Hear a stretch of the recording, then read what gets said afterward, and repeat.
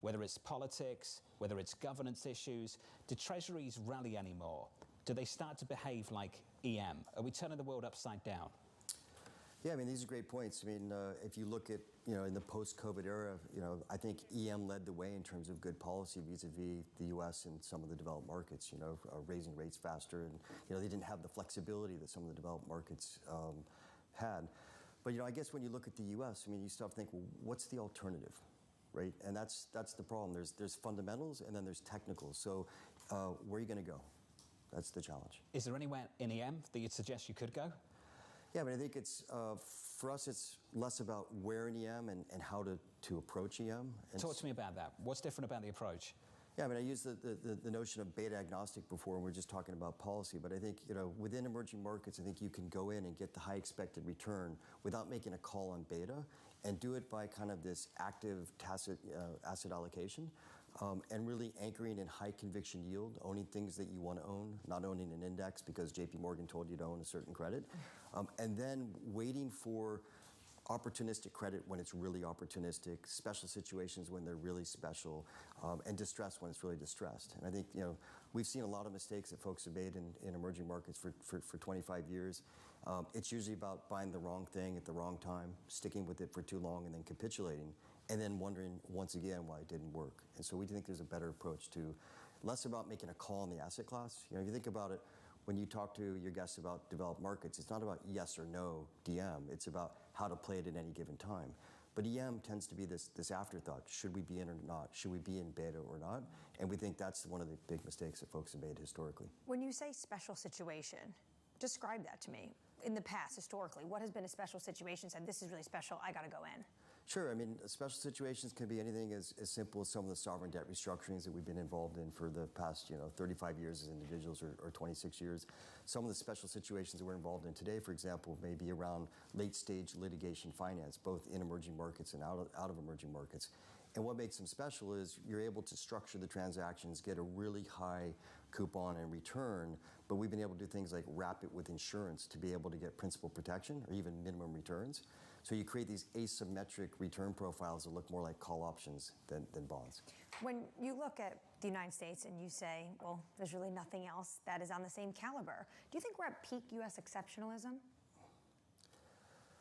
That's hard to call. I mean, I think I think there's cycles and it wanes and what have you. I think for this cycle, the exceptionalism has been pretty strong. But again, I'm not sure where it's going to come from in the short term. I want to ask you about China specifically, because we've been getting a lot of data over the past couple of days, and it does paint a dour picture. A consumer who still isn't picking up, soft GDP numbers, despite continued exports of things like EVs and semiconductors. That's been the model. No support overall, but continue to pump out goods. Is there a limit to how much that can help China and their recovery? Yeah, I mean, I think the elephant in the room for China is the property sector, right? You got to go back to the Evergrande crisis, and I think the goal of the government was to isolate Evergrande and insulate the rest of the sector. But again, real estate's 25–30% of GDP, so to ignore, everyone keeps waiting for the bazooka. There's just been little drips of aid, but to ignore 25 or 30% of the economy is just doesn't make sense. And we've been waiting for the bazooka for how long? I mean, that turn of phrase, we've been using it for so long. Isn't there a certain point where these drips add up to something? I mean, why is this so chronically underloved in a struggling sector when there has been support, and you could argue things have been adding up? Well, I think if you look at some of the data, even this morning in the housing sector, if you look at the year-on-year, it still looks pretty anemic. But we're starting to see a bottoming out and actually small growth on month to month. So it's all about confidence, right? I mean, there's certainly an inventory overhang. You mentioned, this export-oriented economy. Well, that's not creating a lot of confidence for the consumer, and the consumer's got problems in real estate, but they have problems in employment and elsewhere. So it's complicated. Can I just finish with your conviction trade? The way you described EM, I think is really interesting because that's typically how we all talk about it: on or off, long or short, in or out. It's very, very binary. What's your number one position right now that you're super confident about and telling the world all about? What is it right now? Yeah, I mean, and we've talked about this in the past, but I think the special sauce in emerging markets today, at least for us, is the ability to do private credit, asset-backed lending, like developed markets 10, 15 years ago, where you can go in and get high expected returns. You can mitigate your risk through structuring and collateral. Take a quasi-sovereign oil and gas in Latin America. A bond maybe trades at 5%. It's got collective action clauses. It's got trustees. It's got all sorts of challenges. You can lend to the suppliers of that same company, get the company guarantee, and then go and get uncorrelated collateral, hotels, shopping malls, whatever it may be, and get 1,000 basis points, 10% more yield. I'd rather do that all day long and not have to figure out the hardest thing to figure out, which is beta. Robert, super smart and wonderful to hear from you, sir. Thank you. Robert Koenigsberger there of Gramercy Funds on emerging markets. Let's give you an update on stories elsewhere this morning with your Bloomberg Brief. Let's get across to Yahara Hackers. Hey, Yahara. Hi, John. Let's recap those Morgan Stanley earnings. Shares are lower in the pre-market. A miss on second quarter wealth management net revenue, overshadowing a beat on equity trading revenue. The bank's CEO, Ted Pick, saying it remains well-positioned to deliver growth and long-term value. Earlier, Bank of America reported better than expected net interest income and trading revenue. Verizon is exploring the sale of thousands of mobile phone towers across the U.S. That's according to people familiar with the matter. They say the biggest wireless carrier in the country has hired advisors to gauge interest from potential buyers. A sale could bring in more than $3 billion for the phone company, which declined to comment on the report. Back in 2015, Verizon sold the right to lease and operate about 11,000 towers to America Tower Corp for $5 billion. And in a home run derby first, a Los Angeles Dodger has taken home the trophy. Outfielder Teoscar Hernandez won the showcase event last night in Arlington, Texas. He beat out Kansas City Royals rookie sensation Bobby Witt Jr. in the final round, 14-13.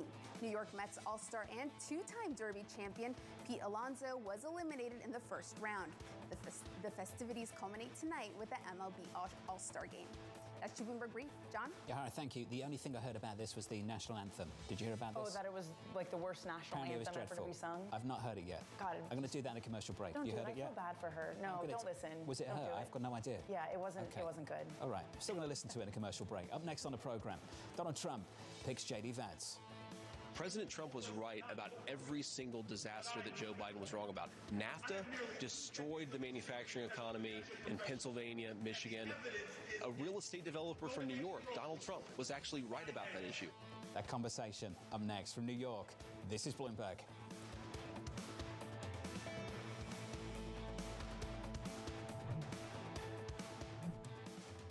Jason Kelly, and this season on Power Players, we're taking you behind the scenes to see how the business of sports has gone global. I want sports to grow. I want sports to be bigger because we have talent. And how mammoth value is coming from the smallest of players. 3,184 hits, 431 home runs, and of course the most famous stat that everybody knows, 2,632 consecutive games played. Unmatched career. Why are you doing this? What we have achieved in the NWSL from an investor perspective over 2 years is the equivalent of what it took other leagues 25 to 30 years to achieve. You've got to have a business that's sustainable. The only way it's sustainable is got to make money. There's only one word, winning. You win on the court, you win off the court. And as you do that, you bring people along. Morning, this is Bloomberg Daybreak Europe. I'm Tom McKenzie in London. These are the stories that set your agenda. Taking you from the U.S. market's close to the overnight session in Asia. We'll walk you through what you need to know to kickstart the European trading day. Live from our European headquarters, we bring you the day's top market-moving stories, unmatched expert analysis, and on-the-ground reporting from across the continent.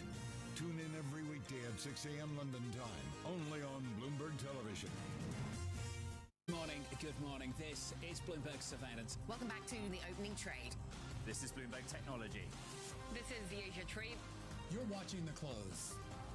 Welcome to Balance of Power. This is Bloomberg.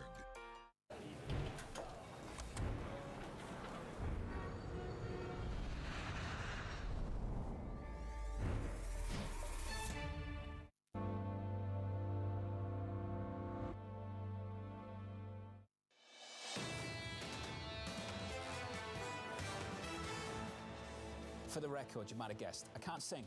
I can't sing. Neither can I. I can't sing. It's pretty bad, all right? It's pretty bad. I feel Okay. bad saying it, but it is pretty bad. Yeah, that Maybe it's she not just good. couldn't That hear rendition. herself. I honestly feel so bad for her. It's painful. Okay, it's pretty painful. It's painful that because John mentioned it, I had to go listen to it, and I'm never going to get that minute back in my life. We can't sing. None of us can sing. Apparently, she can't either. All right.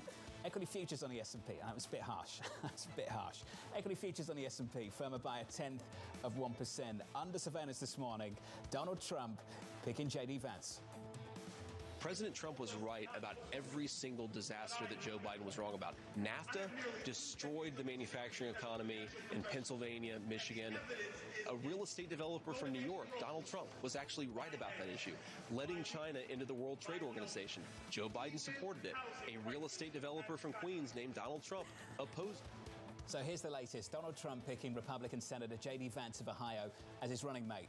Once a critic, now fierce defender, Vance is known for his populist policies, the 39-year-old calling for increased tariffs, stricter banking regulation, antitrust enforcement, and has been very critical of aid to Ukraine. So when you see this picture in the equity market, the S&P up just 0.1%, the Russell of small caps surging once again, this time by 0.9%. How much of this picture is really about the prospect of another round of Trump policy? Let's get into it with Chris Ferrone of Strategas, a bed company. Chris, good to see you, sir. Great to be here. Big rotation underway. Some big. people trying to work out, is this just about rates, about the economy? Is it also about politics? Where do you stand on that? I think, when you look at what's really driving this move, financials as an example, I think it's a combination of really three things. Certainly the move in rates, I would put at the top of the list here. This is a very, very big breakdown in two-year yields. Look at the UK twos this morning, breaking below 4% for the first time in maybe 2 years. So there's certainly a rate element to this. There's the political side to this as well. And as we know, I think this is a market that's pulling forward a Trump win. The leadership profile looks remarkably similar to what we saw in the weeks following the 2016 print. So you have that as well. Then you have, I think, the macro, which I would describe as still certain sectors justifying the soft landing call. I think financials, when you look at the past soft landing, 1995, they were the big winner. So their leadership here, I think, speaks to this really threefold story. You have political, you have soft landing, and you have rates down. I think that's really catalyzing this leadership. Politics, rates, macro. Yeah. Of those three, do you think some are more durable, sustainable than others? I think the rate story is the most important of this. I think it's the most durable of this. We have put a major top in bond yields. We're going to 350 on two-year yields. We're going to maybe 3.25 or 350 You on say 10s. that with conviction like you know. Where does that come from? I'm a trend follower, and the trends have changed all year. Really, for 6, 7, 8 months, these have been trends that have been transitioning lower. And when you look at the global picture as well, yields are breaking down everywhere.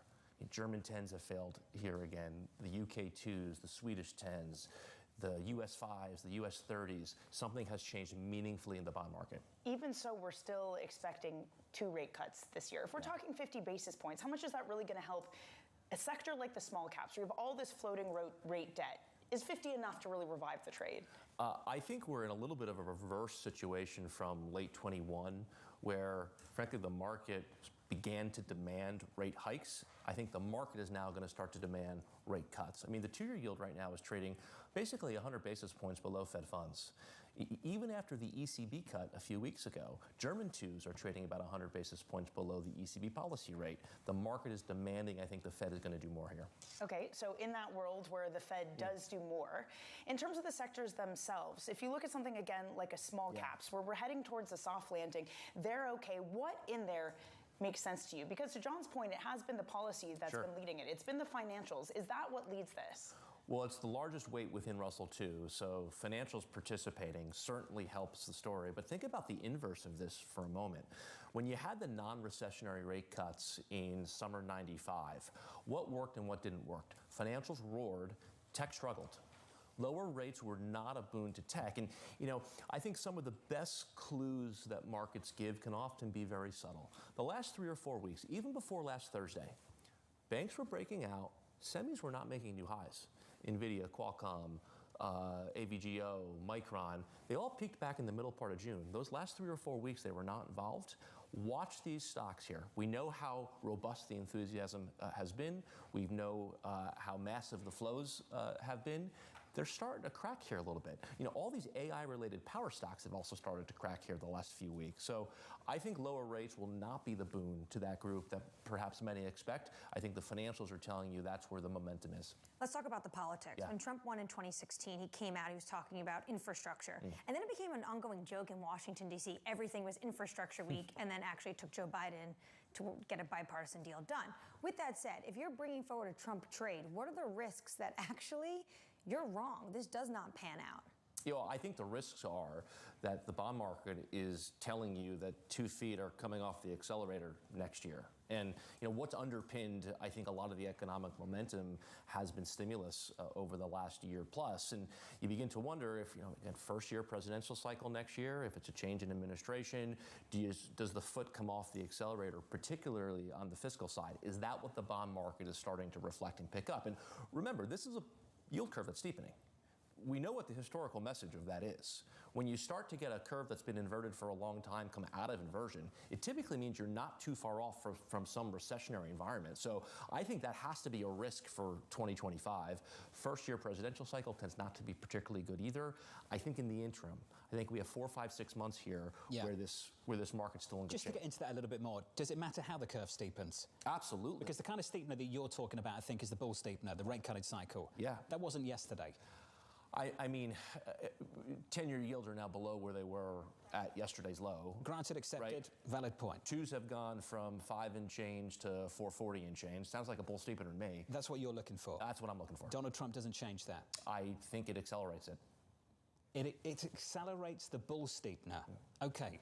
Get into that. Tell me why, because a lot of people might think more supply, inflationary presidency, longer end sells off. Why does it accelerate the bull steepener? So if you remember November of 16, you got a bear steepener out of November of 16 as the market began to price in kind of economic reacceleration, deregulation, all of that. There's a lot of equating of what we've seen with this steepener the last couple of weeks, really post-debate to that moment.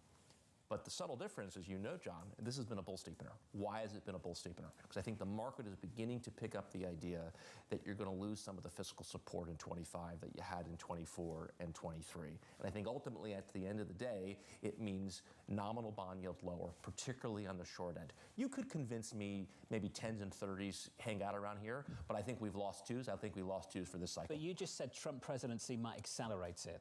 I want to understand why. Why would it accelerate that move? I think the likelihood that we have the same fiscal impulse in 25 that we had in 24 is low. And I think, therefore, the message of the bond market is one of slower growth, not more robust growth. And I think the short end reflects that.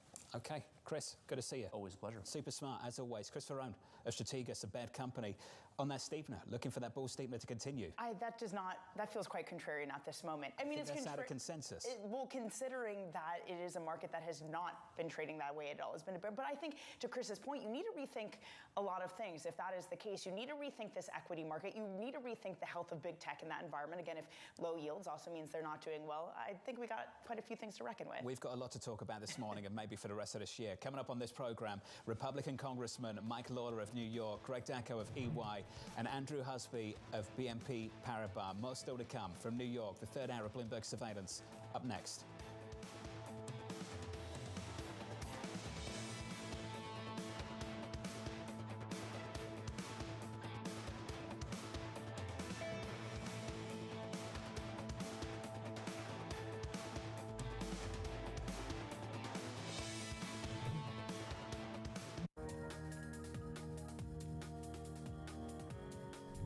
In terms of how we should deal with the challenges that are, facing the world and also internally, I think it's just an opportunity also, an angle. And you could see that in a lot of activities that are picking up in this region, simply because it's a region that is actually a bright spot amongst very few in the world today.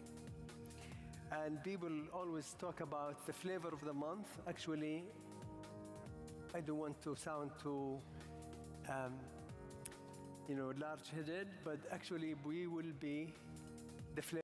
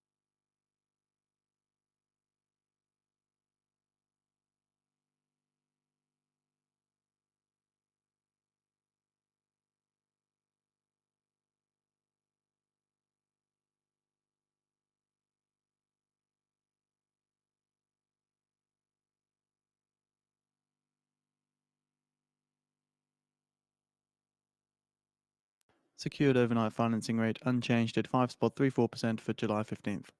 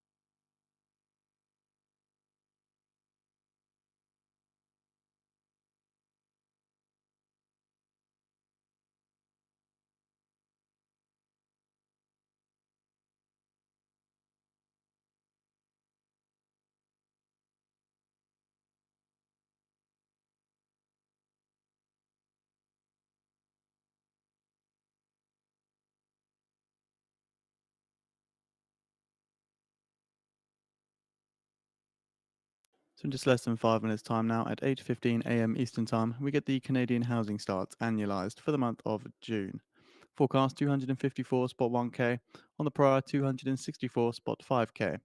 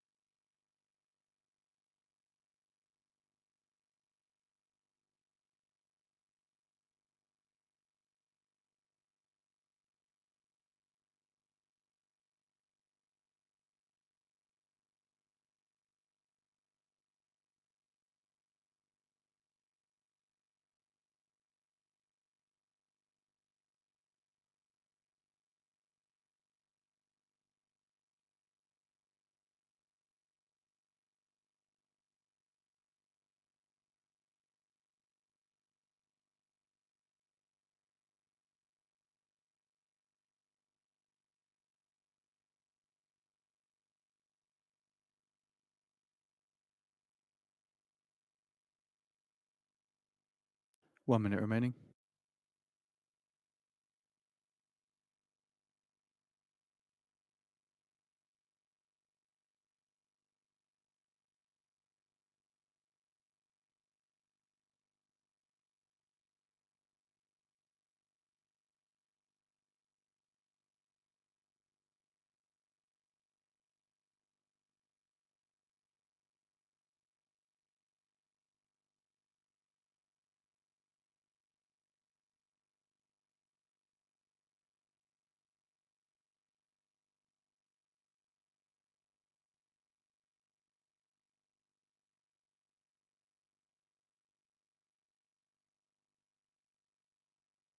Ten seconds.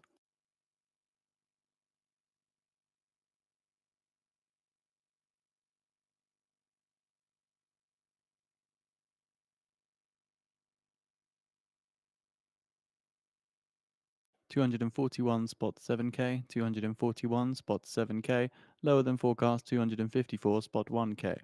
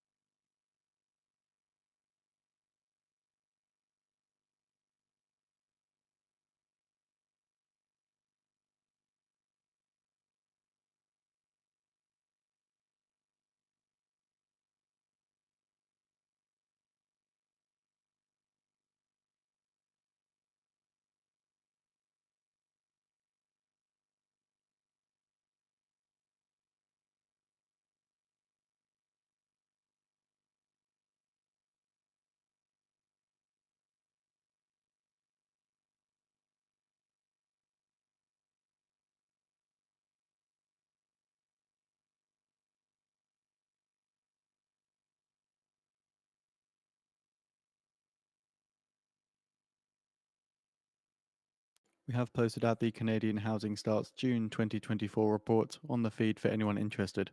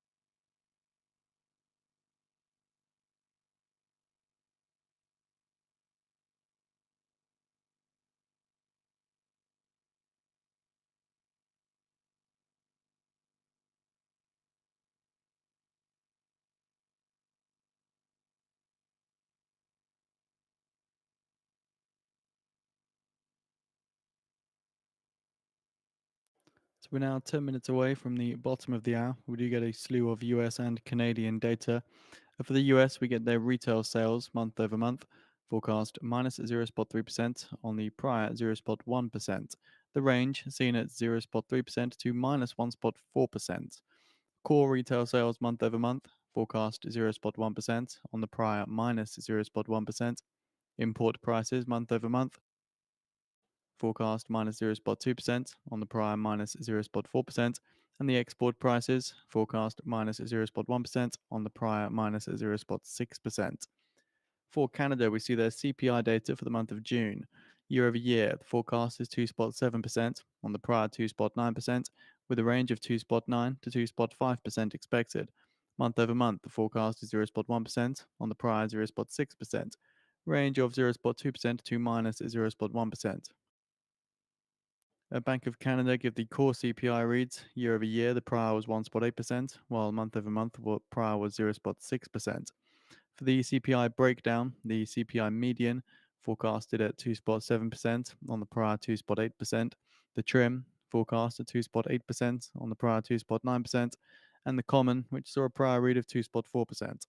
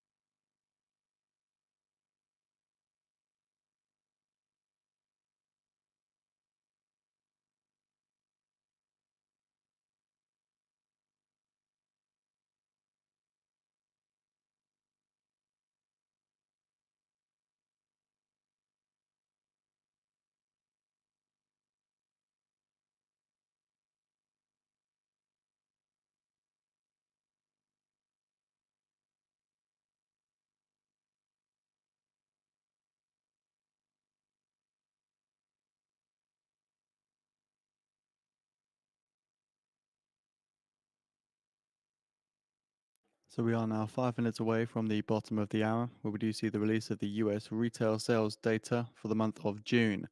Month over month, the forecast is minus 0.3% on the prior 0.1%, with a range of 0.3% to minus 1.4% expected. The core retail sales month over month, the forecast is 0.1% on the prior minus 0.1%. To also get the US import prices month over month, forecast minus 0.2% on the prior minus 0.4%, and export prices forecast minus 0.1% on the prior minus 0.6%. The data from Canada as well, as they give their CPI data for the month of June as well. A year over year, the forecast is 2.7% on the prior 2.9%, with a range of 2.9 to 2.5% expected.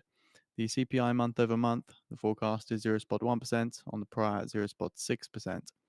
Bank of Canada with the core CPI reads year over year, the prior was 1.8%, month over month, the prior was 0.6%. And the Canadian CPI breakdown, as we see the CPI median forecast at 2.7% on the prior 2.8%, the trim forecast at 2.8% on the prior 2.9%, and the common, which saw a prior read of 2.4%.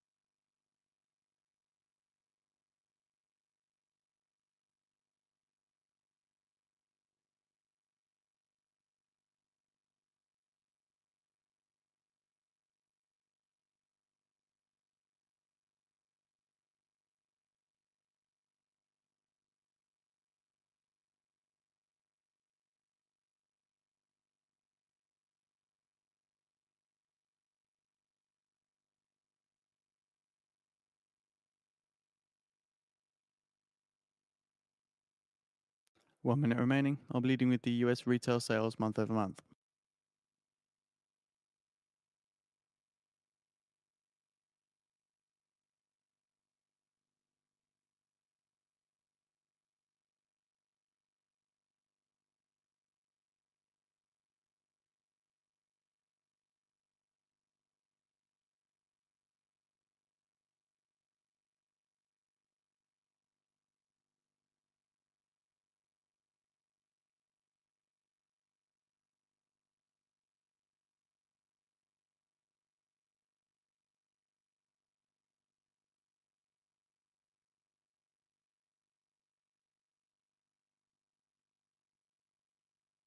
$10.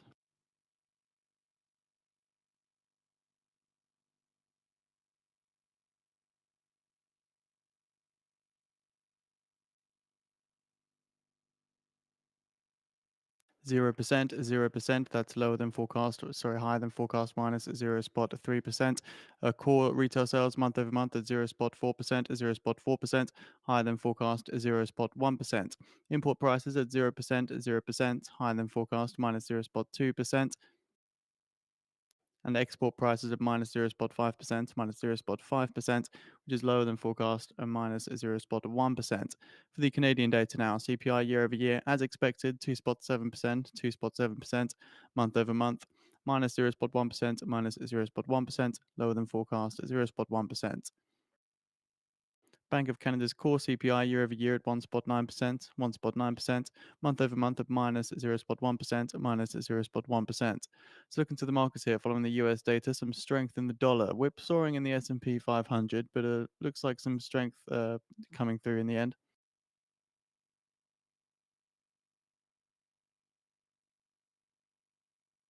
As for the Canadian dollar, whip soaring, but generally no reaction to the Canadian CPI numbers.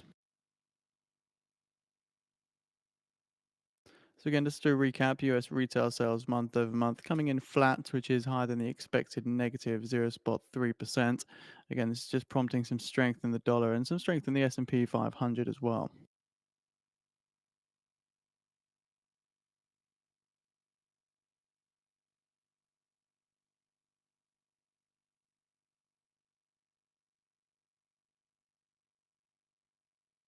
We have posted out the retail sales report on the feed for anyone interested.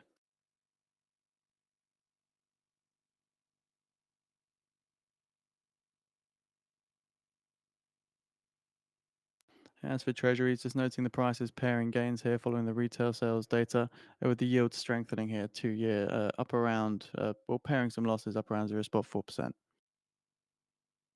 We have also posted out the Canadian CPI June reports on the feed.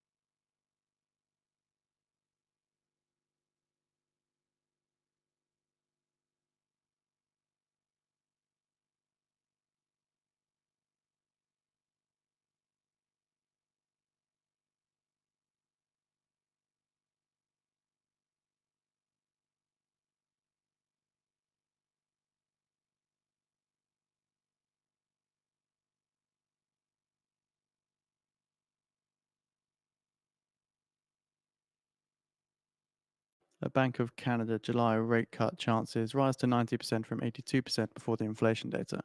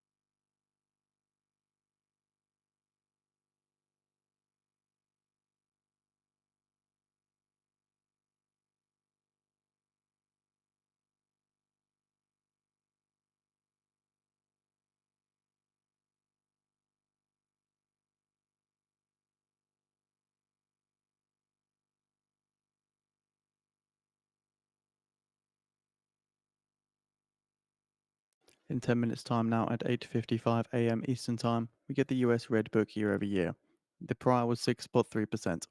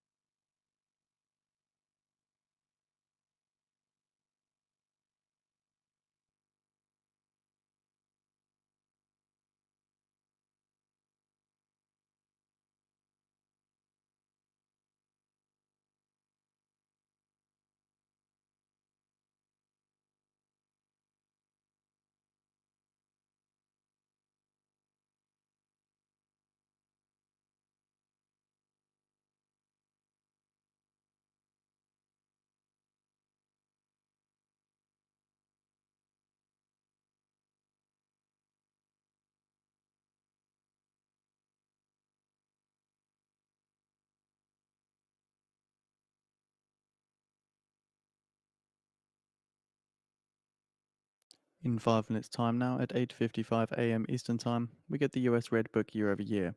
The prior was 6.3%.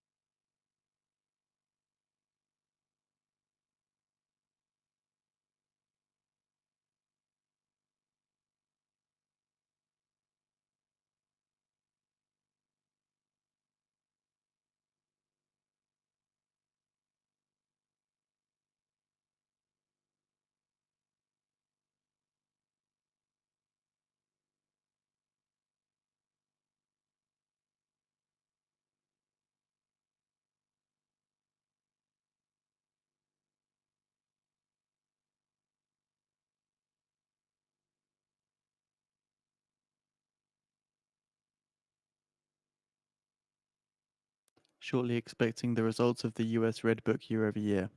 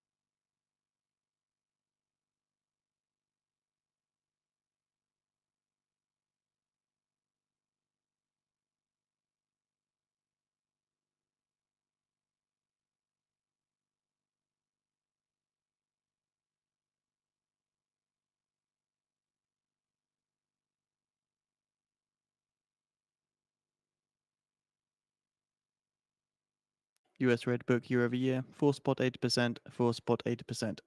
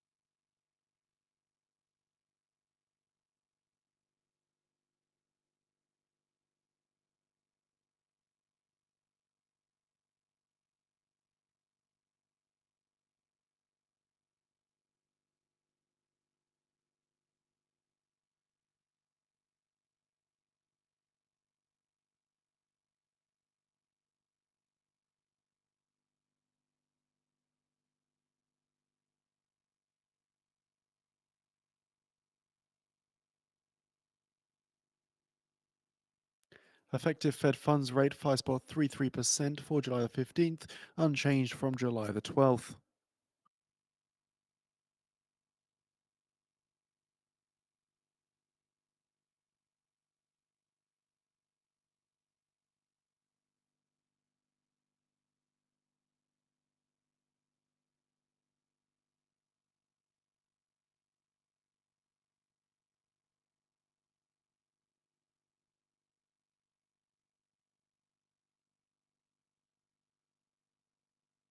IMF chief economist Gorincha says it's natural for the US Fed to look closer at the labour market and not overdo it with tight monetary policy. Further saying we still anticipate one Fed rate cut later this year. Saying with a strong labour market, the Fed is in a position to wait a bit on rate cuts to see if consumer price inflation data continues to ease. The IMF also cuts Japan's 2024 economy growth forecast to 0.7% from 0.9% projected in April on auto disruptions. The IMF also said that the strong outcome of wage talks are likely to support turnaround in Japan consumption in the second half. Wage growth with weak productivity gains may make it difficult for firms to moderate price increases, saying risk of elevated inflation has raised prospects for higher for longer interest rates.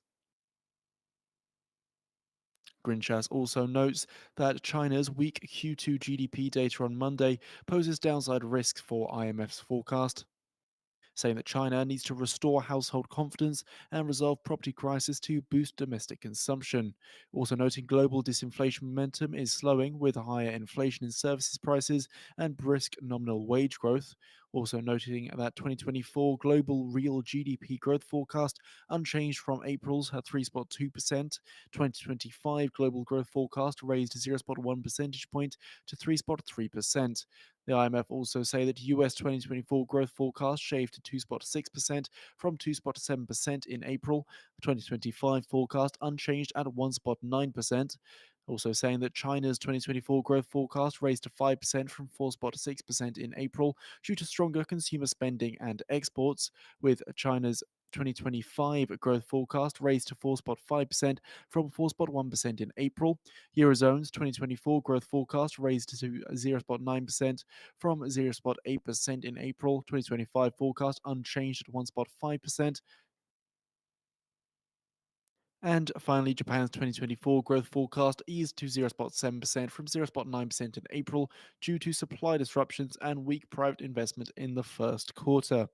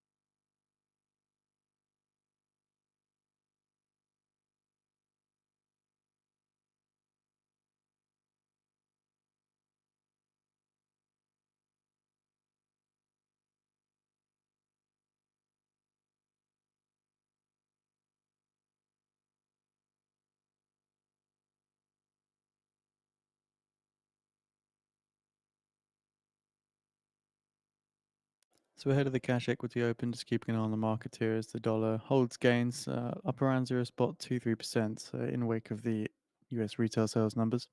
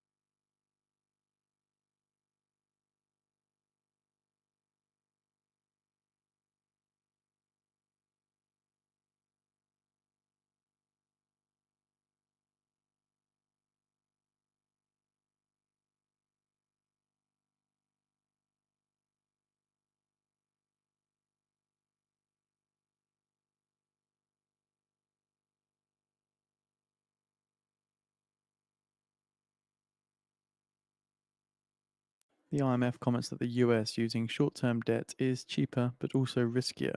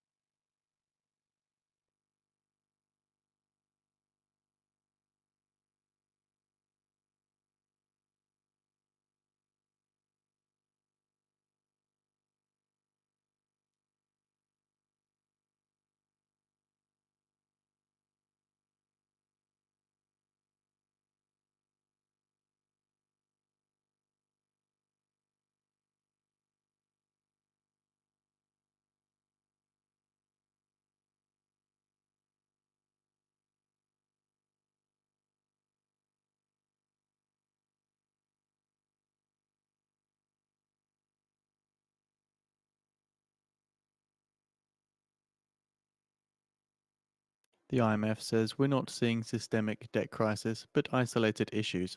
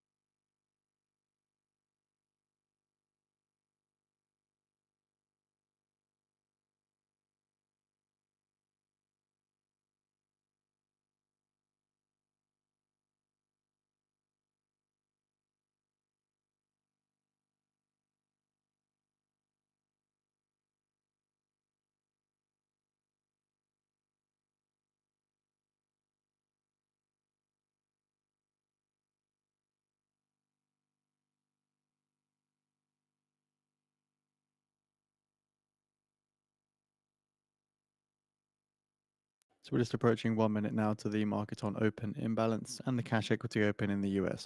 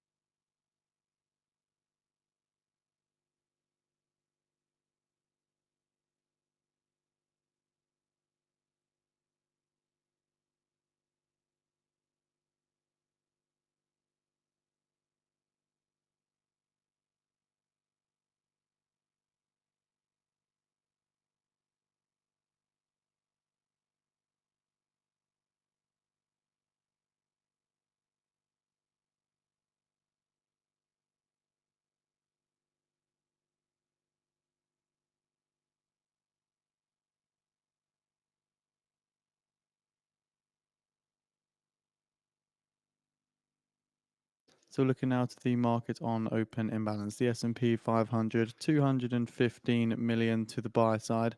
The NASDAQ 100, that's 18 million to the buy side.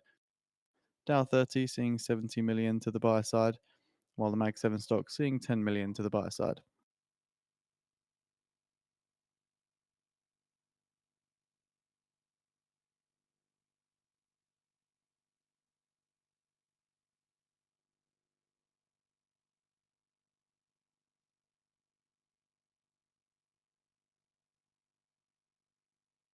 And more comments from the IMF chief economist as well. Says the Bank of Japan faces challenges in ensuring price stability in the short to medium term.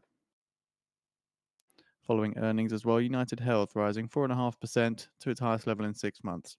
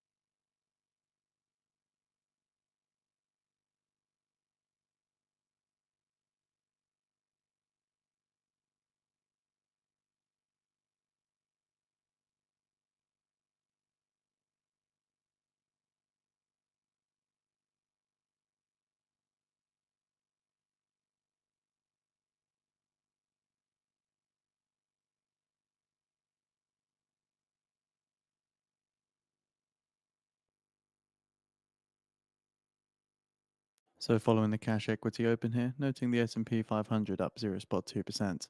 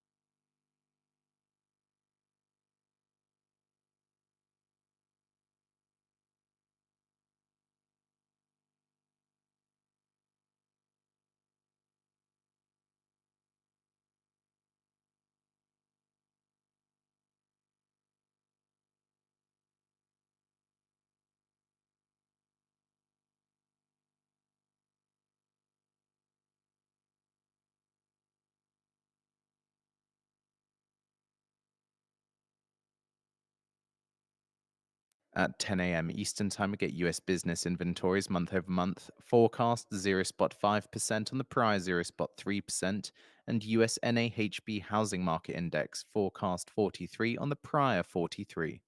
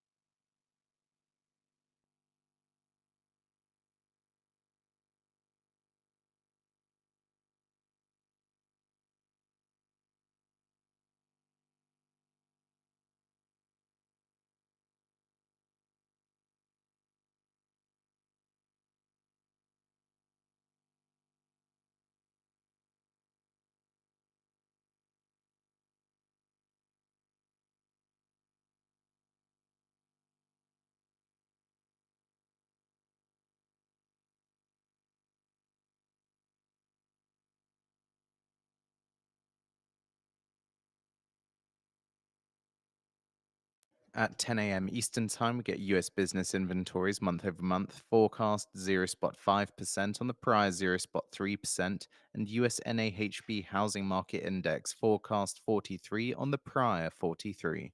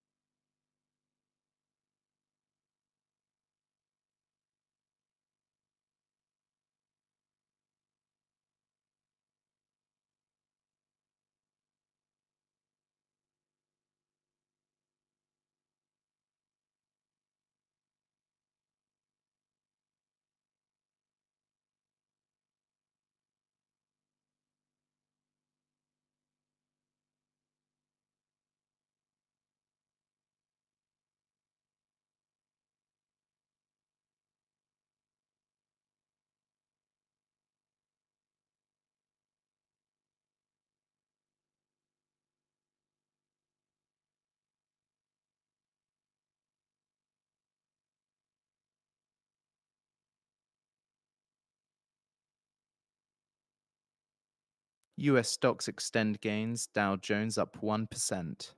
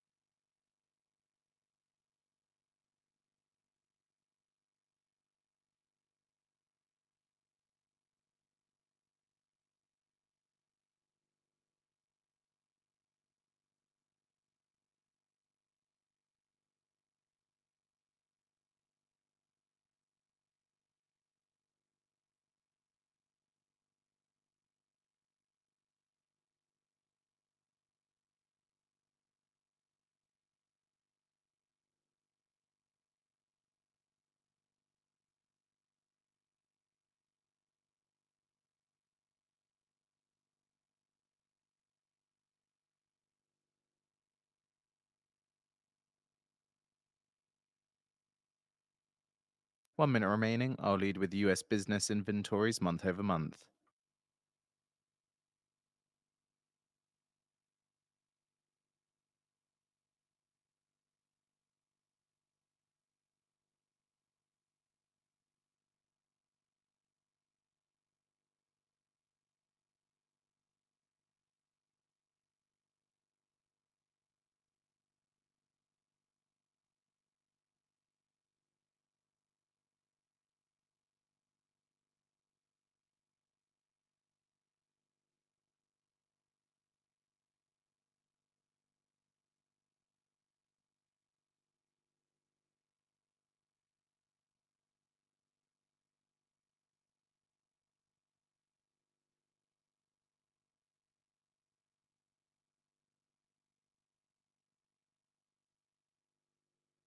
Zero spot 5%, 0.5% as expected. NAHB Housing Market Index 42, lower than forecast 43.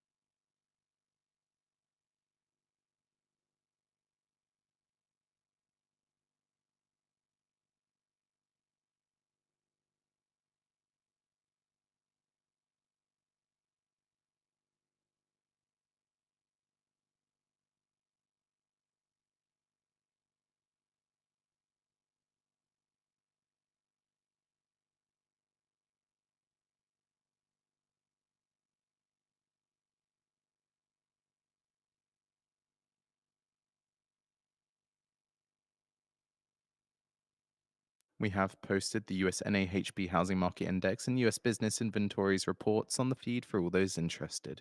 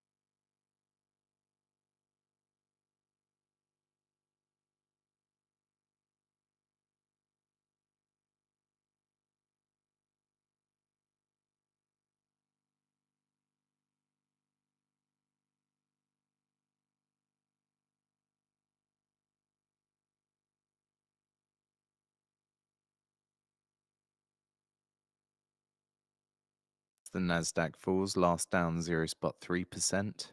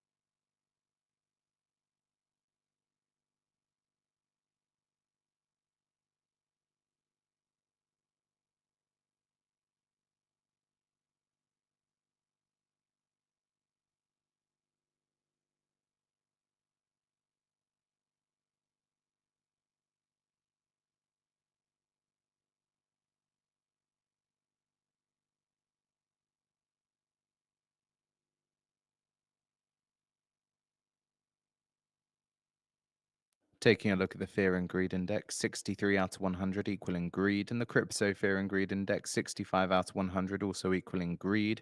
And looking at the VIX, currently up 0.05 at 13.18.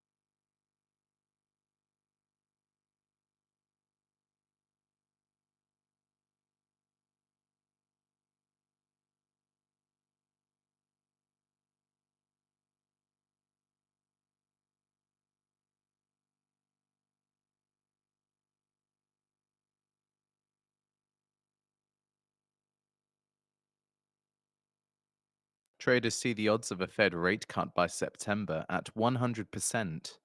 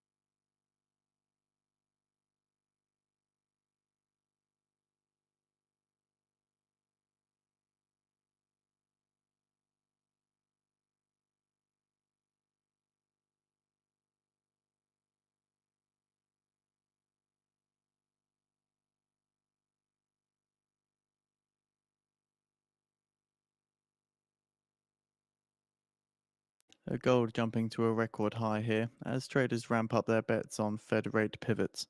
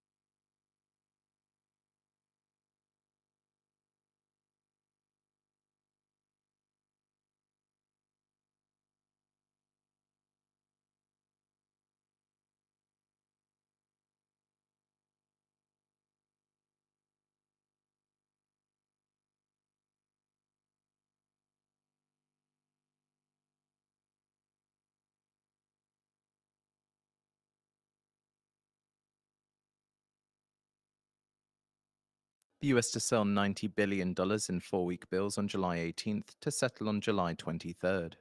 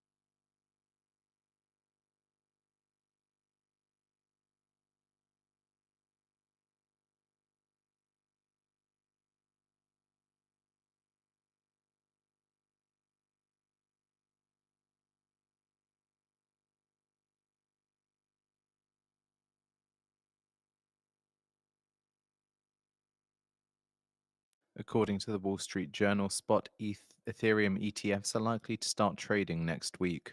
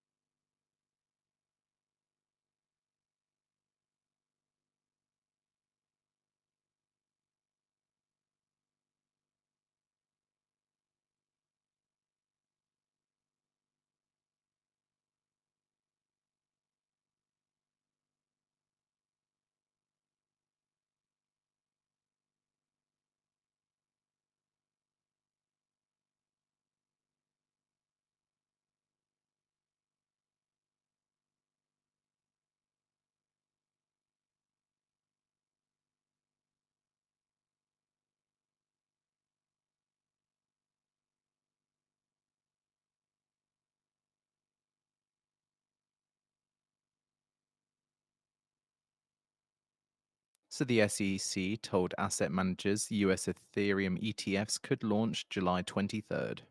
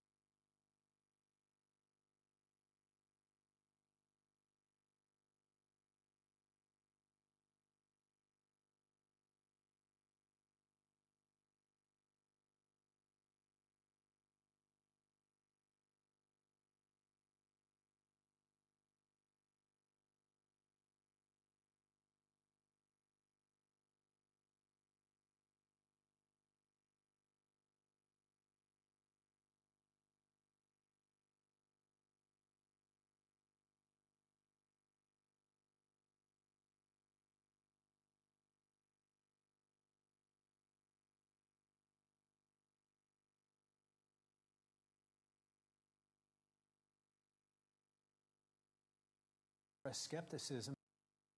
Support for Ukraine in its efforts to repel the Russian invasion.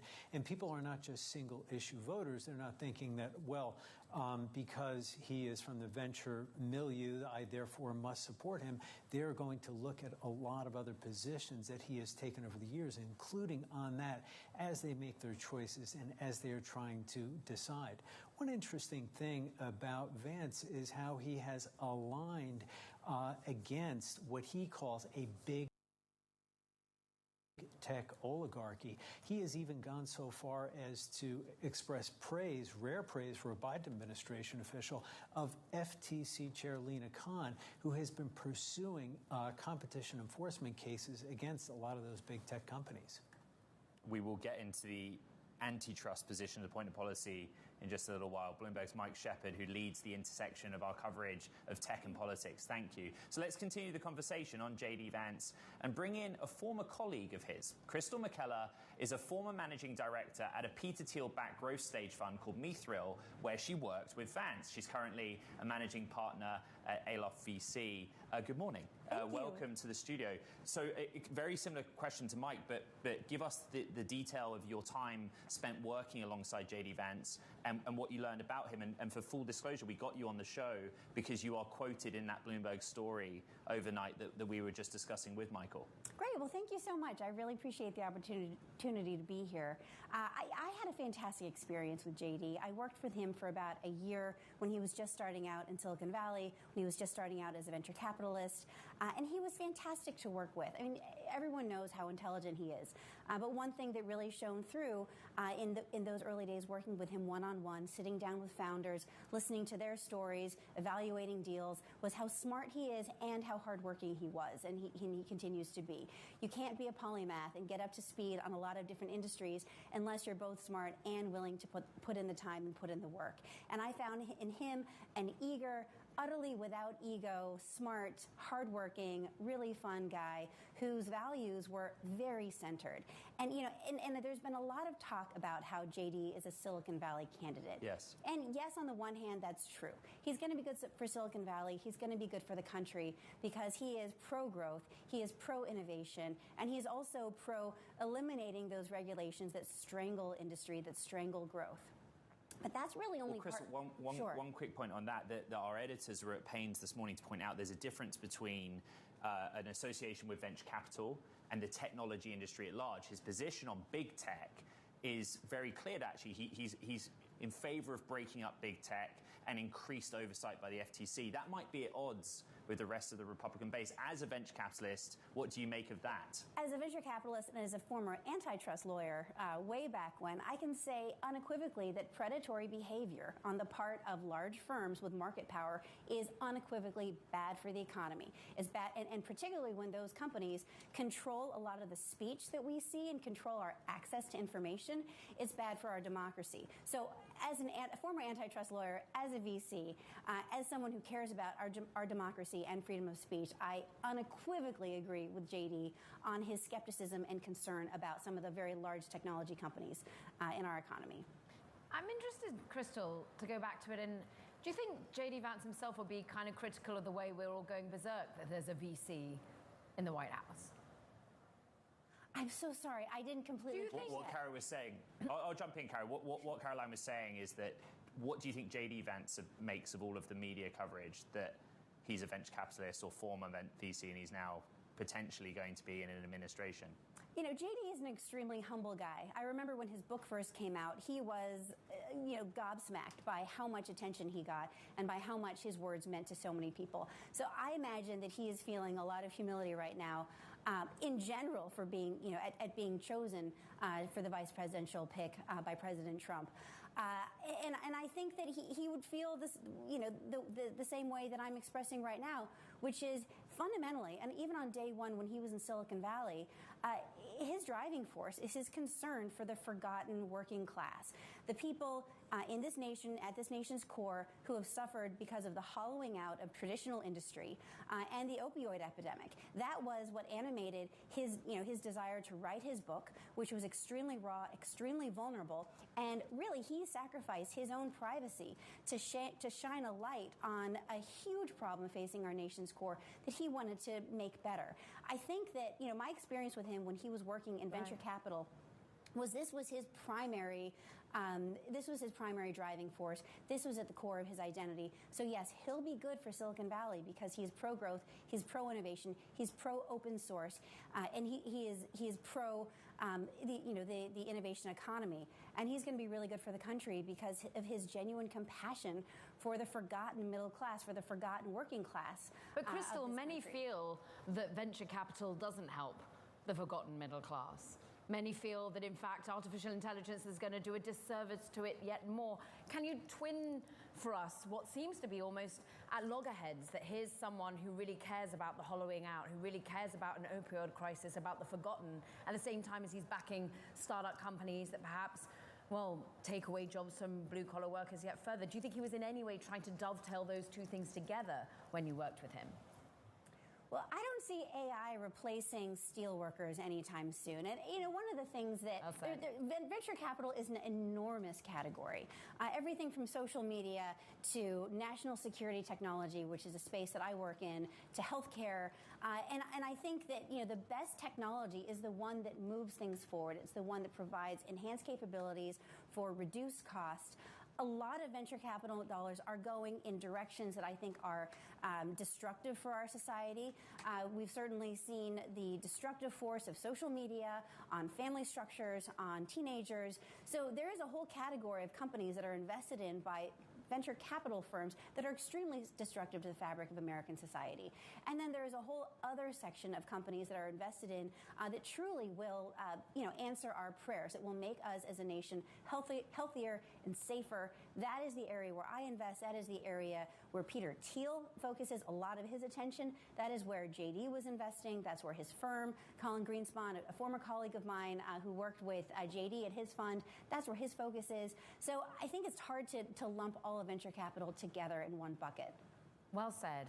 And of course, Aloft VC currently saying that you're mission-driven founders and it's all about product-solving urgent problems. So, Crystal, thank you for the perspective, for bringing us your knowledge of what JD Vance was like to work with. We appreciate it. Meanwhile, coming up, we're going to bring in Cameron Porter, general partner at Steel Atlas, talking of steel workers, but in fact about really the role of energy here, the importance of nuclear power in artificial intelligence development, and, the relevance of energy policy in this US election. This is Bloomberg Technology.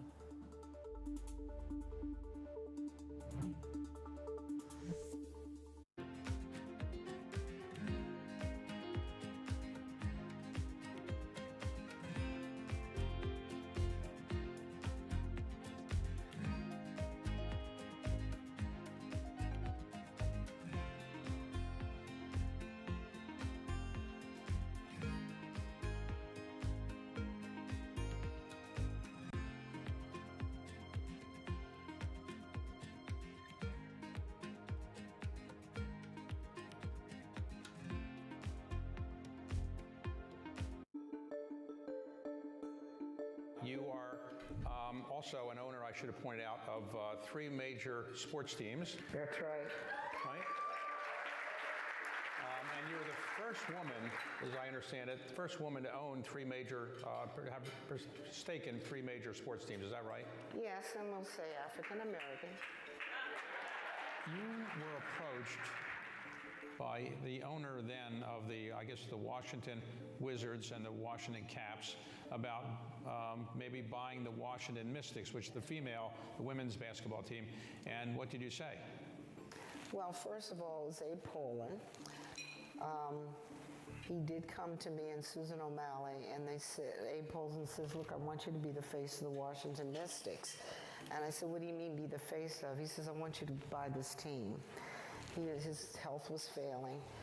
And I have to tell you, and a lot of women can understand this, we never get these opportunities. So that was the first thing that struck me. And I was flattered. I was really flattered. I said, well, Abe, what are the financials on this? And he handed them to me. He says, well, they're not making money. But I was still intrigued about team ownership.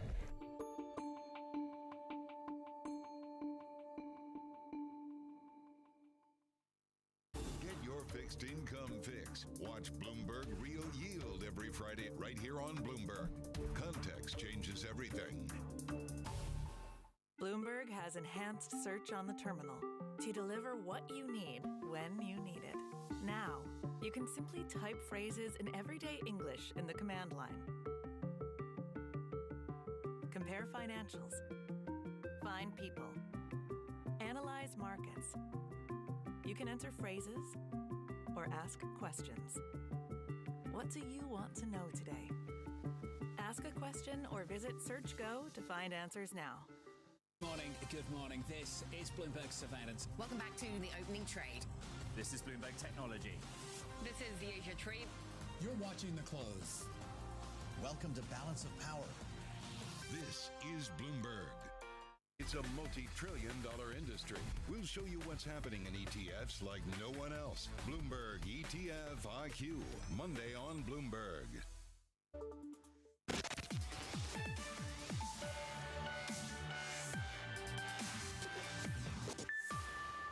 So yesterday was the start of the RNC with a theme, Make America Wealthy Again. Now, part of yesterday's discussion, therefore, was around energy.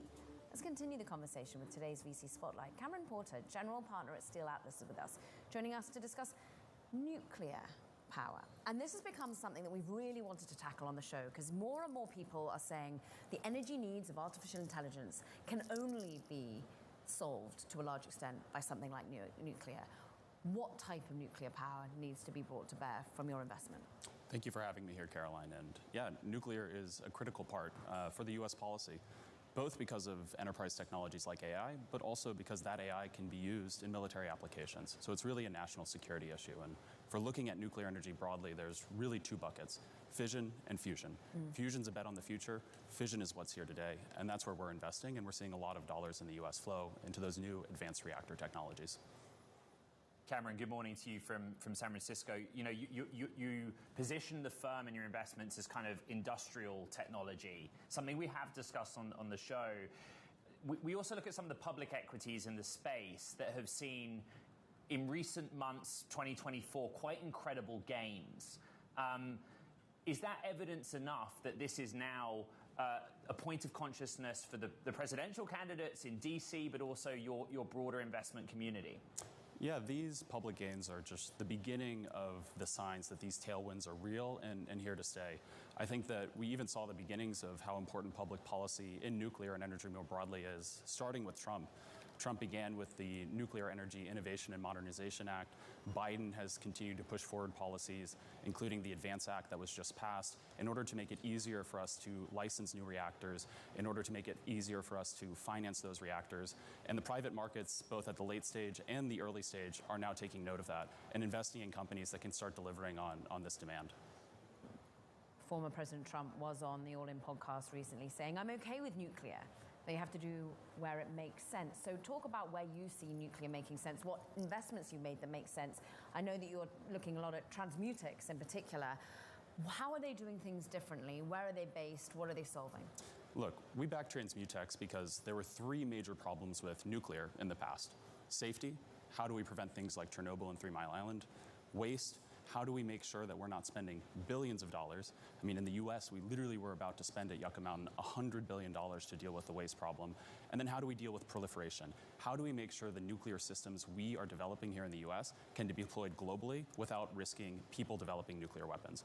And so the reason we invested in Transmutix is their use of a particle accelerator allows them to develop a reactor that solves those three core issues, ushering in what we think is the future of nuclear energy. During that episode of All In, I think what Trump was discussing with its host was a comparison with Europe, right? I think France was the specific example, but the UK, where Caroline and I hail from, has some active nuclear reactors. This is something the United States is not just dealing with in 2024. Talk to us about the timeline of what it would take to bring nuclear back in a meaningful way, to your mind. Look, this is a decade-long investment period. It's going to take several years for these systems to get licensed and then probably 5 years in an optimistic case for them to get built. Those are the timelines that we're seeing in China, which right now has the most reactors under construction. And it's a worthwhile investment. I mean, I think we can look at the case study of France versus Germany. Germany went all in on wind and solar. When Russia pulled the plug on natural gas, all of a sudden their grid was thrown into a state of shock and volatility that's undermined their manufacturing industry to today. Whereas France, because of their reliance on nuclear, which is reliable, self-sovereign, they've been able to maintain relatively stable energy prices. And so that's what the US should index on going forward. And do you think it will? And ultimately, how quickly do you think policy will change? I think policy is already changing. We saw under Biden the commitment at COP28 to 3x nuclear here in the US. And that's a commitment now that we're seeing backed up by policy like the ADVANCE Act, which I think it's worth noting it was an incredibly bipartisan bill. And that's going to continue under Trump or Biden. If it's Trump, I expect to see more deregulation to get reactors to market sooner. And if it's Biden, we're going to see incentives in order to help promote the investment in these companies. Cameron Porter, General Partner at Steel Atlas, on a very important nuclear discussion. Thank you very much. Coming up on the show, we're going to be joined by Rosanne Kincaid-Smith, who's COO of Northern Data Group, to discuss the company's strategy and outlook for a future that's increasingly driven by a demand for AI. That's next. This is Bloomberg Technology.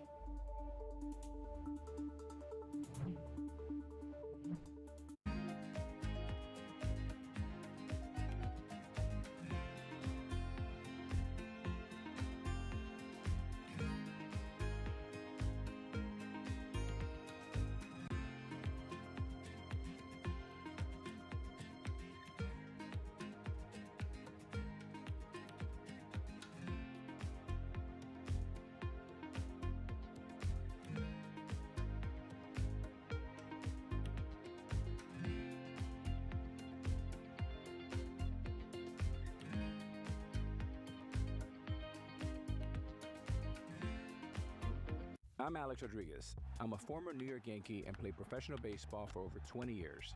Almost that entire time, I was thinking about business. And I'm Jason Kelly. I've been a business journalist at Bloomberg for more than 2 decades. And across my career, I've covered everything from the Olympics to Wall Street. From Bloomberg, this is The Deal. Each week, you'll hear us in conversation with business icons. This show will explore deal-making across sports, media, and entertainment. This is very fancy for a podcast. If I knew what it was going to be, I'd have put everything I had into it. I get asked more about our relationship than I do my wife. And you know what I'm saying? This is a show where we talk with big-time athletes and executives about the wins, the losses, and lessons learned along the way. This show is called The Deal. The Deal? The Deal. The Deal. That deal. The Deal. Huge deal. Who dug this up? What are y'all's in trouble? Wow.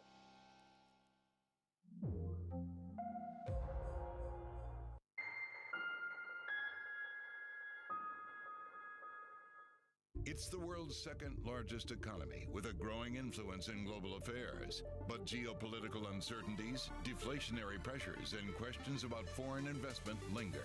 Bloomberg, The China Show, brings you the unmatched expertise you need to keep track of breaking news, in-depth market analysis, and the most influential newsmakers in and around China.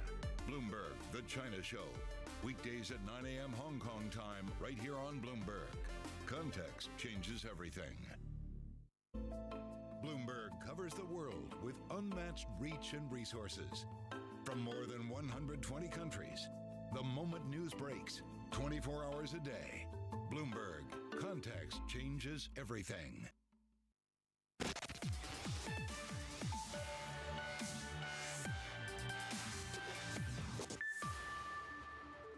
Let's bring in Rosanne Kincaid-Smith, COO of Frankfurt-based Northern Data Group, a specialist tech company providing high-performance computing solutions. The company also expecting to see revenue triple as demand for AI continues to grow. An incredible backstory, Rosanne, where, in simple terms, you go from being largely focused on crypto and mining, and through acquisitions, high-performance data center in the AI context. It seems to be that part that's going to be the driver of this revenue tripling. Explain that long-term forecast, please. Yeah, and I think just to sort of contextualize, the Northern Data Group is, as you say, a high-performance computing solutions provider. We have an established position in the HPC market as a result of our legacy in cryptocurrency mining. But HPC is now front and center, or the picks and shovels, if you will, of the boom in generative AI. And we're witnessing a real global race to meet the soaring demand for generative AI and its massive computing requirements. Companies are really scrambling to secure access to the latest GPUs, which will be housed inside of data centers. And there's a real short supply of data centers too. So unlike many others, we are really hyper-focused on investing not just in the most cutting-edge hardware and software technologies, but also in the most sustainable data center environments. Our environments are more broadly powered by 100% carbon-free energy, and we really like to keep that carbon footprint at the most minimal point. The other ethos is really, really important to us. Rosanna, we just showed the shares. I point out they're probably higher in this session after 214 million euros worth of share issuance earlier. I think I'm right in saying this is the first time you've spoken publicly since former employees of the company filed suit and made allegations against the management team of fraud. Summarizing, they say that you falsely misrepresented some of the financials of the company. We just wanted to give you the opportunity to comment publicly on Bloomberg Technology about that suit. Yes. So I think anybody with even a cursory understanding of our business will know that those complaints are completely without merit. We have already filed a motion to dismiss, and we're confident that the legal process will vindicate the company. We're publicly traded. All of our financials are publicly available, along with our stable cash and financial position. So while this is somewhat of a nuisance, what we are really laser focused on now is executing against our strategic plan, and the ultimate credibility of our business and the innovation that we drive is built on that delivery. So we're not worried about it at all. You're not worried. Are you so therefore not worried that you might look at doing another listing here in the United States? There's been a sort of a theme of companies that were big in crypto and crypto mining pivoting and becoming a key resource in the world of AI, I think a CoreWeave here in the US. Would you tap investors here? So just as a sort of starting point, of course, I can't comment on market speculation, but as I said, our business is really performing well and the AI sector is thriving. But of course, we want to operate in the spaces that are most open to the advancement of generative AI and the business that we are driving. But also, just as a point of clarity, of course, we are not pivoting from one thing to the other. We have used our ground root in HPC solutions to develop new lessons and take the learnings from those lessons to provide new use cases like generative AI and machine learning. How important is the US part of the business versus German and versus European? How does it differ, very briefly, Rosanne?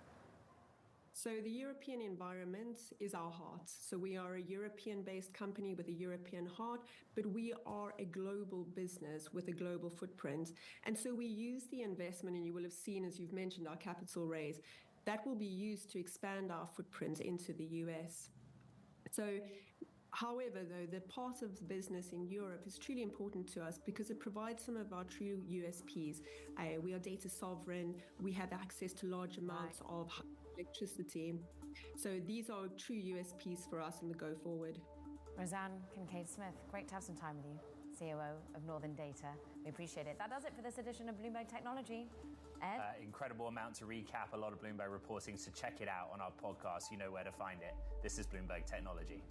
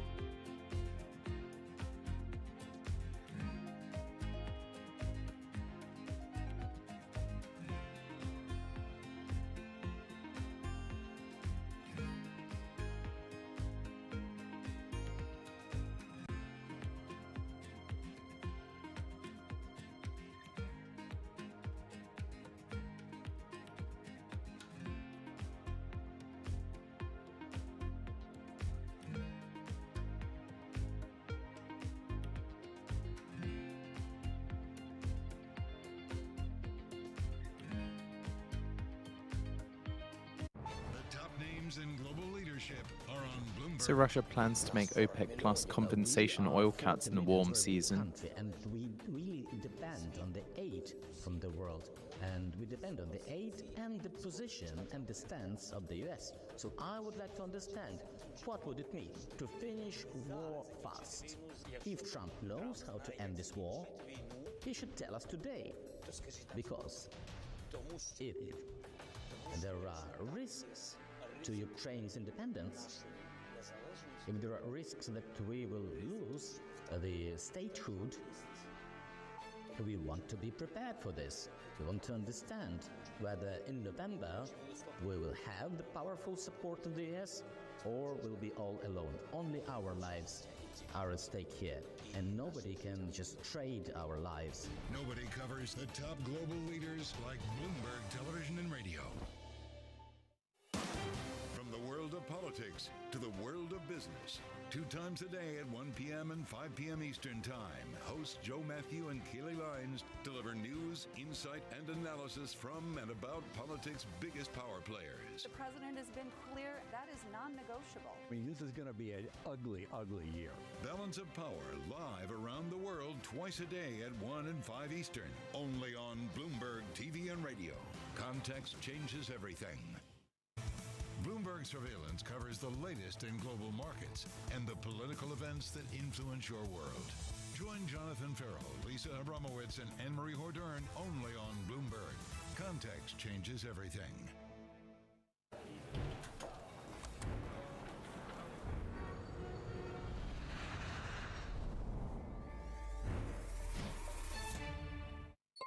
Asia is at the forefront of some of the world's biggest stories. I'm Sherrian in Tokyo.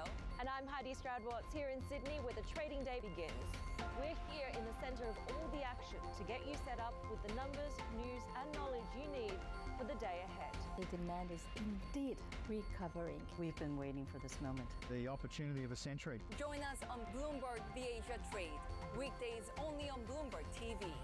Context changes everything.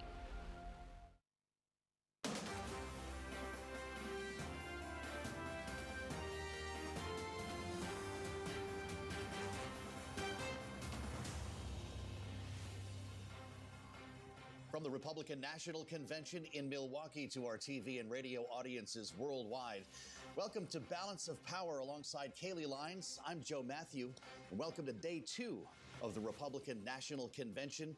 Kaylee, J.D. Vance looming large in the hall last night, and we've got some interesting speakers, including Donald Trump's former opponent, Nikki Haley, we'll be hearing from later today. Yeah, of course, a late addition to the convention schedule. Trump extending the invitation over this past weekend in the aftermath of the attempted assassination on him in Pennsylvania on Saturday. And this, of course, comes as we're all bracing for all of the speakers, frankly, to be speaking differently than they may have before. Yeah. That event occurred, which is a message of unity and perhaps bringing in Nikki Haley. And I'm sure the aim is to bring in the primary voters who chose her over Donald Trump during the course of the primary campaign into the fold. Reports as well, Ron DeSantis could be speaking. This is an interesting thing to watch evolve here as the Republican Party and this RNC try to harness unity following this assassination attempt on Saturday, Kaylee. Yeah, and of course, the conversation we were all having yesterday prior to the selection of J.D. Vance as the vice presidential nominee was whether or not, in the spirit of unity, Trump might go for someone a little less intense with the rhetoric, shall we say, less of a bulldog. And instead, perhaps the decision was you get the bulldog to fight for you so that you yourself can speak unity. Interesting. We're going to watch this unfold in real time together. With Bloomberg's best, Laura Davison and Gregory Cordy joining us here at the table. Welcome to day 2. It's great to have you both here. Laura, what are we in for in today's session? So tonight is the second night. The theme is all about Make America Safe Again. So last night was all about the economy. Tonight is going to be about crime, border, immigration. A lineup of speakers. Most interesting, perhaps, is Nikki Haley, this late add to the schedule. What I'm really watching for is what is the reaction in the room? When Mitch McConnell came onto the floor yesterday, he was booed. Wow. It is possible that Nikki Haley also has a chilly reception. The Republicans that are here are not necessarily her wing of the party. This is very much a Trump crowd, and so that could create, put a little cast of shadow over the party unity message that they're at least trying to project forward. Well, Nikki Haley, of course, prior to the convention, win during the primary process and encouraged them to vote for Donald Trump. When she dropped out of the campaign, though, all the way back in March, she did not encourage those who voted for her to do the same. She said Donald Trump needed to earn those votes. Do you expect, Gregory, we might hear differently from her tonight, a suggestion perhaps that those votes have been earned? You know, it's remarkable to think about how we've gotten to this point where a year ago we were talking about a dozen different candidates in the Republican Party all challenging Donald Trump for the nomination. Some making the point a little more strongly than others that Trump was disqualified from the presidency. I remember Asa Hutchinson, Chris Christie, Nikki Haley became more aggressive on that line of attack as things went on. But most of the field was basically auditioning for what we have seen now, you know, the Veep stakes and cabinet posts. But it is remarkable how much this party has unified around Trump. And of course, the events of last weekend, I think, have only contributed to that momentum, that this is a party, you feel it on the floor of this convention. This is a party that's very much united around Trump. Not that they weren't before, but there's a real feeling, not just of unity, but of solidarity. And it's not an angry convention like maybe the 2016 convention was. It's unified in a more optimistic way. It's just the sense I'm getting from this convention. Well, that's something. I'd love to hear from both of you about the issues where these two overlap, and in some cases not. But when it comes to foreign policy, J.D. Vance talked last night on Fox News about his views. Here he is. I think what President Trump has promised to do is go in there, negotiate with the Russians and Ukrainians, bring this thing to a rapid close so that America can focus on the real issue, which is China. That's the biggest threat for our country, and we're completely distracted from it. To key off of this, Laura, what happens to the war in Ukraine if Trump, Vance win? So the thing that's important to remember is that, especially as vice president, he has less say over some of things like funding the war in Ukraine than he did as a senator. He's able to hold up those bills directly. But if Trump wins the presidency, Ukraine, hope for additional funding, all but disappears. Especially if Republicans take both chambers, you can pretty much take that off the table as an issue in Washington. Vance is very much cut from the same cloth as Trump, saying, look, I don't want to be involved in these wars. I don't want to focus on the Russia-Ukraine border. I want to focus on the U.S.-Mexico border. He's a veteran speaking. He is, which is a real, this is really out of step where his colleagues in the Senate are on this issue. Yeah. He's really an outlier there. Okay, so Trump and Vance obviously are aligned in their isolationist bent, if you will, the populist bent. And Vance is literally half the age of Donald Trump at this point. Trump is 78, Vance is 39. So the question we also have is not just the implications for, say, 2025 through 2029, assuming that this ticket wins, but beyond that, if Vance then is a contender in 2028, if he is indeed vice president, might make him the most likely to win the Republican nomination. Obviously, none of us know what happened, but is this essentially the solidifying of a MAGA Republican Party that is going to live well beyond Donald Trump? Yeah, the two most disappointed people in Milwaukee yesterday were probably Doug Burgum and Marco Rubio, who were also sort of at the top of the short list for VP. The third most disappointed person has to be Ron DeSantis, because Vance has now been tapped as the de facto heir apparent. Now, Trump hasn't said anything about that. Obviously, we're a long way from 2028. But in the natural course of things, you would have to think that this would give Vance a considerable leg up to be the future of the party if he wants to be that. And of course, every politician does. Every the congressman wants to be a senator, and every senator wants to be president. So absolutely, I in terms of the ideological daylight between them, I don't think there's much. But even if there is, vice presidents tend to subsume the policies of their president. In the long term, I think Vance, very crypto-friendly, obviously, very tech-friendly. These are policy areas where Trump hasn't been particularly attuned to in the past, and this rounds out the ticket a little bit in some policy areas that Vance has the expertise on. Well, I wonder if they bump into each other on some issues as well, like raising the minimum wage or antitrust. For what it's worth, we're probably making too big of a deal out of a running mate selection here. The long-term implications are important, Gregory, but to the extent that it's going to impact Donald Trump's view on these issues, should we be paying attention? I think the biggest interesting thing to watch is the divide between big tech, which Vance has said he wants to break up, the Amazons, the Googles, all of these. He's teamed up with Elizabeth Warren on that. As little tech. Little tech is the world that Vance comes from, startups, these earlier stage companies where he wants to cut in the middle here. It's very possible, or you could see sort of a dividing line there of So cutting France's Macron accepts the government resignation, renames Attal as the caretaker Prime Minister for France. So again, that's France's Macron accepting the government resignation, renames Attal as the caretaker PM. And Senator J.D. Vance ultimately means. And this is something we spoke about yesterday with Governor Brian Kemp of Georgia. We asked for his reaction to Donald Trump's choice of Vance here and what ultimately it means for swing states especially. And this is what he said. Look, I think it's a good pick for President Trump. I mean, Senator Vance brings an element of youth to this race that we haven't seen, that's for sure. The guy's a United States Senator, obviously qualified to serve. Great messenger, which is, I think, very important when you think about what's going to be going on the next 4 or 5 months in this campaign. Well, as we consider this selection, though, knowing that you represent one of the key swing states we are watching in this cycle, knowing Georgia is not bright red or bright blue, what does J.D. Vance bring to undecided voters in Georgia? How is he likely to influence that opinion when he, as we've talked about, may just be seen as a younger version of Donald Trump himself? Well, I think it's not just what J.D. Vance brings to the race, but also what President Trump and other Republicans can do between now and November to make sure that, you're getting those persuadable voters. For me, and what I'm hearing every day is that, Americans and Georgians can't afford another 4 years of Joe Biden. I think that is a message that J.D. Vance can deliver. It's certainly a message that President Trump and a lot of other Republicans, whether it be, people that we're trying to help win at the state house and state senate level to hold our majorities in the General Assembly in Georgia, are going to be talking about people.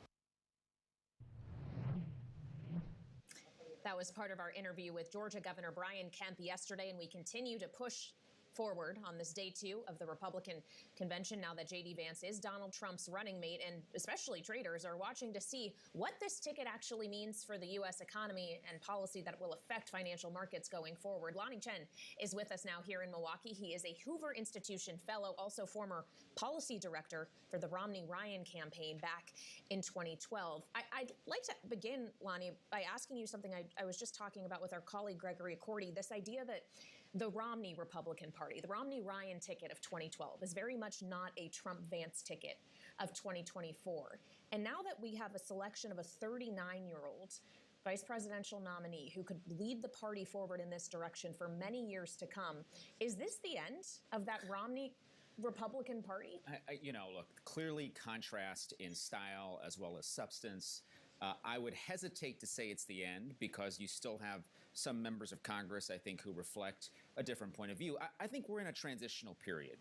And the Republican Party has changed from being a party, country club Republicans, corporate Republicans, whatever you want to call them, to a party that's more working class and more populist, both in terms of definitionally how it transcends, how it transacts as politics, but also policy. And you're seeing the populist edges of that in this Trump-Vance ticket. So I don't necessarily think that the party of old is dead. I do think that it is a different party and it continues to become a different party. There may be a point at which that's true, but for now at least, I think there is still some influence of these more traditional points of view on the party. Well, do you worry that this economic populism, some call isolationism, is dangerous for the party, for the country? Well, I think there's some areas in which the policy prescriptions are not quite what I would advocate for. So we're going to have a big discussion over tax reform next year with the expiration of provisions in the Tax Cuts and Jobs Act. And I think there will be a very real discussion, for example, around the corporate tax rate. This is one area where I think where I think the sort of Trump-Vance view of the world, maybe more the Vance view of the world, differs from what we might expect traditional Republicans to argue for. In a large tax reform package, it would not surprise me to see the corporate tax rate move in a direction opposite than what we saw in the 2017 round of reform, just because the premium is going to be placed on individual tax reform, and given the deficit and debt posture we have, I have a really difficult time seeing that tax cut being completely unpaid for. So I do think that there are ways in which we are going to see some differences beginning to develop. Well, to the point our colleague Laura was making, when it comes to, say, the tax conversation, that ultimately is one that has to originate in Congress just to be signed by President whomever. Does J.D. Vance have less power to influence that as vice president than he would as a United States senator? Oh, I don't think so at all. Even though the conversation on tax in particular will start in the House, the vice president, particularly if, let's say, a future President Trump empowers his vice president to be on point on these things, he will have a tremendous amount of influence over where this conversation goes. And given how divided and fractured the Congress is, how much we're seeing expertise leaving the Congress with long-term members of Congress who have experience in tax and economic policy leaving, it does place a premium on leadership from the executive branch, in my view. So I actually think that J.D. Vance is in a terrific position to influence policy, whether it's economic policy or any of the other areas he's interested in. Deficits ballooned under the Trump administration. And you'll then tell me that they ballooned more under the Biden administration. But are we going to do it all over again in a Trump 2.0? It doesn't seem like a lot of the constraints are there anymore. The political constraints have departed, right? I mean, there used to be some in our politics who were arguing in favor of fiscal discipline and talking about the value of entitlement reform. That conversation seems to be off the table. So I do fear that in the short to intermediate run, we are looking at a situation where fiscal constraints have been lifted, and there is very little to constrain spending, whether of the tax expenditure variety or direct spending or even bolstering of entitlement programs. So we're in a very different world now than we were in 2012 when I was helping the Romney-Ryan ticket. Well, we're in a different world in a lot of ways, including conflict that is outbroken in multiple theaters, including, of course, the war in Ukraine, which J.D. Vance has not expressed support for continuing to fund. In fact, when he was on Fox News last night, we played a little bit earlier in the program, this idea that he was like, we need to focus on China. Forget about the conflict in Ukraine. China, he said, is the biggest threat facing the United States. I ask you this as the son of immigrants from Taiwan. Do you agree with that sentiment? What should we expect to see when it comes to China policy from this ticket? First of all, I would hope as the greatest country on earth, we could walk and chew gum at the same time, meaning that we could attend to both of these really significant issues. There is no question, though, Senator Vance is absolutely right, that China is the single biggest foreign policy and national security issue that we have to face over the next several years. I think if this administration continues some of the policy work we saw in the first Trump administration, we'll be in very good stead. I think one of the areas where I believe the Biden administration has really let down the American people is in having a more coherent set of strategic goals around our engagement with China, or lack thereof. So I do think that what this potential Trump administration will bring, I would hope, is a more coherent perspective on where are we trying to get to with China? What's the eventual goal? And that also implicates issues like Taiwan, specifically human rights, if that's going to be an issue. And then most importantly, probably for the audience here, trade and economic issues. Nikki Haley is speaking tonight at the convention. I suspect you might be in the hall. Will she channel Mitt Romney or Donald Trump? I think she'll channel Nikki Haley. I mean, she's managed to navigate. I'm going here, though. Yeah, no, I understand. But here's the thing.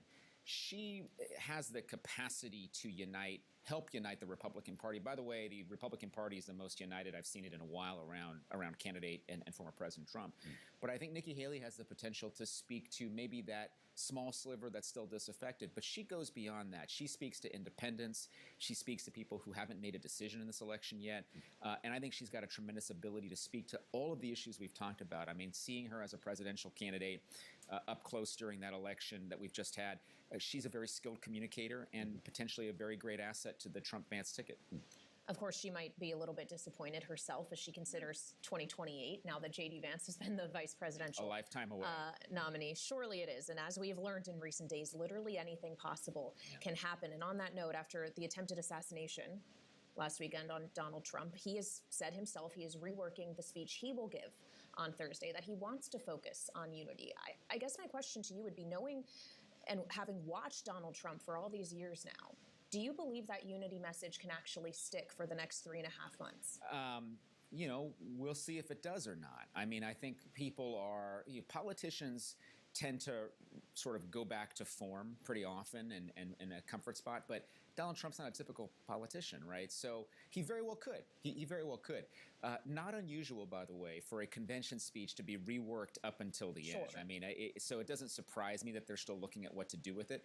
But he has an opportunity, if he continues on this theme, to truly move the country forward, and I think to gain the support of people who may have been skeptical of him before. So I think the political opportunity is irresistible. if you think about the ways in which they might position this speech or think about what the speech can do. So I don't want to make any predictions. I'm not part of the process, but we'll see what happens. Great conversation. Thank you. Great to spend some time with you here Absolutely. at the convention. Lonnie Chen, we thank you for being with us on Balance of Power on Bloomberg TV and radio. I'm Joe Matthew alongside Kaylee Lyons with much more to follow. Coming up, our conversation with Senator Bill Hagerty of Tennessee. It's coming up next on a special Balance of Power on Bloomberg, live from the Republican National Convention in Milwaukee.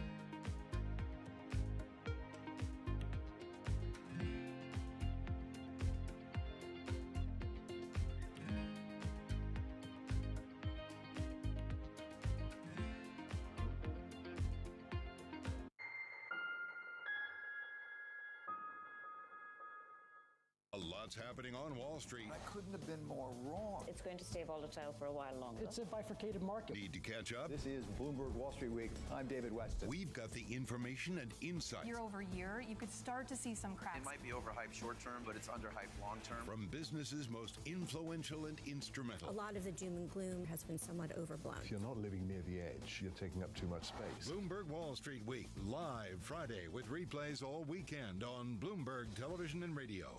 Good morning from our world headquarters in New York. I'm Menace Credit. And I'm Danny Berger. Let's set your agenda. Bloomberg Brief delivers the market news, data, and analysis you need live every weekday at 5 a.m. Eastern. Bloomberg. Context changes everything. People ask me all the time, what is the key to being a really good investor? And I tell them it's to surround yourself with and work with the best investors you can find. On Bloomberg Wealth, I'm going to take you to meet the greatest investors in the world, the people that I would like to have managing my money. For years, people told me, why are you invested in Apple? Everybody talks about Apple. I actually think that sometimes because someone speaks a lot about something, it might be actually a good sign versus the overhyped sign. The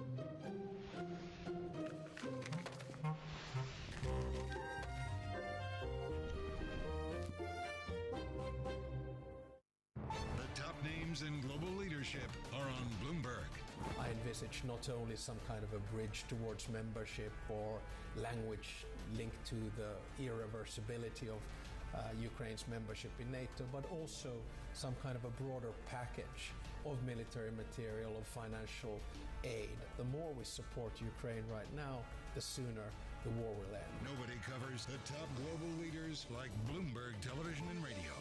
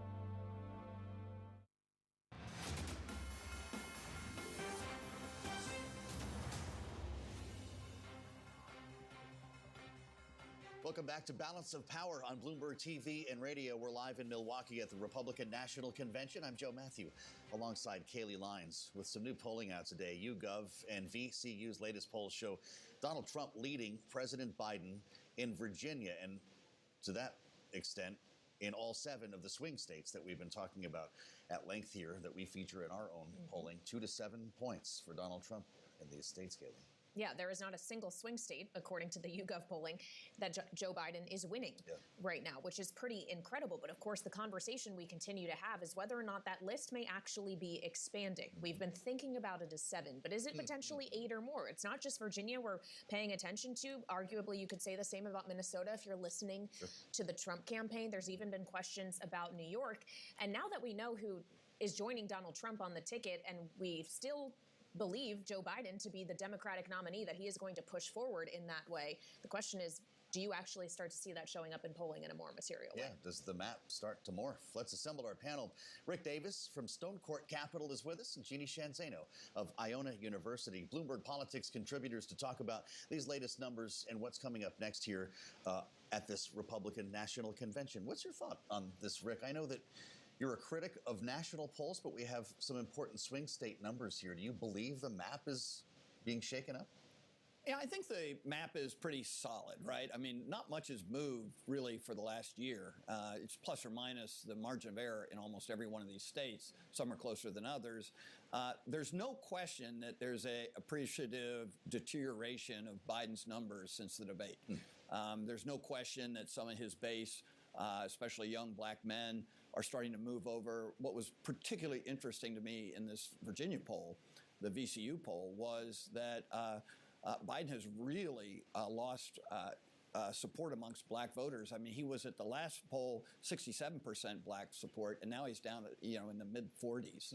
That is a big chunk of your base coming right off. Yeah. We should note about the VCU poll, just so our viewers and listeners are informed on all the information. This poll was conducted between June 24th and July 3rd. So for at least part of it, the debate had not yet happened. So we also have to consider that aspect of it. Potentially, you could argue that may have made it more favorable to Biden than it otherwise would have been. Jeannie, on the YouGov polling, though, what's so fascinating is obviously we know that Joe Biden has been struggling more in the Sun Belt. That is borne out in the polling of those states. Arizona, there is a 7-point gulf between Trump and Biden. But Pennsylvania, 3-point difference, obviously in favor of Trump, 2 points in favor of Trump. And Michigan, yes, within the margin of error. But the conversation we're having around J.D. Vance is that in the Rust Belt, in those exact states, that may be where his appeal is greatest. So if you're the Biden campaign, are you kind of freaking out about that right now? These are not good numbers. Let me just try to be a little bit more positive, though. We are 4 months out, and the 7 states they polled, 2 are outside of the margin of error. But to everybody's point, these are not the numbers you want to see if you were the Biden campaign. The pick of J.D. Vance, the Republicans feel that maybe that does help them take or pick up in states like Michigan, Wisconsin. Obviously, they already win Ohio and Pennsylvania. So that is troubling. I would just say that for the Biden team, these are the darkest times that we have seen in an election, to Rick's point, that has been otherwise, politically stable. And I go back to Doug Sosnick's great piece where he looked at these numbers and he said, right now, it looks like if the election were held today, Donald Trump could have the biggest electoral victory since 2008. Sorry, Rick, I'm sorry to say that.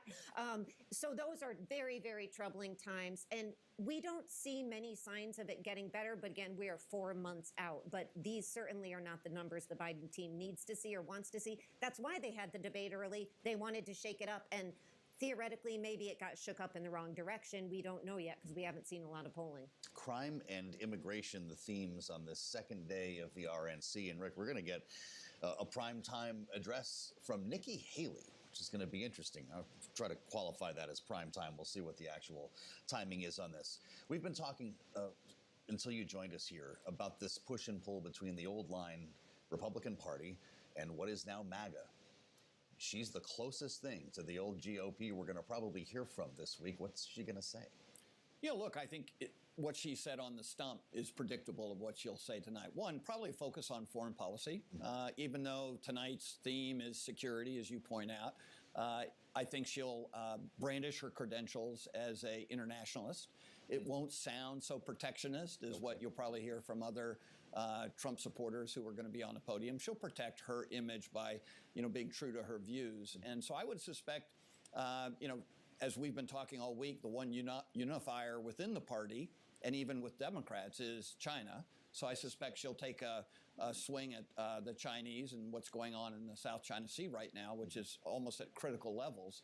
and probably just a little bit of domestic politics to check the box for the Trump folks.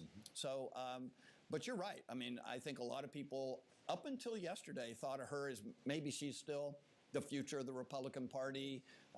You know, Trump's not going to be running after this term if he is elected.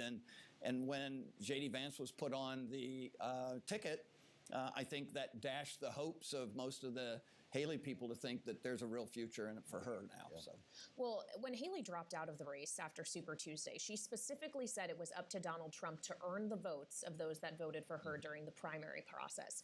Does he earn any of those votes with the selection of J.D. Vance? With the selection of J.D. Vance, absolutely not. I mean, and I would contend that even him on the ticket isn't really addressing the Rust Belt strategy they have, because they have to win suburbs, and he's not, his rhetoric is not sort of tailor-made for that. He's great on working class rural voters, but they've kind of gotten all they're going to get out of that turnip. So it'll be interesting to see how they modulate him in his speech, J.D. Vance's speech on Wednesday night. Does he do more to reach out to those swing voters in suburbs?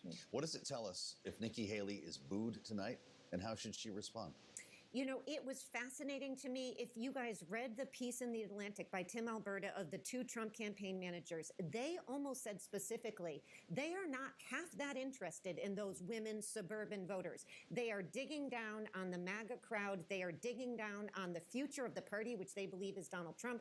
Hence the pick, I think, of J.D. Vance. I think there's a possibility she could get booed. I don't know what will happen there. But I think this is telling about where the Republican Party is headed. They want young men, Latino, Black. They want them to come out on the basis of their frustration with foreign aid, on their basis of frustration with the economy, on their basis of frustration with a government they feel doesn't work. And they are really doubling down on that. And so I'm not sure Nikki Haley is the future of the party that, you know, I think I even said in New Hampshire she might be. Probably just hoping. New Hampshire feels like 85 million years ago in many ways.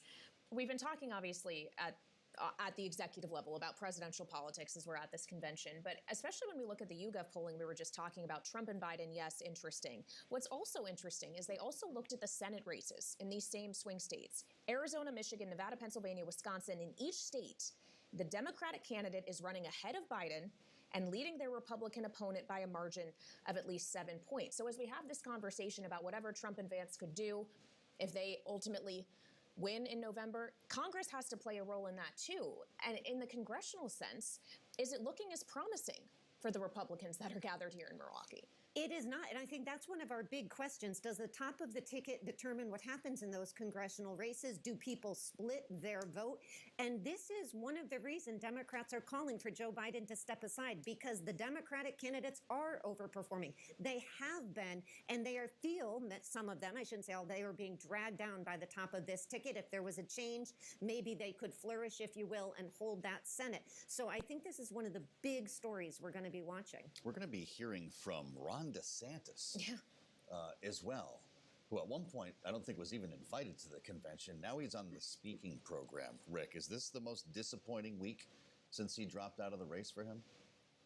Yeah, that's a really good point. I hadn't actually thought about his state of mind walking into a convention that he had hoped would be speaking Thursday night, not Tuesday night.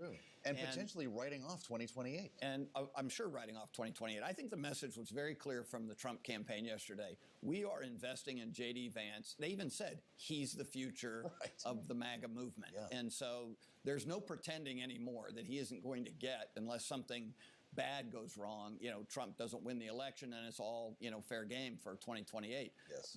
But within the party, that's all eyes are on him. So the fact that DeSantis comes in and has a Tuesday night slot, it's got to be a disappointment. But at the end of the day, he'll be in front of a huge crowd. He's got a great chance to impress delegates. This is how you generate a future political option by overperforming. And he's got a pretty high bar to jump over. No short jokes included in that. I'll leave that there. Rick, just on the subject of Ron DeSantis, after his pretty precipitous decline in the Republican primary, where initially we did think he may have a chance of being the nominee, and then after Iowa, we all know what happened. The conversation we were having at that point was perhaps Donald Trump's politics only work when it is Donald Trump who was trying to run on them. Is it different for J.D. Vance? Can he do what Ron DeSantis could not in trying to adopt MAGA but not being the MAGA man himself? Yeah, when J.D. Vance got elected, he was not MAGA. Yeah. And so the transformation is complete, right? I mean, this is not Star Wars, but it's close. And the reality is he is just as MAGA as Donald Trump. I mean, you know, sometimes you put a candidate on the ticket to make the convention happy and fire up your troops. That's exactly what they did yesterday. There's nobody in that crowd who doesn't think that J.D. Vance is just as MAGA as Donald Trump. And I think J.D. Vance may have, if they win, 4 years to practice, I think, the stage management of MAGA, which Donald Trump not only invented, but took to a totally different level. Look at the issues, though, as we've been discussing. J.D. Vance is concerned about antitrust. He wants a higher minimum wage. Should Joe Biden start talking about J.D. Vance's Democratic-leaning ideas in some of those cases? Yeah, I mean, sometimes he's, you know, holding hands practically with somebody like Elizabeth Warren. Well, that's right. Yeah, and so it is fascinating. I think it's part of his populist appeal, if you will. But I want to remind everybody that in the last election, his first for Senate, which he won by 6 points, he underperformed everyone else in Ohio. And there has been some really good reporting on that. And some people have argued, and we have to look at the data, some of that may be a result of some of his positions. And I go back to his very strict views on abortion. He doesn't want to open up for exceptions of people who are victimized by rape and incest. That is a very hard sell. So yes, on the financial piece, is this populist leaning, but he has also embraced this MAGA. Kaylee, I'm going to steal your MAGA man. Did you make that up? That's wonderful. I may have. I'm not sure. I'm sure someone else has used that before. But it's a good one because it does describe who he is. And I think that that's going to make, you know, he hasn't been tested on the national level. The vice presidential pick may not matter as much at that stage, but I love you're talking about 28. If he's going to go up there, that's a whole nother ballgame. Yeah. Well, as we have the conversation about J.D. Vance's economic policy ideas, and Rick, to what you were just saying about he's going to have 4 years to kind of mold himself more into the likes of Donald Trump, is it not far more likely that J.D. Vance becomes more like Donald Trump, including in his ideas around some of these things, be it competition or even higher taxes for people of higher income, than it is that Donald Trump is influenced by the ideas of J.D. Vance? No question. I mean, J.D. is pretty much there on all things. And by the way, he will now adopt Donald Trump's position, as ambiguous as it is, on abortion, right? There's no such thing as a J.D. Vance point of view between now and the election. They have to be completely in sync. And if they're lucky enough to get elected, there will never be daylight between Donald Trump and J.D. Vance on an issue. So he will come out of this administration, if they're elected, a carbon copy of Donald Trump. Okay, so maybe the Trump trade that everybody has been talking about rhetorically on Wall Street is also the Vance trade, if you're thinking about it in that sense. But the Vance trade. It doesn't have the same alliterative effect. A big deal about a running mate being announced, have we? No. Has been exciting, though. And Rick Davis of Stone Court Capital and Jeannie Shanzano of Iona University are here with us through this, of course. They'll be back with us later on in the program. First, though, let's see what's happening in those financial markets. Bloomberg's Abigail Doolittle is joining us with a look at the latest. Abigail? Well, Kelly, we were just talking about that Trump trade, or maybe the Vance trade. Let's take a look at it, because there has been some sense that it is on the decline today. That's because DJT, or Trump Media and Entertainment's down about 9%. But I would argue beneath the surface, it's alive, kicking, and very well. Over the last 2 days, DJT up more than 20%. The Trump trade essentially is a quick way of seeing what markets think is the former president, Donald Trump. Will he be reelected? And given all of the green on the screen relative to sectors and stocks that could do well under his overall policies, let's just abbreviate that by saying protectionism, economic populism. We have trains higher, shown by Old Dominion. We have trucking higher, JB Hunt up another day. We also have private prisons higher, private education. In fact, Chegg soaring up 14.3%, Morgan Stanley giving a nod of approval. And this whole Trump trade, of course, was really boosted after the assassination attempt over the weekend. Donald Trump's resilient response to it. The broader point here, though, is certainty. Investors want certainty. So going into the debate a few weeks ago, there was basically a 5% betting odd. Now, according to Predictit, Donald Trump has a 69% chance of being reelected. Joe Biden, the current president, of course, is at 28%. That is a huge spread. And after the debate, talk of Kamala, she's at 10% right now. So clearly the money, it is going with former President Trump. And that's also the case if we follow the money relative to the most highly taxed companies in the world on an absolute basis. Over the last month, or roughly since that debate, you have Apple, Microsoft, Berkshire Hathaway, along with ExxonMobil, all solidly higher. Again, Kayleigh, suggesting that the Trump trade is doing quite well in a vote in some ways from the markets for the former president. All right, Bloomberg's Abigail Doolittle with a look at those markets. Thank you so much. In New York, of course, while we're here in Milwaukee. And we sat down here just moments ago with Republican Senator Bill Hagerty of Tennessee, who joined us in studio. And we started by asking him about the impact of the selection of J.D. Vance as the vice presidential nominee on the race. I think the business community needs to look at the overall ticket and look at the potential of what's going to happen in November. The momentum and the groundswell, and I think J.D. brings a tremendous amount to this. He's going to help President Trump win in November. And the policies that President Trump will implement, if the business community just looks back to President Trump's prior administration, you think about the Tax Cuts and Jobs Act, the impact on this sclerotic regulatory framework that's in place. This will give us a chance to go back in and make the United States a far more friendly business environment in general. With respect to Senator Vance's particular points of view and perspectives, I'm not going to comment on his behalf on those, and he'll consolidate all of that, I'm certain, with the president's platform going forward. But I do think that, broadly speaking, J.D. is going to help the president in terms of cementing support here in America.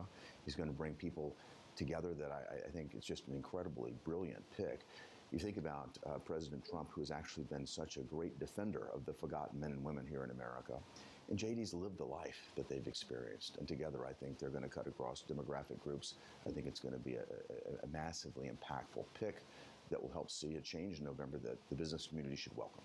To Kayleigh's point, though, J.D. Vance's economic priorities include tariffs, a higher minimum wage, and antitrust, which doesn't sound like the economic policies of the grand old party. Is this the new Republican economic platform?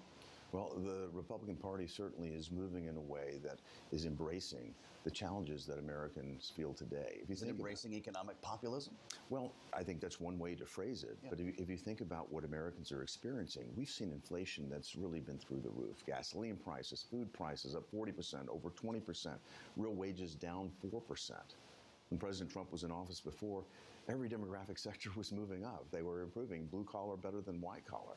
So there's a real appetite and hunger to see that sort of success again. And I think that's exactly what you're going to see in terms of the policies that will emerge from the eventual Trump administration.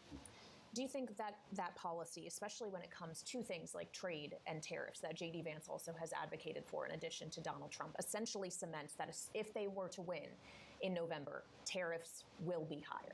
I think tariffs are certainly going to be on the agenda because what we have is a situation right now on a global basis where we do not have reciprocal trade. The term free trade has been misused so many times. And what we have here in America is one of the most open markets in the world if you look at our tariff rates, certainly compared to other nations that are our trading partners. We have countries like China that don't play by the rules at all. And one of the most potent tools to deal with this is tariffs. And I fully expect that. I saw it in the previous Trump administration. I worked very closely with Bob Lighthizer and his team because the same team that put the phase 1 tariffs in place on China worked closely with me on the free trade agreement that we negotiated and got executed with Japan. There are real issues there that need to be addressed. So I look forward to seeing it addressed myself. I have to note that the national debt is not mentioned in the new party platform.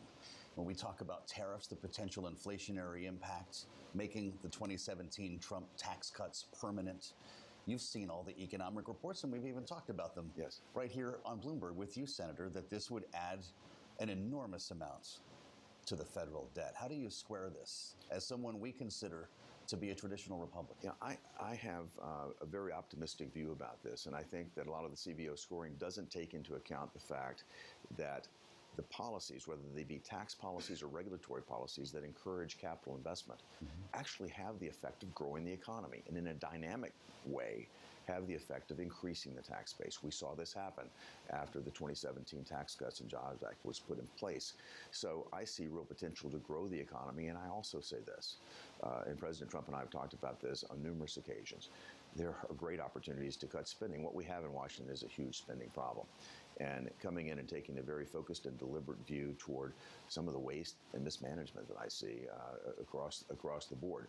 It's going to be a combination of factors that will be required to begin to get our debt moving in the right direction. But as that begins to happen, I think that we'll see even further economic growth as confidence comes into the system.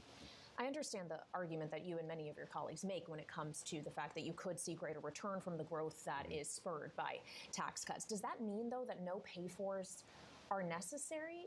If we could just get specific about what it is that you would cut in order to offset, or where this will be paid for, other than just this general idea of growth. Oh, there are plenty of places I think we could cut. Look at some of the programs that were put in place for these multi-trillion-dollar, totally partisan bills that were passed back in 2021 by the Democrats. You think about $80 billion going to the IRS to come and snoop on Americans. There are places we've already started to cut back on that. There are places like that that we can cut immediately, and I think we'll continue to dig in and find opportunities. President Trump will challenge each of his cabinet secretaries and agency heads to find those opportunities. I've lived this at a state level. I was Commerce Secretary of my home state. We cut a tremendous amount of funding out, saved money, found waste and sclerosis, and took it out. The Committee for a Responsible Federal Budget had a palpitation when they saw this plan and ran the numbers themselves. And the message from Maya McGinnis, who I know you know there, was you can't get to this with $1 billion here, $1 billion there. This will require entitlement reform. You have to get to Medicare and Social Security. J.D. Vance doesn't want to touch Social Security, and Donald Trump has said that he will not either. Do you? Well, here's what I think people miss. We're talking about mandatory versus discretionary spending. And most of my colleagues and I spend all of our time on discretionary spending. But there's a huge chunk of mandatory spending that has nothing to do with Medicare, Medicaid, or Social Security. And even more was added to it through the 2021 partisan reconciliation bills. We need to go and take an extremely hard look at these mandatory spending obligations that we have nothing to do with people's retirement, their Social Security, their Medicare or Medicaid, and begin to address that. We can make significant headway, again, on both the mandatory side as well as the discretionary side, and still abide by the pledge not to touch Medicare, Medicaid, or Social Security. I'd also like to ask you about cryptocurrencies, given your role on the banking committee, but also knowing that Senator J.D. Vance is from Ohio, a state in which the chairman of the banking committee, Sherrod Brown, is in a tough re-election fight against a pro-crypto candidate, Bernie Moreno. And I wonder if J.D. Vance entering the race puts crypto more into the actual fore of this election cycle. How do you expect it to play in, not just in the race that could define the next chair or ranking member of the banking committee, but more broadly? Well, I certainly hope it puts it into play. I think crypto technology is a defining point in this election.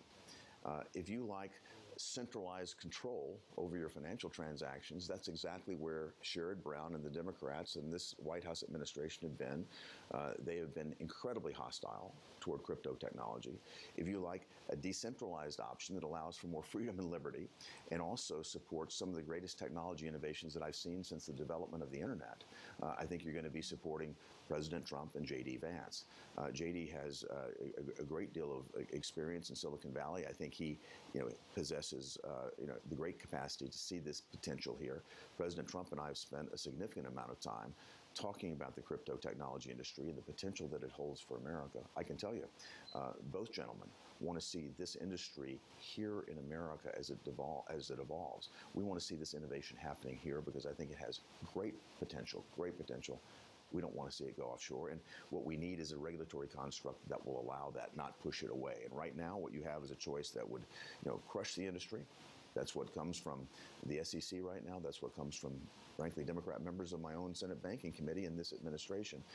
We need to move toward the policies that I'm certain we're going to adopt in the Republican administration that will be very favorable toward this industry.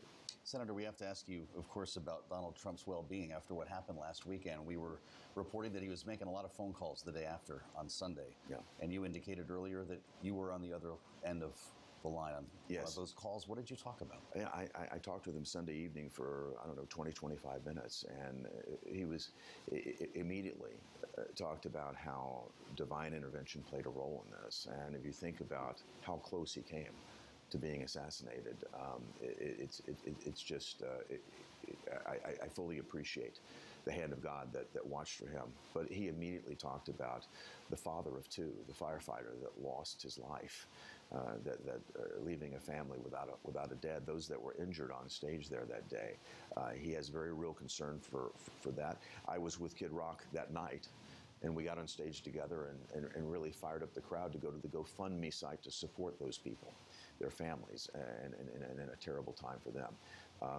President Trump was not surprising to me at all. He's always been that way in terms of his care and concern for others. That was the top of the conversation. Mm-hmm. And then we talked about how things are going to move forward. And I really think that the public is shocked by what happened. I think it shocked us all to our core. And we need resilience, we need strength. And when he came up with his fist raised in the air, I think that's a picture that's going to be one of the most iconic in the world. America needs a strong leader right now. The world needs a strong leader right now. I speak with world leaders very often, given my role in the Foreign Relations Committee and the fact that I served in the previous administration as a diplomat. There is a great need for a strong America right now, and I think President Trump is moving right into that lane. That was Senator Bill Hagerty of Tennessee, the Republican, with us here in Milwaukee on what is day 2 of the Republican National Convention. Really interesting conversation that we typically have in Washington about economic policy. He's gearing up for the next day here. Looking forward to a conversation about crypto that might be a little different than the one happening now.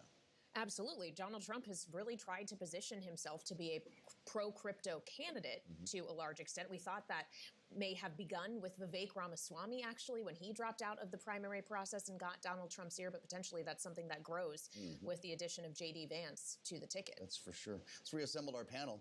Rick Davis at Stone Court Capital is with us alongside Jeannie Shanzano at Iona University, Bloomberg Politics contributors. What do you make of all this talk about divine intervention? It seems to have gripped this convention. Yeah, I thought that was such a fascinating part of your discussion, because this is something we are hearing from not just Republicans. I mean, if you guys have watched these rallies, and Donald Trump himself said the other day, he seldom turns his head. They seldom put up graphics like they did just a moments before he was shot at. And he believes, and so do many Republicans and Americans, that it was some kind of divine intervention.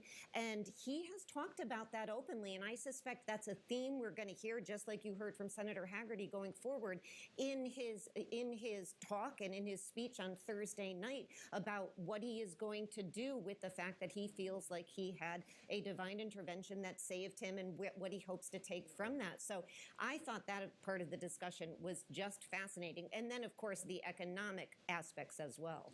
Yeah, well, just on the divine intervention idea, you heard that from the speakers last night. Congresswoman Marjorie Taylor Greene talking about the hand of God being on Donald Trump. Senator Tim Scott of South Carolina said similar things as well. But on the economic policy, to Jeannie's point, as we had the conversation with the senator, something we've continually asked is we talk about things like tariffs, which were talked about quite extensively last night, which of course was day one focused on the economy. We know that there is a repercussion of higher tariffs, which is higher costs, which is something that Republicans have also been talking about, higher costs under the Biden administration. How do we think about the way that these things kind of run in a circle? And for a voter, do higher tariffs sound as good as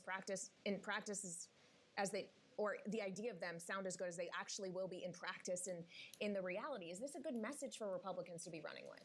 Yeah, I think one of the things that Senator Hagerty pointed out is this sort of economic populism. I kind of call it economic realism, because the Republican Party is now the party of working class multicultural voters, right? And so when you think about what a tariff means to them, we're not the party of the country club corporate executives anymore. So tariffs to corporations has a different impact than tariffs to individuals. And sure, it is a tax on individuals, but when you look at the people supporting Donald Trump, they haven't had the run-up in finances that a lot of people have had over the course of the various corrections that we've had. And so they're not so much worried about what the future holds. They're worried about today. And you hear all the time in the focus groups about, I had more money in my pocket under Donald Trump than I do under Joe Biden. And so when you say tariffs, they read that as protecting my economics, not squandering them. And so I think... Is that being honest with them? I think they've already made this case, right? I mean, I don't think anybody's actually selling to them that tariffs are somehow going to increase their pay. Right. But they're not paying those taxes. I mean, the reality is they pay them in a really regressive way, cost of goods. And the fact that that's run up so much without a strong tariff regime under the Biden administration, it causes voters to question whether or not all this talk about tariffs is going to make a difference to them. It's amazing what you just said. Republican Party is the party of working class, multicultural Americans. I thought you were the Democrat here. No, that's right. And that's why I think, to get back to the conversation about somebody like Nikki Haley and the establishment part of the party, that's not who they are appealing to. But do you see that as being the case? Because Joe Biden's lost in that world. I think that's where they are headed. I don't know if they have fully been able to embrace that. But, what I think of is this division between the reality of the numbers and the public opinion polls and how people feel. And you talk to any economist, they will tell you, numbers are pretty good. The market's been strong. Unemployment at a 50-year low. Inflation is moving in the right direction. There are all of these very positive macro signs, and it's not felt on Main Street. And that's one of the challenges for Joe Biden and the Democrats. They have not been able to reach people with these positive numbers. People feel like things are bad, and they are embracing that argument. Sure, there's a lot of things to do, but I think, to your question, there is something that is not honest about this populist argument that they are selling, but that many people on Main Street are buying. It strikes me as you talk about Joe Biden that we are now about an hour into this program from Milwaukee and haven't talked about the sit-down interview he gave with Lester Holt on NBC last night. Does that suggest, Jeannie, and we'll do so more in the next hour, I promise our listeners and viewers, that he didn't accomplish what he intended to with that interview? He didn't steal back the narrative from Donald Trump? It not only suggests that he did not steal back the narrative from Donald Trump. I think the problem for Joe Biden now is we sort of can only hope that he does no harm when he goes out to these interviews. He didn't do much harm last night. He was very defensive, I thought, with Lester Holt. And so, whereas many Democrats are looking for a moment where he can embrace a huge tragedy in American politics with soaring rhetoric, that's not what we can expect at this point. So to your question, he didn't steal the narrative, far from it. He sort of just, I guess, tread water is the best way to say it. Well, we'll have more analysis of that interview with Jeannie Shanzano and Rick Davis, our political panel, Bloomberg Politics contributors, in the next hour of Balance of Power. We're also on watch for a verdict in Senator Bob Menendez, the Democrat from New Jersey, trial, where, of course, he actually, in the red headline just crossing the Bloomberg terminal, he has been convicted by that jury at his corruption trial. He, of course, was accused of accepting cash, gold, Mercedes-Benz as bribes. Again, the Democratic senator from New Jersey, Bob Menendez, Joe, guilty in that trial. We'll have more details coming up. That's right. He pleaded not guilty to 16 federal charges, including bribery, fraud, acting as a foreign agent, and obstruction. Declined to testify in his own defense, and as we learn now, found guilty, convicted here, the senator from New Jersey. We'll have much more on this coming up, Kaylee, in our next hour. Indeed. So stick with us here in Milwaukee, live from the Republican National Convention on Bloomberg TV and radio.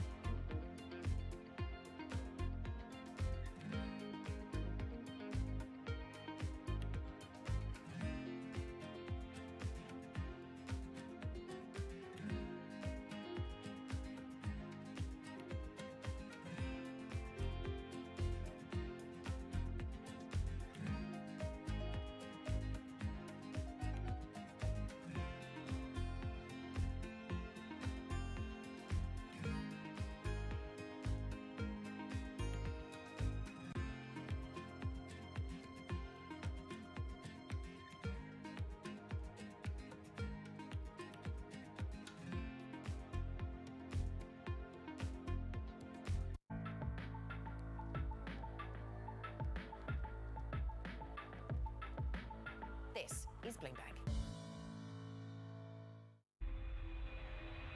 We're operating in a very volatile environment. So JetBlue has a very large presence here in New York, and there are air traffic control challenges. And so we've had to overinvest in hiring excess crew members and building flexibility into our planning process. And so over time, we hope to wean some of those investments back as the operating environment around us stabilizes. We made the decision early on that we were only going to invest internally on key differentiating technologies, and clearly the powertrain is the key differentiating technology. So our investment is a recurring investment with respect to the powertrain team, the battery team, which is part of it, the engine team, electric engine team, which is part of it. And we also have a lot of non-recurring costs with the other components because we're not developing those internally. We're using the existing aerospace defense supplier base for most of the other components. We invest a lot in the offices, that you feel home, that you can actually be at your best yourself, and people work very differently. We take a lot of input from the sports world, actually, the athlete spirit, right? Building a sports team that can perform at the best, but also talking a lot about the explorer spirit. How can we really tap into new things, continue being disruptive? We have 80 different nationalities head-on. It's very important to have a diverse team because we have a very diverse landscape of customers. From the world of politics to the world of business, 2 times a day at 1 p.m. and 5 p.m. Eastern Time, hosts Joe Matthew and Keely Lines deliver news, insight, and analysis from and about politics' biggest power players. The president has been clear that is non-negotiable. I mean, this is going to be an ugly, ugly year. Balance of Power, live around the world twice a day at 1 and 5 Eastern, only on Bloomberg TV and radio. Context changes everything.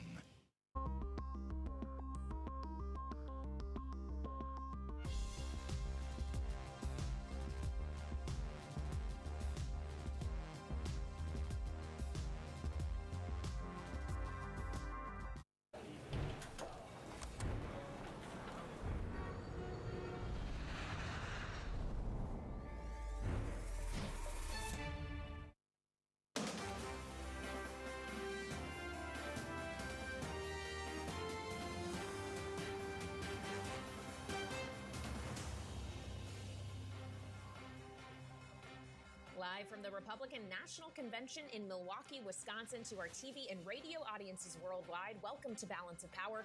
Alongside Joe Matthew, I'm Kaylee Lines. Of course, here in Milwaukee, we're spending a lot of time talking about the Republican Party this week after the selection of J.D. Vance as Donald Trump's vice presidential nominee. But it is a Democrat who has just made the news, breaking just moments ago.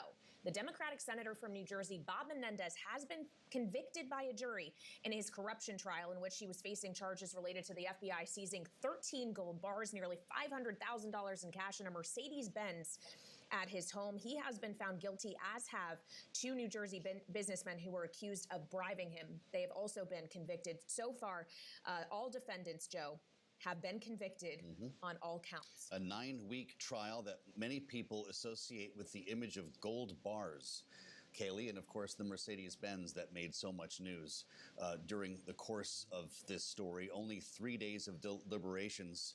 I say only. It took the jury 3 days to get to this point. Recalling the tapes that we heard, Kaylee, the video from Morton's Steakhouse in downtown Washington, D.C., in which they spoke openly about this interference that he has now been found guilty of. The conviction coming 4 months, of course, before Election Day, and likely ending any hope that he had to keep his job. Yeah, of course, he was no longer going to even try to maintain his seat as a Democrat, instead as an independent. But yes, this guilty verdict probably changes very much politically for Bob Menendez's political future, and that goes before November. It'll be very interesting to hear the response we get from Senate Democrats, who were basically calling for the legal process to play out, not necessarily calling for him to resign as a sitting senator. That's right. And so that is one of the questions we will have in the most immediate term. We'll have much more on this later on this hour with our political panel, Rick Davis and Jeannie Shanzano, who are here with us in Milwaukee. But of course, there is a reason why we're here, and it's because of the Republican National Convention, where the big news yesterday was the selection of Senator J.D. Vance from Ohio as Donald Trump's running mate. We want to get more on that now and head over to Bloomberg's Tyler Kendall, who has more details on the junior senator. Hey, Tyler.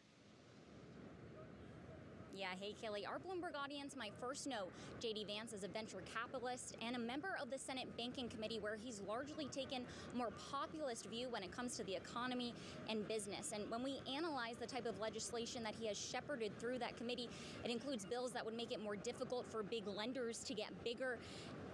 He's also been keen to cut down on credit card fees, and in one move partnered with Senator Elizabeth Warren, a Democrat from Massachusetts, on a bill to claw back executive compensation in the event of a bank failure. Now, he is a staunch defender of big oil and has pushed big banks against ESG policy commitments. For a sense, here was Senator Vance when the nation's largest Wall Street CEOs last testified on Capitol Hill. If you guys are going to use the financial power that you've accumulated to go to war against the values of our voters, impoverish our constituents who rely on cheap energy, and destroy the jobs of people who work in the energy sector, why should we listen to you when you come and ask us for a tax break or for reasonable regulations?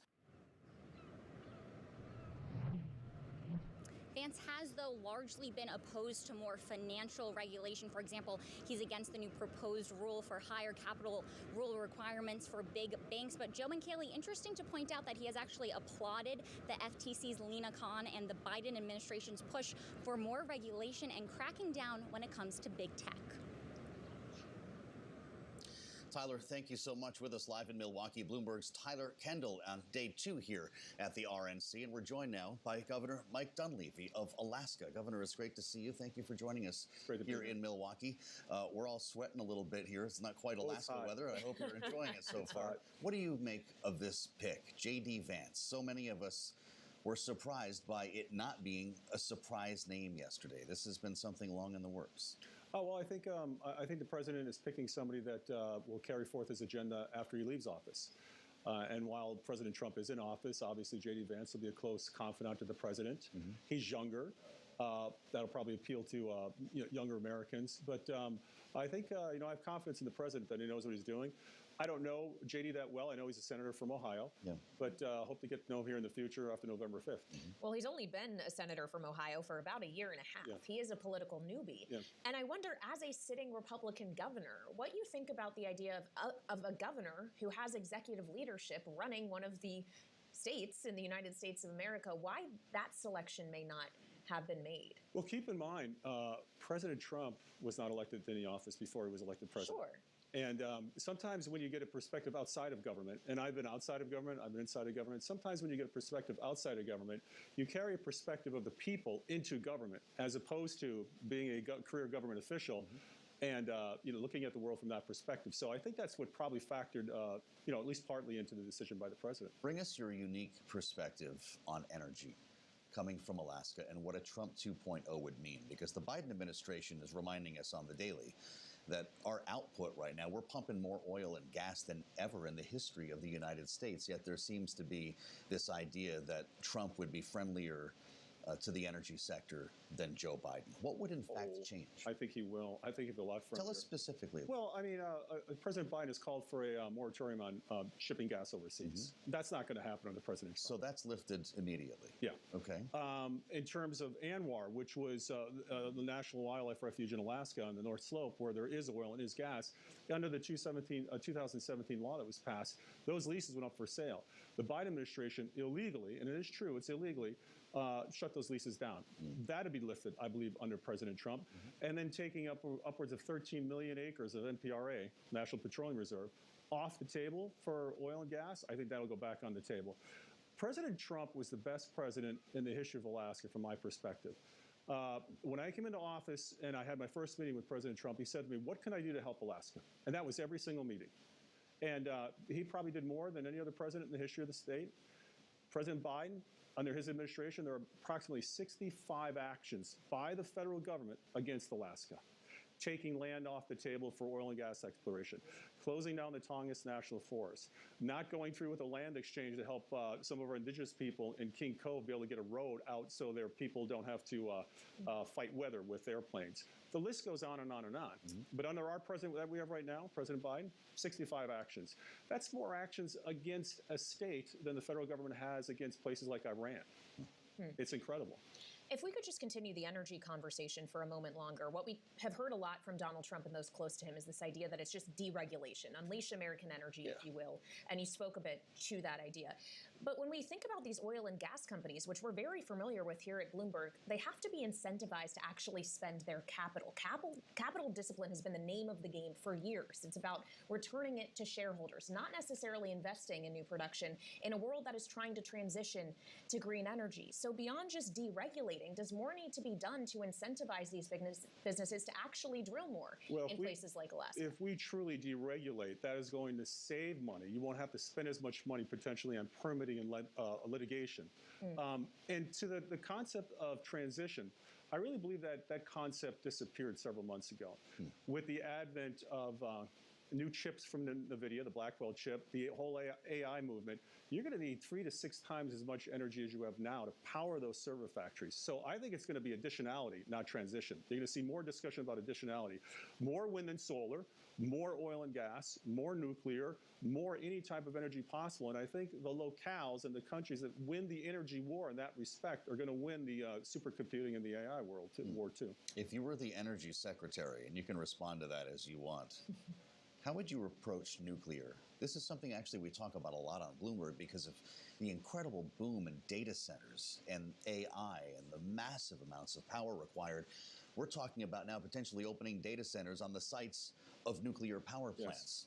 What does the future hold for America and nuclear? You know, nuclear has had a troubled past, and unfortunately, some of the press it's got, I think, is unwarranted. There's probably been fewer individuals killed or died as a result of nuclear accidents than almost any other type of energy put forward in terms of accidents. But if I were the energy secretary, and we're dreaming here for a moment, I would facilitate a consortium among states, among private industry, provinces in Canada, and maybe other countries to come up with a calendar, for example, on small nukes to say, how many small nukes can we get in the hopper to permit, to design, and to get a whole industry set up behind creating new nuclear facilities across the country.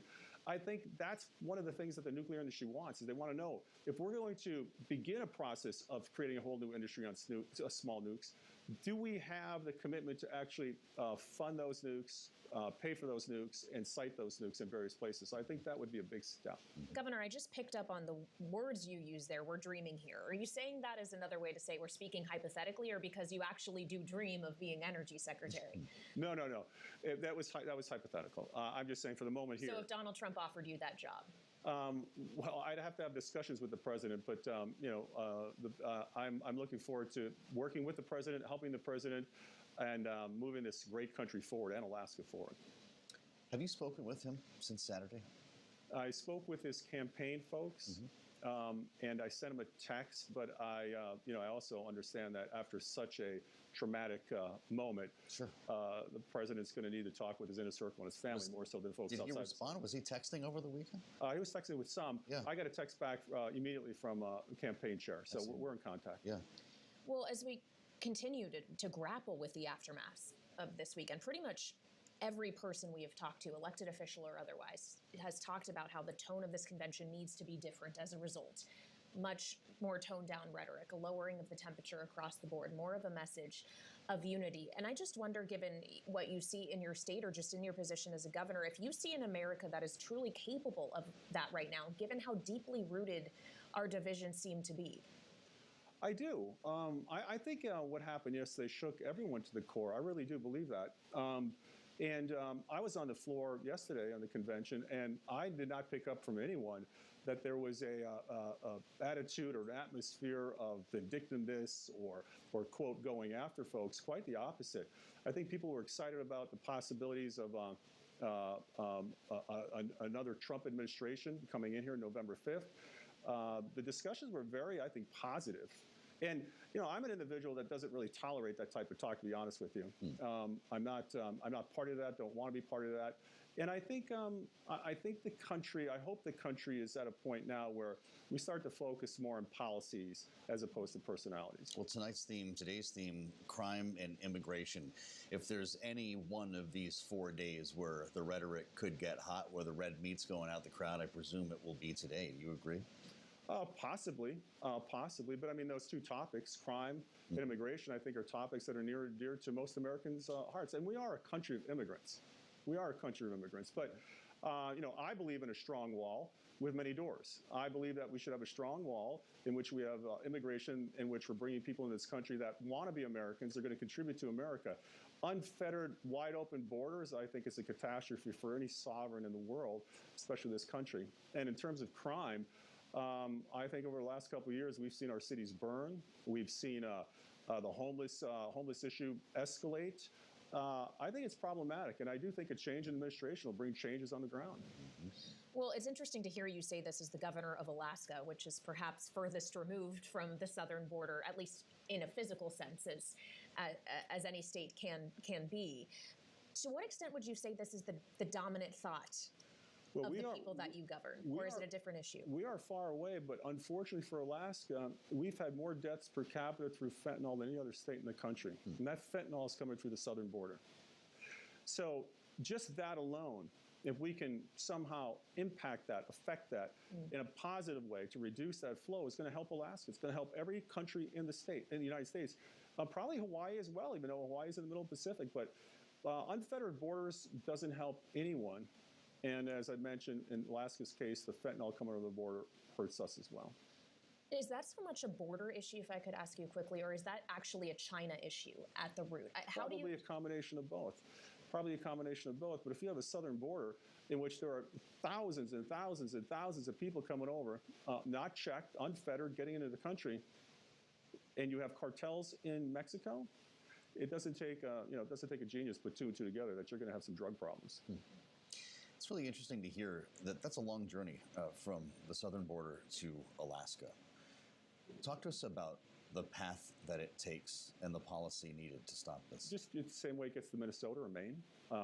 You could drive to Alaska. You have to go through Canada. You can fly. You can mail it. You can take it on ships. These people are very creative. As a response to this, we just passed the bill that I signed a week before I came to the convention that increased the penalties for dealing drugs that result in a death to a second-degree murder charge. Because we have to get serious about this. Everybody knows somebody that has been impacted by drugs. Everybody knows somebody that knows somebody in which they may have had a loved one that overdosed on some of these drugs and cut short of very promising lives for these people. We've got to do something about it. The border is part of that solution. Discussions with China is part of that solution as well. Of course, Senator J.D. Vance has a very personal history with drug abuse in his own family as well. He has talked about that openly. He did so again when discussing fentanyl in his first interview after being named the vice presidential nominee yesterday. As we consider policy that J.D. Vance is likely to adopt, we've been describing him as a populist, an isolationist, potentially just a newer, younger version of Donald Trump. How do you see your party changing as a Republican governor, as we are not just considering President Donald Trump, but potentially a Vice President J.D. Vance, who is very, very similar? Shortly expecting the results of the Federal Reserve repo operation. Exactly what the new Vice President nominee is really thinking on some of these issues. I tend to know what President Trump is thinking on these issues. The changes that you're referring to the party, I don't know how large or big those changes are really going to be. I think there's going to be some nuances in implementation. I think there's going to be some emphasis on certain policy decisions, but I don't know how great a change. I mean, I think the Republican Party. But this isn't Mitch McConnell's Republican Party anymore, really? I think it's America's Republican Party. I think when Donald Trump came in, it became a party of the people as opposed to elected officials, politicos, oligarchs, etc. There are 50,000 people here for this Republican National Convention in Milwaukee. Most of them have never been to Alaska, and I'm guessing will never go. What do you 67 counterparties take $409.594 billion at the Federal Reserve repo operation. We have the largest oil field in North America, conventional oil field in North America. We have over 100 trillion cubic feet of gas that can help America and our Asian allies. We have 49 of the 50 rare earths that could help the United States be strategically independent of China. We have 1/7 of the country's timber. We have some of the largest fishing ports in North America. No, we're a bastion of freedom. We're the only Republican state left on the West Coast. And We take our freedoms seriously. We're a Second Amendment state unlike any other. We have the highest per capita of retired veterans in the state of Alaska. We have admirals and generals that retired to the state of Alaska. And that we are the fort for Alaska. We're only 2.5 miles from Russia, 50 water miles from Russia. We have the Russians in our airspace that we chase out on a continual basis. We have the Chinese working their ships up through the Bering Strait. So we are a strategic part of this country. All right, Governor. Well, thank you for spending some of your time here in Wisconsin with us. Maybe one day we will see you in Alaska. That's Governor Mike Dunleavy of Alaska. Thank you so much for joining us. Now, we also want to talk about another state, and that's what just happened in New Jersey. As the news broke within the last 20 minutes that New Jersey Senator, a Democrat, Bob Menendez, has been found guilty on all counts in his corruption trial. The judge in that case has sent the sentencing for October 29th, Joe. That's for all 3 defendants, as 2 others were charged with Senator Menendez. He faces as much as 20 years on the most serious charges. This is really something. This broke a short time ago. If you're with us on Bloomberg TV or on YouTube, you see a view of the courthouse, a stakeout set up outside as reporters wait for the next leg in this story. Menendez pleaded not guilty. 16 federal charges, Kaylee: bribery, fraud, acting as a foreign agent, and obstruction. Now we have a guilty verdict. Yeah, we'll get more reaction on that from our political panel, Rick Davis and Jeannie Shanzano, who are here with us live in Milwaukee, Wisconsin, for our coverage of the Republican National Convention. So stick with us straight ahead, right here on Bloomberg TV and radio.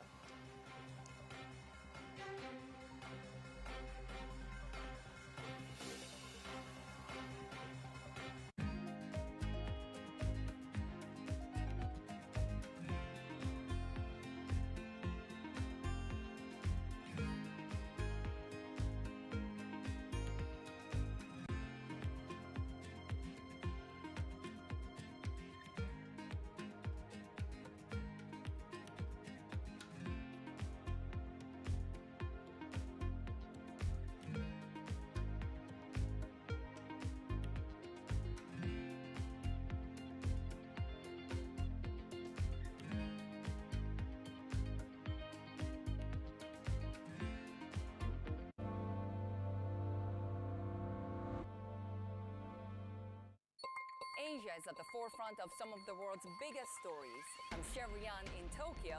And I'm Heidi Stroud-Watts here in Sydney, where the trading day begins. We're here in the center of all the action to get you set up with the numbers, news, and knowledge you need for the day ahead. The demand is indeed recovering. We've been waiting for this moment. The opportunity of a century. Join us on Bloomberg The Asia Trade. Weekdays only on Bloomberg TV. Context changes everything. DOJ or other authorities could face bigger challenges. Britain's next. It was going to keep Rain World Cup. This is a three. As the economic picture. Covering the intersections of Hollywood, Silicon Valley, and beyond. Lots happening on Wall Street. I couldn't have been more wrong. It's going to stay volatile for a while longer. It's a bifurcated market. Need to catch up? This is Bloomberg Wall Street Week. I'm David Weston. We've got the information and insight. Year over year, you could start to see some cracks. It might be overhyped short term, but it's underhyped long term. From businesses most influential and instrumental. A lot of the doom and gloom has been somewhat overblown. If you're not living near the edge, you're taking up too much space. Bloomberg Wall Street Week, live Friday with replays all weekend on Bloomberg Television and Radio. Get your fixed income fix. Watch Bloomberg Real Yield every Friday right here on Bloomberg. Context changes everything. People ask me all the time, what is the key to being a really good investor? And I tell them it's to surround yourself with and work with the best investors you can find. On Bloomberg Wealth, I'm going to take you to meet the greatest investors in the world, the people that I would like to have managing my money. For years, people told me, why are you invested in Apple? Everybody talks about Apple. I actually think that sometimes because someone speaks a lot about something, it might be actually a good sign versus an overhyped sign. Good morning. This is Bloomberg Surveillance. Welcome back to the opening trade. This is Bloomberg Technology. This is the Asia Trade. You're watching the close. Welcome to Balance of Power. This is Bloomberg. The top names in global leadership are on Bloomberg. I envisage not only some kind of a bridge towards membership or language linked to the irreversibility of Ukraine's membership in NATO, but also some kind of a broader package of military material, of financial aid. The more we support Ukraine right now, the sooner the war will end. Nobody covers the top global leaders like Bloomberg Television and Radio.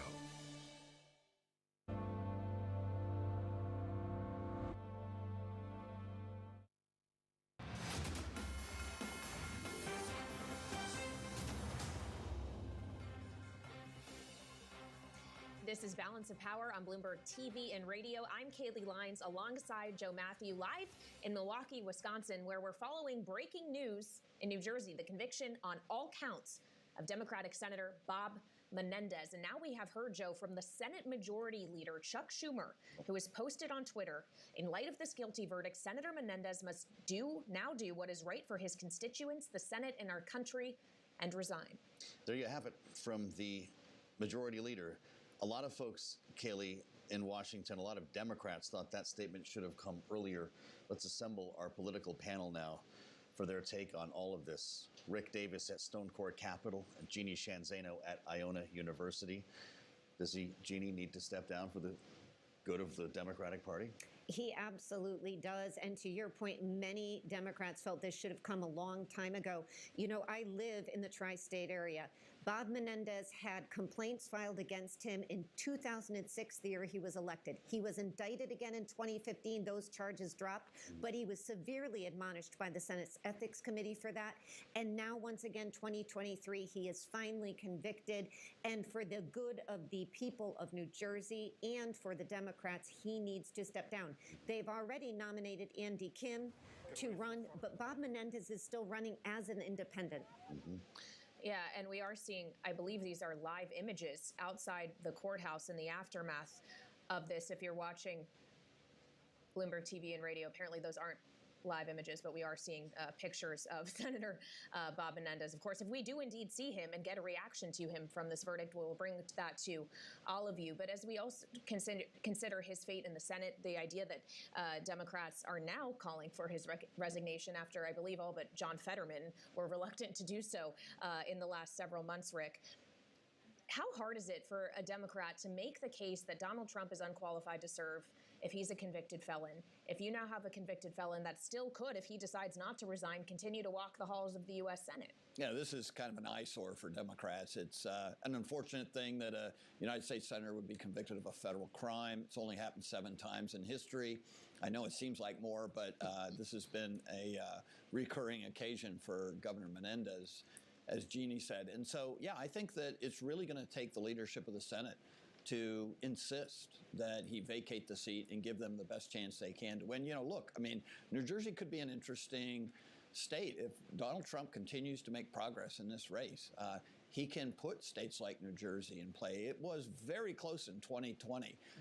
And so I think that Chuck Schumer and the other leaders in the Democratic Party and the Senate really have to press hard. Menendez has nothing to lose. He's convicted. Will be going to prison. And so the question is whether or not he even cares. But Governor Murphy has the ability then to replace. Maybe he puts Andy Kim in as the nominee, can basically serve in the election as an incumbent. Yeah. And remember, Governor Murphy's wife ran against Andy Kim. Maybe she'd like a short stint in the Senate before she retires from politics. How about that? If you're just joining us, Senator Bob Menendez of New Jersey found guilty. This is, of course, the corruption trial that included the gold bars, the Mercedes-Benz, sensational storytelling that made this a front pager here, Jeannie. He's certain to appeal. Should he speak to reporters today to make his case when he comes out? If I was his lawyer, I would say absolutely not. He needs to defend himself or continue to defend himself. He needs to step aside for the good of the people of New Jersey and deal with his own legal challenge, which are formidable. He's facing 20 years in prison, although to your point, he'll appeal and doubt he would get that much. But let's not forget, chair of the Senate Foreign Relations Committee before he stepped down from that. Yeah. He is charged with taking bribes Qatar, doing business on behalf of the Egyptian military. This is ugly. To your point, it's also a story that resonates because he's talking about gold bars, convertible Mercedes-Benzes, and blaming his wife, who's also wrapped up in this. It is an ugly story, and it is more than time for the people of New Jersey to get free of this. And to Kaylee, your point, Senator Fetterman, his neighboring, if you will, senator, Democrat, was one of the first to call vocally for him to step aside. Many Democrats didn't join, and now that Chuck Schumer has sort of opened those floodgates just a minute ago, I think we're going to see the calls, and they should be made. He needs to go now. And whether it's Andy Kim or Murphy's wife, I don't think it should be, they need to fill that seat.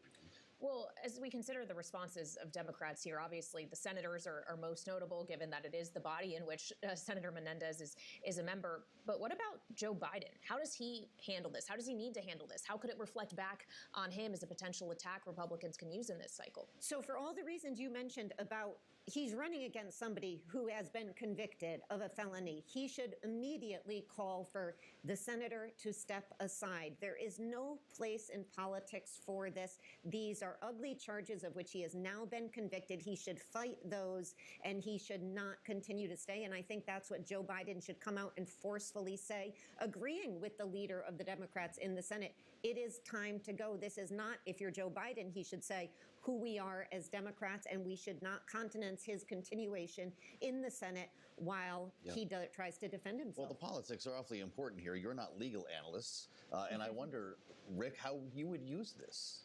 If you were digging into Oppo and Bob Menendez, how would you leverage this story against Democrats?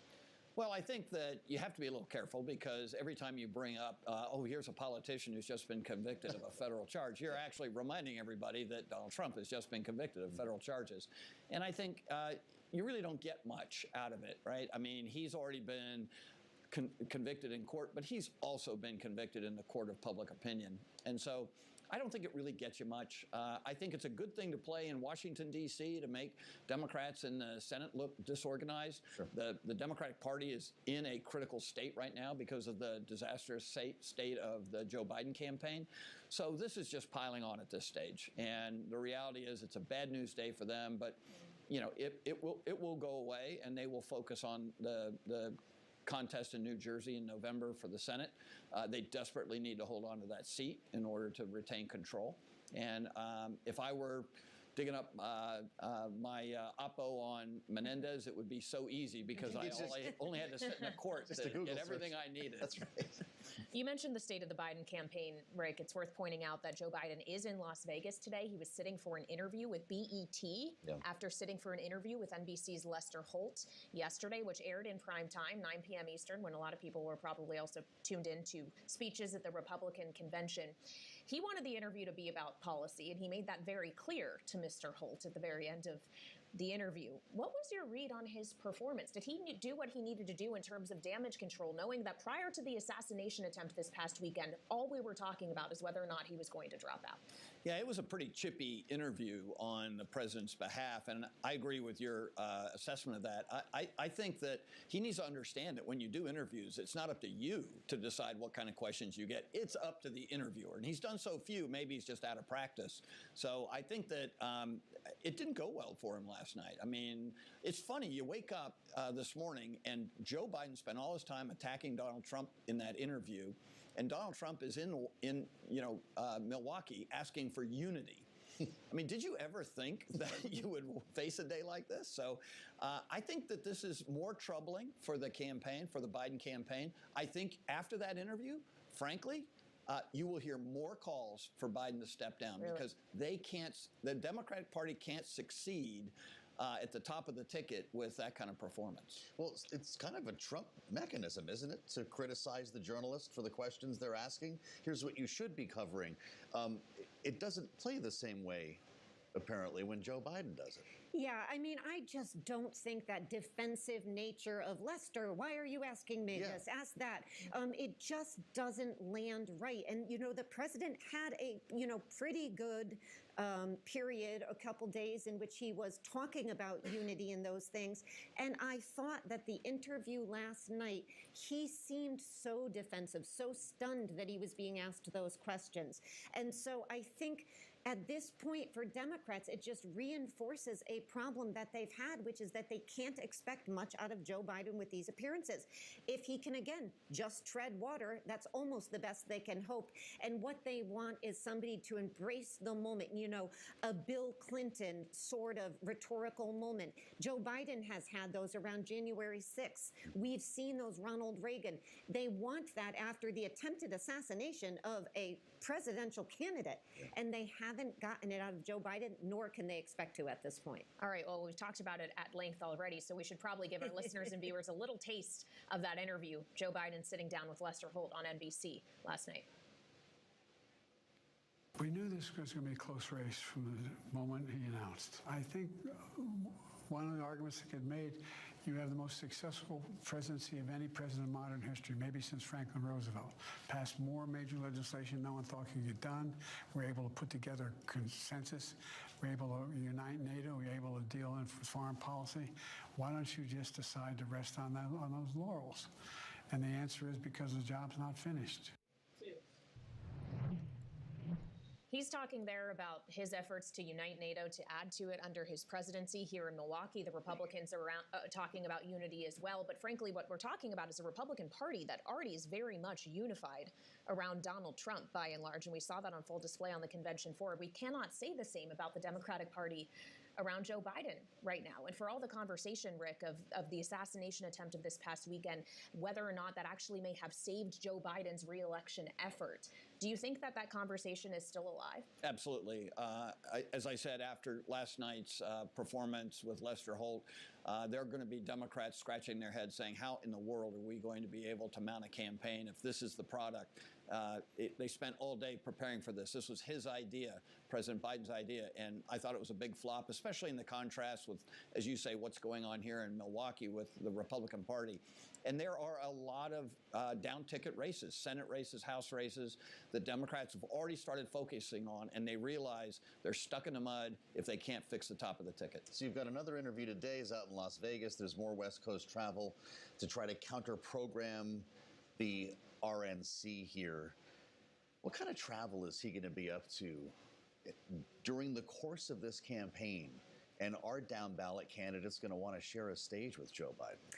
You know, at this point, when you look at the polls, arguably the down-ballot candidates will not. I am not a fan of that, by the way. I think that is always a mistake.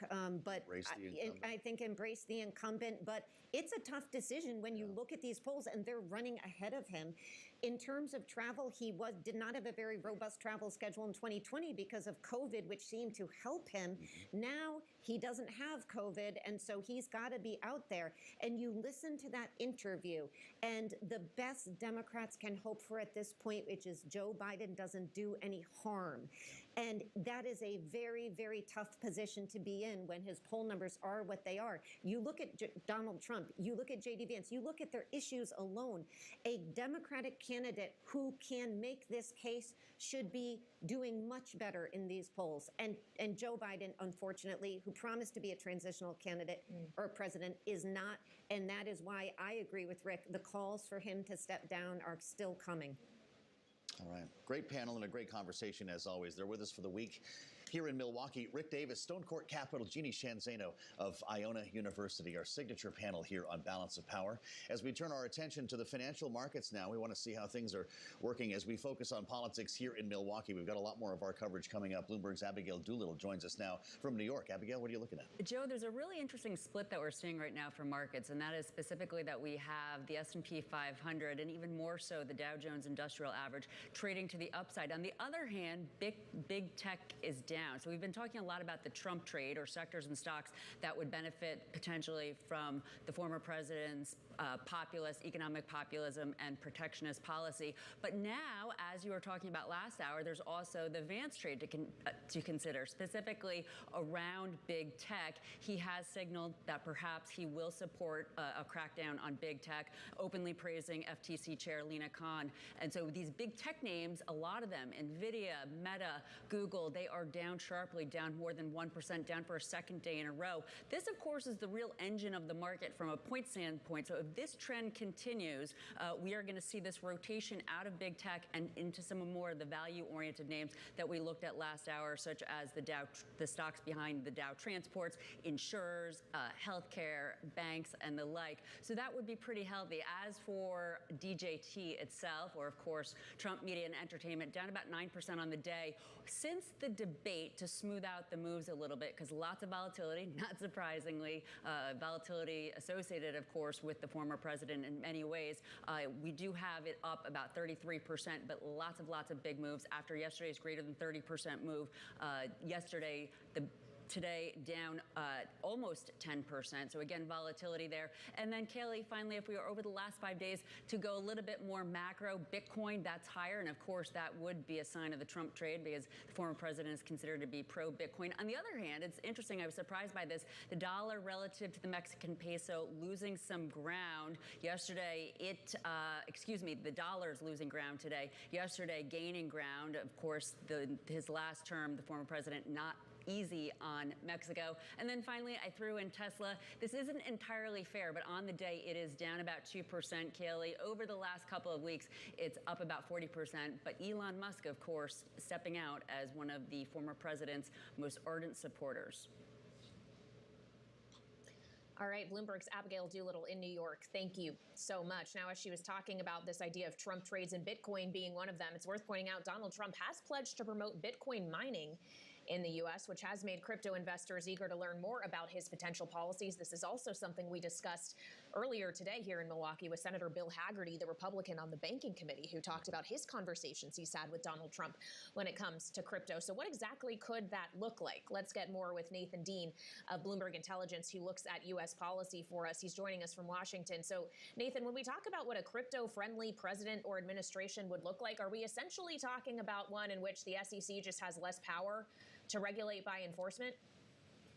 Yeah, exactly. I mean, I think there's two scenarios here. The first scenario is J.D. Vance is one of the first candidates we've seen to have such a substantial amount of crypto holdings. I mean, in his last disclosure, he had at least $100,000 worth of Bitcoin. And there's been talk that Senator Vance is actually pushing legislation right now that is more industry friendly than what House legislation came out earlier this year.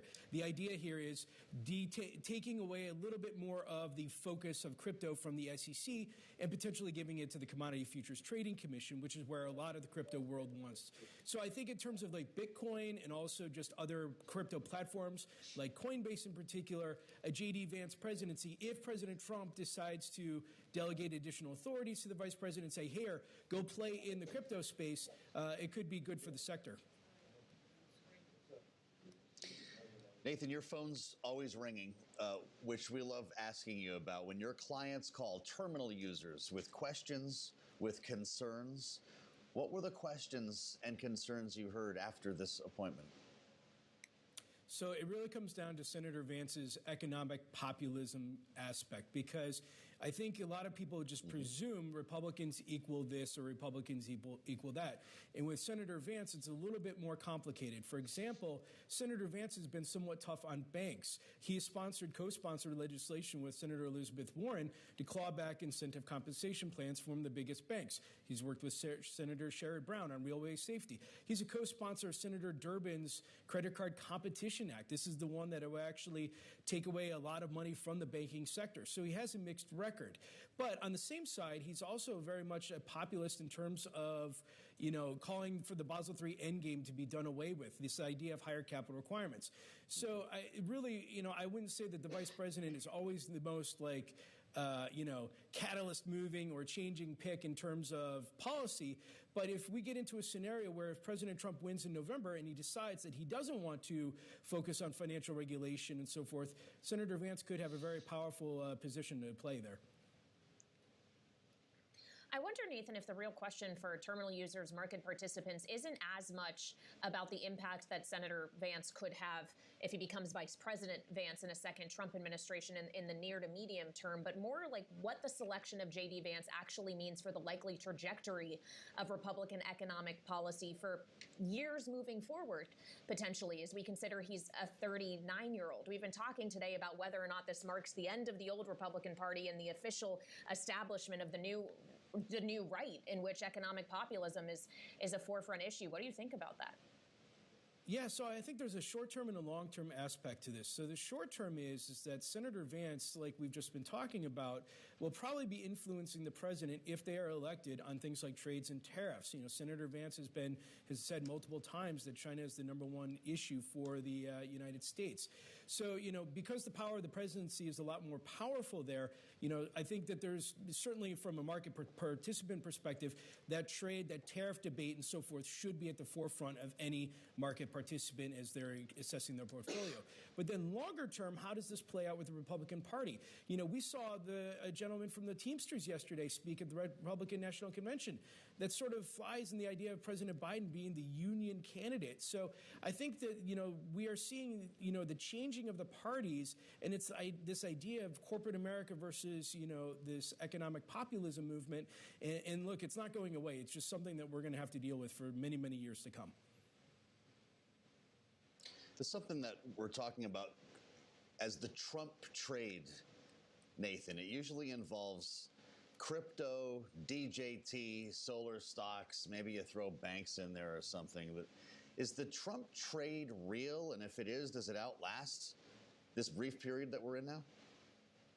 So I think the idea of the Trump trade is really depending on your time frame. So obviously we've seen prison stocks, private prison stocks move off of this.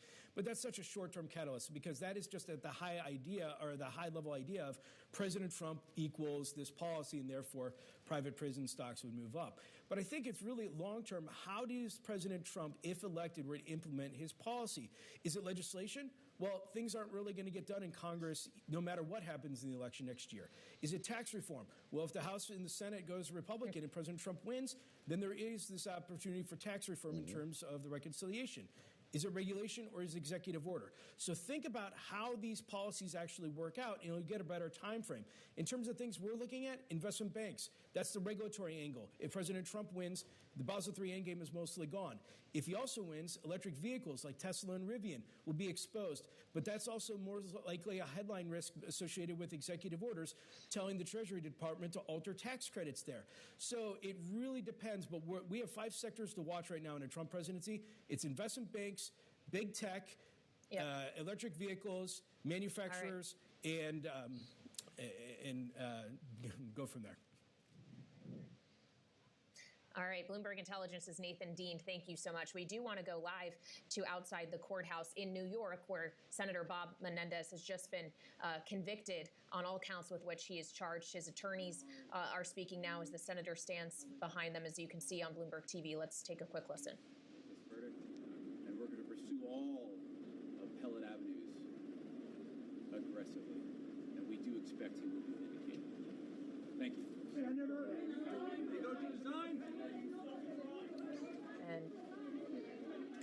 And that was very quick. As expected, Joe, they are going to appeal this verdict. But of course, as we await that appeal process to actually play out, he already is facing calls from within his own party to resign the current position that he holds in the U.S. Senate. The Senate Majority Leader, Chuck Schumer, has said as much. And actually, a statement that came in from the governor of New Jersey, Phil Murphy, says if he refuses to vacate his office, I call on the U.S. Senate to vote to expel him. Yeah, there are going to be more where these came from, even as he appeals this verdict, which we should, of course, remind everyone. He pleaded not guilty to all 16 counts and is promising an appeal. So this story is not over from a legal standpoint, Kaylee. It kind of feels like politically it is. Well, we'll see what the senator does in the coming days. But as we've been discussing, and especially as we're having this discussion from here in Milwaukee, where Donald Trump has been formally nominated to be the Republican nominee, something he will accept later on this week, when the Democratic Party is positioning a lot of their argument against why he should be not elected in November is because he is in part a convicted felon. So now when you have one of your own who, too, is now a convicted felon, that messaging gets incredibly complicated. That's for sure. This is just a story that emerged a short time ago since we came to air, as a matter of fact. At noontime Eastern, Senator Bob Menendez found guilty of corruption charges. This brings us back to the seizure of gold bars that so many people were talking about, and nearly $500,000 in cash, of course, the Mercedes-Benz. He just said, Kaylee, he has never been a foreign agent, remembering that he was accused of and now found guilty of working on behalf of the Egyptian government. His interactions with Qatar for a former chair of the Senate Foreign Relations Committee is quite remarkable to consider. If you're with us on Bloomberg TV or on YouTube, images of that FBI seizure, the cash, the gold bars that were found in his home, will be the enduring images and memories that a lot of people have of this trial. Absolutely. It really is just so remarkable. And of course, during the course of this trial, the senator did blame a lot of that activity on his wife, Nadine, who also has been charged. Her trial has been delayed as she grapples with breast cancer treatments. But that is another way in which this will continue to be in the spotlight as her own trial plays out. So it's hard to see how this issue goes away for the senator in the immediate term as he goes through this appeal process. October 29 is the sentencing date the judge announced today for Menendez and his two co-defendants, also found guilty. The question, of course, will be the political ramifications here, Kaylee, with now Chuck Schumer calling on Bob Menendez to step down, to leave the Senate, and, of course, the implications that would follow. I want to add a voice. No stranger to New Jersey politics or Washington, and that's Lisa Camuso-Miller, former RNC communications director and host of the Friday Reporter podcast. Lisa, thanks for jumping on with us here on this breaker. Does Bob Menendez need to step down and leave Washington now? Yeah, there's no doubt about it, Joe. I mean, this is something that is going to be distracting to the district. It's going to be distracting to the state. And it's the kind of thing that if Senator Menendez really values the voice of the voters in the state, he should step aside and he should deal with this issue himself outside of the Senate. Also, too, there's a question of integrity. I mean, really, the integrity of the office and the importance of having a voice of good reason there is very critical. Mm-hmm. Well, certainly, especially as we consider what Joe was just pointing out, the role that he had on the Foreign Relations Committee in the Senate, the idea that he still was being briefed on information that isn't necessarily shared with the American public. When we do the debrief on this in the aftermath, whether or not he decides to try to fight for his seat in the Senate, gets expelled, resigns, what have you, Lisa, was this actually also a national security failure?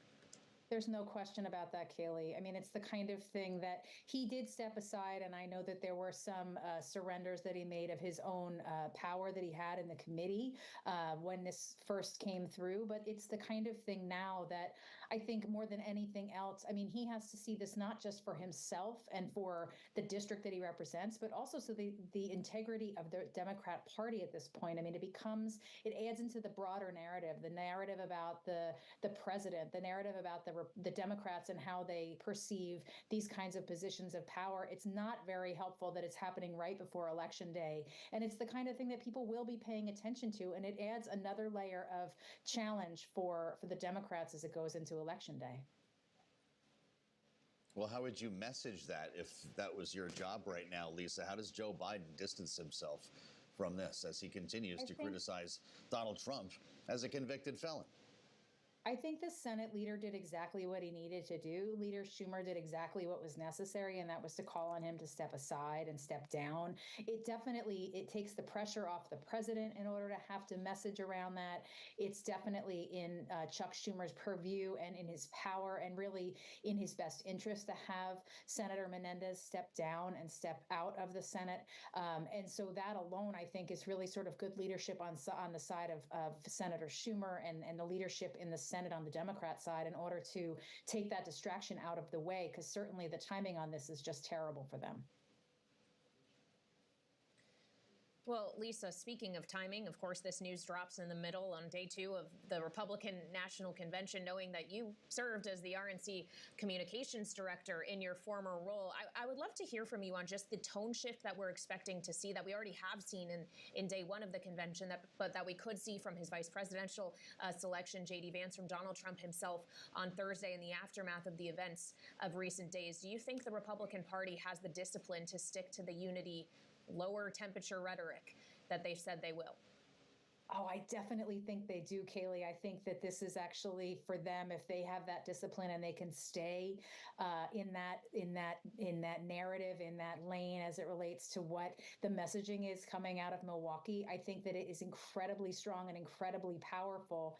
What's interesting, I saw the broadcast last night, and I know you talked a little bit about whether J.D. Vance allows for more of the MAGA messaging from his point of view as the vice presidential candidate, giving Donald Trump sort of a place to rise above and really sort of be sort of a leader and someone that people look to for that unity messaging. It's unlikely that it will happen for the next 4 months, but boy, if he could have that discipline, and it looks like the people around him are really encouraging that to me seems like a very powerful position for the Republican Party to be standing from beyond what the incidents of what had happened over the weekend. All right, Lisa Camuso-Miller, former RNC communications director and host of the Friday Reporter podcast. Thank you so much for joining us. And back with us around the table now here in Milwaukee, Rick Davis of Stonecourt Capital and Jeannie Shanzano of Iona University, our political contributors here at Bloomberg. Just on this idea, Rick, of discipline, knowing that today is Make America Safe Again themed. That's what the second day of the convention is. Crime and the border are going to be the topics. This is something Joe raised with the governor of Alaska earlier. If there was ever a time that they were likely to break discipline, is it on these issues? Look, I think that there'll probably be some shots, maybe not from the stage because that's pretty well orchestrated. And I doubt if anybody's going to see this as a, political advantage. But look, there could be a hot Senate race in New Jersey. Republicans have a newcomer on the ballot who was not a Trump candidate. And so the question is, do they want to do a shout out to that race, build up, his credentials? I think he's a real estate developer and, he could use some crime credentials, and so maybe they get him here. In fact, he may wind up, doing something from the stage between now and the end of the week because he's now in a primary that some people may think are going to be more competitive. Well, as we consider some of the more interesting storylines around this Republican National Convention, one we have not mentioned yet was a meeting that took place yesterday between Donald Trump and RFK Jr. Is that going to be the big surprise tonight or tomorrow, an endorsement? Does he drop out of the race? What's this all about? Yeah, I mean, we heard it was a lot about security and the idea that the Biden administration had not provided, or the Secret Service, the security that many folks thought he should get. He is getting that now. That has happened now. It would be just a fascinating turn of events if he was to endorse Donald Trump, to your point. I mean, that would be a big, big moment for Donald Trump if he was to step aside and do that. We don't know that yet. But even if he was just to speak at the convention, that would be quite interesting as well, because he does have a lot of appeal to many of the people in the room on a variety of issues. And when Donald Trump thought he may be a bit of a threat to him, he has taken him on. But to be here and at this moment and to potentially be talking to voters, that is a good sign for Donald Trump and the Republicans. So I guess we'll see if RFK Jr. will speak at the convention. What we do know is that Nikki Haley will be speaking there tonight, Rick. Yes. If she has her eyes on 2028, what does she need to say to those gathered here in Milwaukee? I endorse Donald Trump for president and will be voting for him, right? So, I mean, she's left that sort of open. She's endorsed him. She said she'd vote for him. But I think, that's the message she has to get. She has to become part of that movement if she has ambitions into the future elected office. Look, she'll impress a lot of people tonight. Most of these delegates don't like her. They were against her when she ran against Donald Trump. I think the bigger question is, will they heckle her? How much booing will occur? I mean, Mitch McConnell got booed when he entered the hall last night. So I think the Trump people will try to control that floor, right? A lot of what you do, you'll see the guys with the little hats on run around, not just the red MAGA hats. Well, their job is to control the emotions, get them up when you need them and keep them quiet when you don't. And so this will be the first real test, I think, of whether or not they have control of that floor. Well, we all remember what happened in 2016 when Ted Cruz went up there and said, vote your conscience. We'll see if we get something like that tonight. Rick Davis of Stone Court Capital and Jeannie Shanzano, Iona University, will be back with us for the late edition of Balance of Power, 5 p.m. Eastern Time, as we work our way up to the prime time portion of the RNC. We'll be joined here in Milwaukee by RNC co-chair Laura Trump, Alabama Senator Katie Britt, Congressman Byron Donalds of Florida. Kaylee, a lot to look forward to. Indeed. So come back and see us at 5 p.m. Eastern on Bloomberg TV and radio.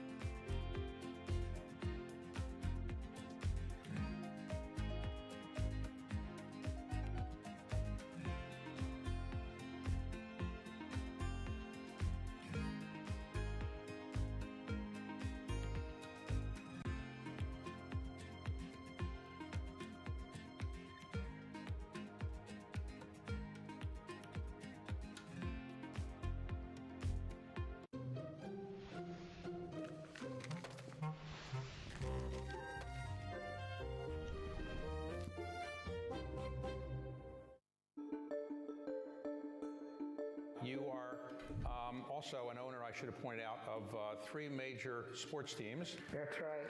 Right?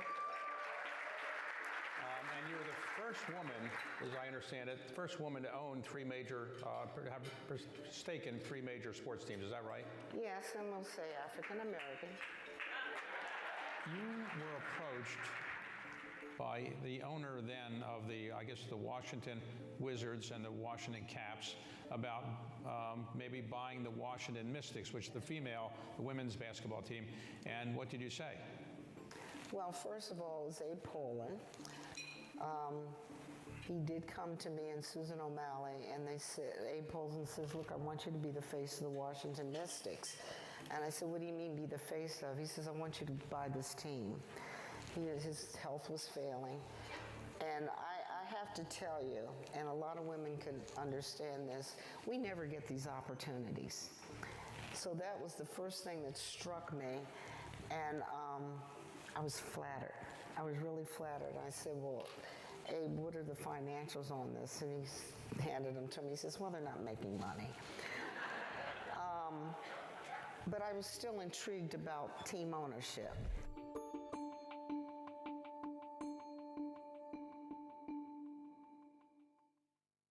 It's the world's second largest economy with a growing influence in global affairs. But geopolitical uncertainties, deflationary pressures, and questions about foreign investment linger. Bloomberg, the China Show, brings you the unmatched expertise you need to keep track of breaking news, in-depth market analysis, and the most influential newsmakers in and around China. Bloomberg, the China Show. Weekdays at 9 a.m. Hong Kong time, right here on Bloomberg. Context changes everything. Bloomberg Surveillance covers the latest in global markets and the political events that influence your world. Join Jonathan Farrell, Lisa Abramowitz, and Anne-Marie Hordern only on Bloomberg. Context changes everything.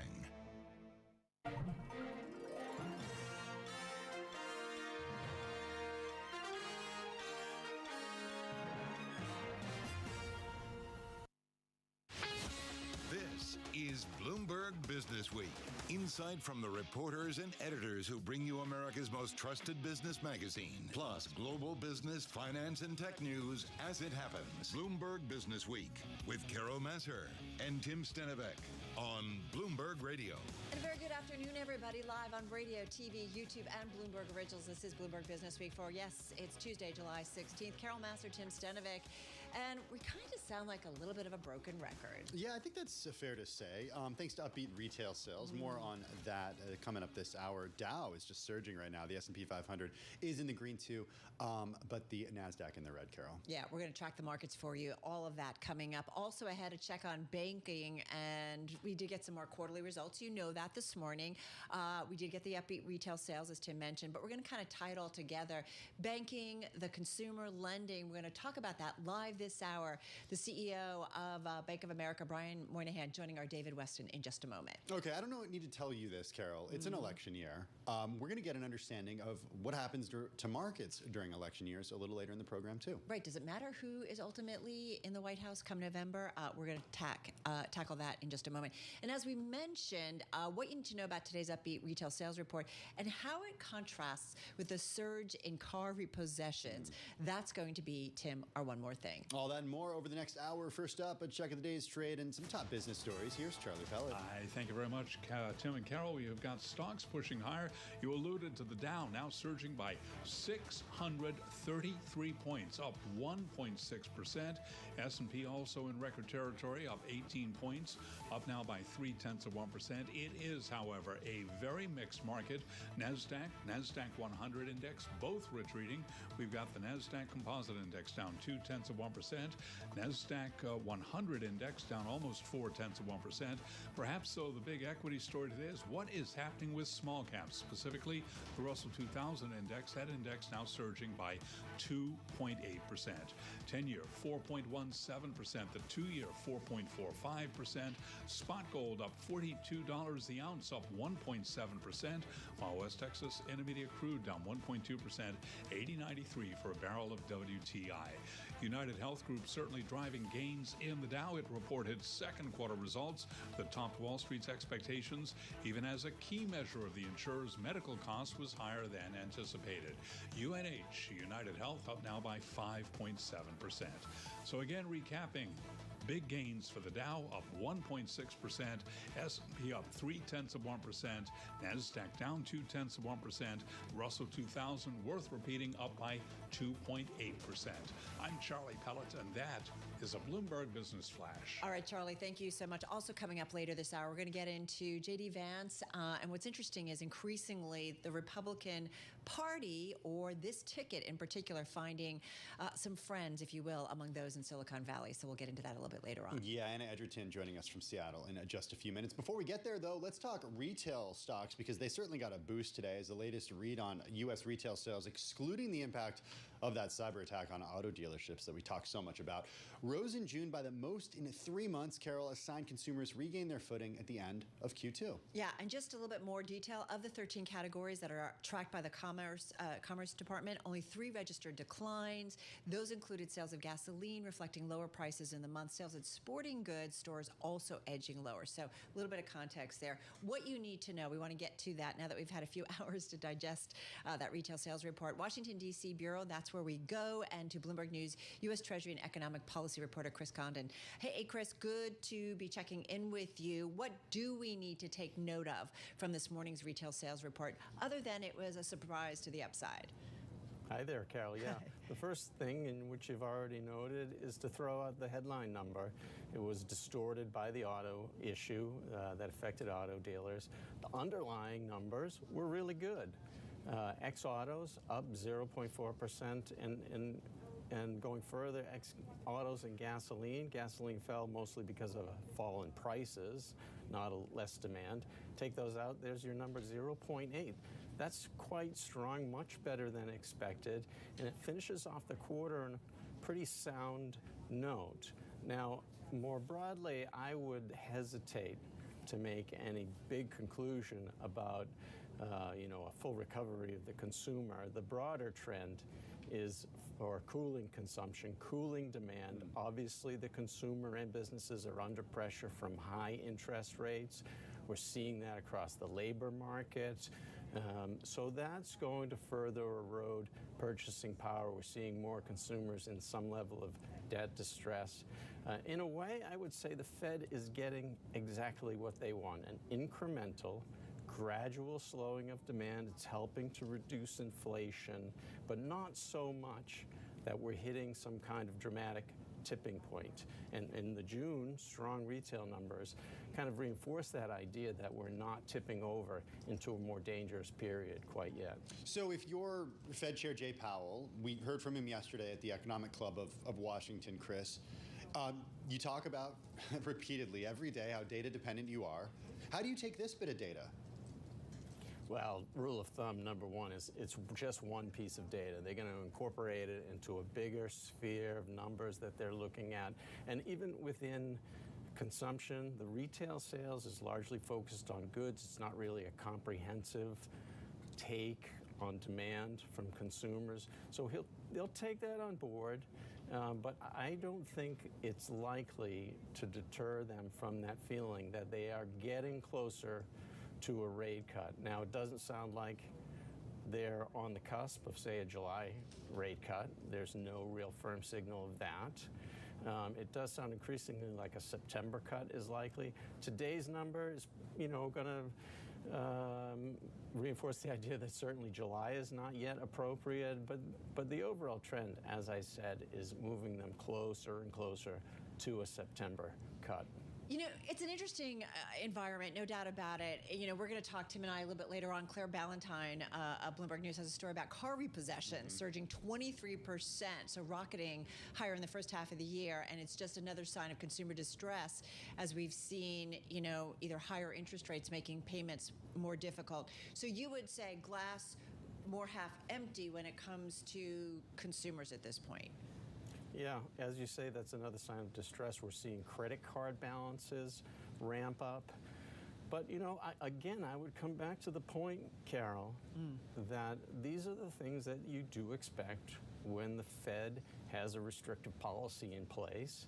And it's not so bad that we're seeing a spike in unemployment or any cratering in overall demand that would indicate a policy mistake has already been committed and that the Fed is going to really have to start cutting dramatically. No, they are closing in. They're not quite there yet, but they are closing in on that soft landing. There will be pain along the way on the margins increasingly. But so far, so good, I think, for the Fed. And pretty soon, I think some consumers are going to start to see some relief, not only in lower inflation, but lower interest rates. How long that takes to feed its way through to lower credit card rates is another question, but some relief perhaps on the way. Chris, inflation's still not at the levels the Fed wants to see, that elusive 2% at this point. What economic metrics, though, are seeing a normalization? Take into account like pre-COVID levels. Where are we seeing things normalize and where are things not normalizing?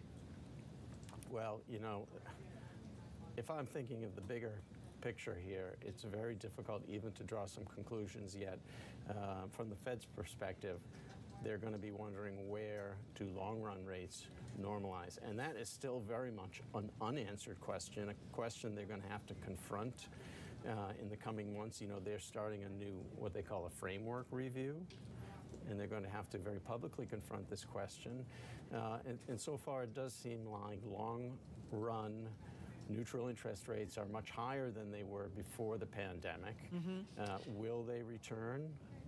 Still, like I said, an unanswered question that economists are grappling with. Well, and it's certainly something, too, those who invest in the banking sector are grappling with, which is where we want to go right now. Chris, thank you so much. Always appreciate it. Chris Condon, he's U.S. Treasury and Economic Policy Reporter at Bloomberg News there in our D.C. bureau. So let's talk about the continuation of big bank earnings that came out earlier today. Morgan Stanley and Bank of America reporting quarterly results this morning. Both stocks did rally for much of the day. Morgan, though, losing most of its earlier gains, still up just shy of 1%. B of A still up, Tim, about 5% in today's session. And again, we're going to be hearing from Brian Moynihan over at B of A in just a few minutes. Before we get there, though, let's check in on what these stocks did and what these banks reported. Morgan Stanley, like its rival Goldman Sachs and JP Morgan, beat expectations. It solidified the market's business as a hotspot across the industry. Investment banking fees, Carol, also increased. They soared 51% from a year earlier. And then B of A, we saw their stock hitting, I think it was a 2-year high during the day after it reported trading and investment banking results that topped analyst estimates. Also gave a forecast for net interest income, very key, and B of A's biggest source of revenue revenue that also exceeded expectations. So let's get to it. Anton Schutz is back with us, President and Chief Investment Officer at Menden Capital Advisors. He joins us from Florida. His RMB Menden Financial Services Fund, by the way, up nearly 16% in the past month, putting it in the 90th percentile among its peers, according to Bloomberg data. The fund up 26% in the past 1 year, putting it in the 36th percentile in this category, again, according to our data. Anton, good to have you back with us. How are you? Well, it's been busy, for sure. Always a crazy time, and we've added craziness. Yeah, it's crazy on top of crazy on top of crazy. But let's talk bank earnings, if we may. Morgan Stanley, B of A, let's start there. Investors seem to, for the most part, like what they heard, especially from B of A. Are these results investable? Should investors be acting on these results, in your view? Well, I mean, I think people have been negative on B of A for quite some time. It's got a very large bond portfolio. It kept talking about the bottom in net interest margin. And here we are. We're at the bottom in net interest margin. They're actually guiding higher. And obviously, as the bond portfolio, starts getting longer in the tooth, the losses on it, get smaller. If interest rates drop, which people are thinking about, again, the losses could, get smaller, maybe potentially even turn into gains over some period of time. So I think, people may have been short Bank of America. And clearly, at this point, there's a lot more comfort in the banks in general. And then, also since the debate, the financials have had a very strong performance because the Trump administration is seen as friendlier towards banks. Are you buying that trade? Well, would you suggest others buy that trade? Banks. I guess. I know. Well, I guess I've said for some period of time to people who are willing to listen to me, which, again, when you're out of favor, people aren't willing to listen. But I've said that, buying my fund is like buying a call option, really, without a cost to it at the time because valuations were so cheap on if Trump wins. And it just going back to November 16, that month banks were up 16%. Now, there was a tax cut in the offing. But from a regulatory perspective, I think, deals getting approved. Again, people expect that administration will be friendlier towards M&A. And clearly, M&A has been way down in the space. Anton, I love asking about the consumer. Carol knows that I sound like a broken record, but one of the reasons I love hearing from Bank of America is because they have such a good eye on what the consumer is doing, how the consumer is feeling. We just talked retail sales. We're going to talk a little later about auto defaults. What idea or what picture of the consumer did we get from Bank of America earnings today? Well, I mean, we got a pretty good picture. I think they're not going down the food chain into the subprime space because I think that consumer in particular is hurting a great deal. I think the stimulus money's gone. I think the employment picture is getting tougher for them. Inflation is biting hard. So I'm negative on the subprime consumer. And I think if you look at the, sort of the middle income part of the population, I mean, you can see in restaurant statistics that sort of the full service restaurants are sort of struggling to, gain that consumer. You've seen even some of the lower end stuff like Red Lobster, getting in a lot of trouble. Yeah, exactly. All right. So, B of A, we had Morgan Stanley today, but wrap it up for us. We had Goldman Sachs yesterday, and I know you do focus on kind of the smaller mid-cap names, Anton, but I do appreciate your insight when it comes to some of the big cap names. JP Morgan, of course, last week, Citigroup, and Wells Fargo. Are there any trends, takeaways in terms of the overall banking sector, what we're seeing in lending, some of the commentary, what it kind of says about this environment right now? All right, I'll take up the rest of the show now. All yours. Yeah, really, I mean, look, first of all, the one thing we didn't see was credit problems, and everybody keeps harping, boy, we're going to have all this trouble in the banking system from real estate. And, they've reserved a lot. And, we're not, we're seeing losses. Bank of America actually said commercial real estate losses will be lower in the second half of the year. Fascinating, right? Secondly, loan growth is slow. Right? We got a slowing economy. We just talked about it. You had an economist on, economy's slowing. I think the Fed is behind. I wish they would get started. But September appears to be in the cards, but they need to get going. The economy's slowing. There's no loan growth. So what do banks have? If there's no loan growth, earnings are fine. Capital grows. They buy back stock. Maybe they start buying each other. That's what happens when you don't have any loan growth. And credit quality is fine. I mean, they've done a nice job. They've been very conservative, really, since COVID. And this is not 2007 and 8. And I keep saying that, but it's not. It's not showing up. Well, why do you think the Fed is behind? Because there's such a lag to them moving rates, right? When they raise rates, it takes a long time for it to take effect. When they lower rates, same thing. It's not like 25 basis points is going to change anybody's economic behavior or viability.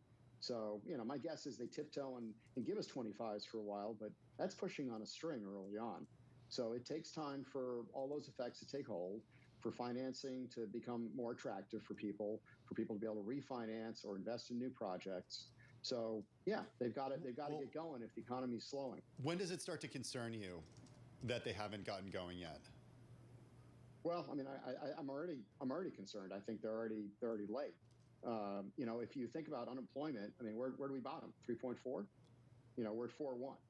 And if you look at different statistics, things like the household survey, the numbers are not as rosy on the employment side. So I think they've got work to do. I do wonder too, Anton, when you look at the space, what is your favorite, first of all, big bank, what's your favorite other bank, if you will, in the space? Okay. And why? Yeah. All right. Well, I've always loved geography. So again, I'm going to talk about the Southeast and Tennessee. So First Horizon, it's a pretty good sized bank, right? It's just under 100 billion in size. They had agreed to sell the TD years ago. The deal got scuttled. TD got in some trouble. I think that company is doing well fundamentally. I think they're in great markets, and potentially someone else could go, I'd love to be in those markets as well. So I think operationally they're great, and I think fundamentally, and they're attractive. So, if you go down the food chain, and I think I may have talked about it before, but First Bank in Mississippi, they're in Georgia and Mississippi and Florida. So, two states that are really growing well. And Mississippi, by the way, has a lower unemployment rate than Texas. First Horizon, by the way, is one of the top holdings. It's number 9 in your fund. It's about 4% of your fund. Anton, what about banks that you want to stay away from? You said, well, correct me if I'm wrong, but I believe you said that we might still see some shakeup in some of the regional banks when it comes to real estate. So sure. Yeah. So which ones do you want to avoid as a result of that? Yeah, I'm not seeing a lot of failure. So first of all, let me not say that you should go out and short a bunch of banks that have a lot of real estate exposure. But there will be some losses. Things like life sciences, right? That was a hot area to lend into. It's not a good area right now. So people who have exposure to things like that, are at risk. If you saw some downgrades on things like Bank of the Ozarks a month ago, interesting earnings to look at. I really respect the CEO, but he's got a lot of real exposure to things like that. I do wonder too, in terms of what the Fed does or doesn't do, do you think, we've been talking a lot about politics, and are you concerned that the Fed gets caught up in some of the political environment and maybe doesn't do, as you said, I think that they're already behind the curve. Are you concerned that they get caught up in that and maybe, don't move as fast as they're already behind the curve according to you. So do you think they kind of get caught up in that? Well, I think they had gotten caught up. I think they acted a little late in raising rates. I think Chairman Powell was waiting to get reappointed. So that transitory thing on inflation was bad. President Biden has promised a rate cut, some months ago, so the Fed is going to cut rates. Well, there's a little bit of pressure. He hasn't said anything lately, but at this point, he's behind in the polls. A lot of the people at the Fed have been appointed by him.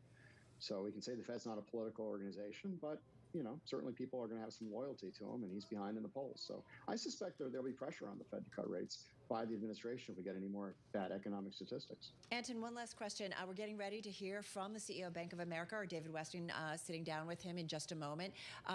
What would be your top question to him? What's top of mind for you?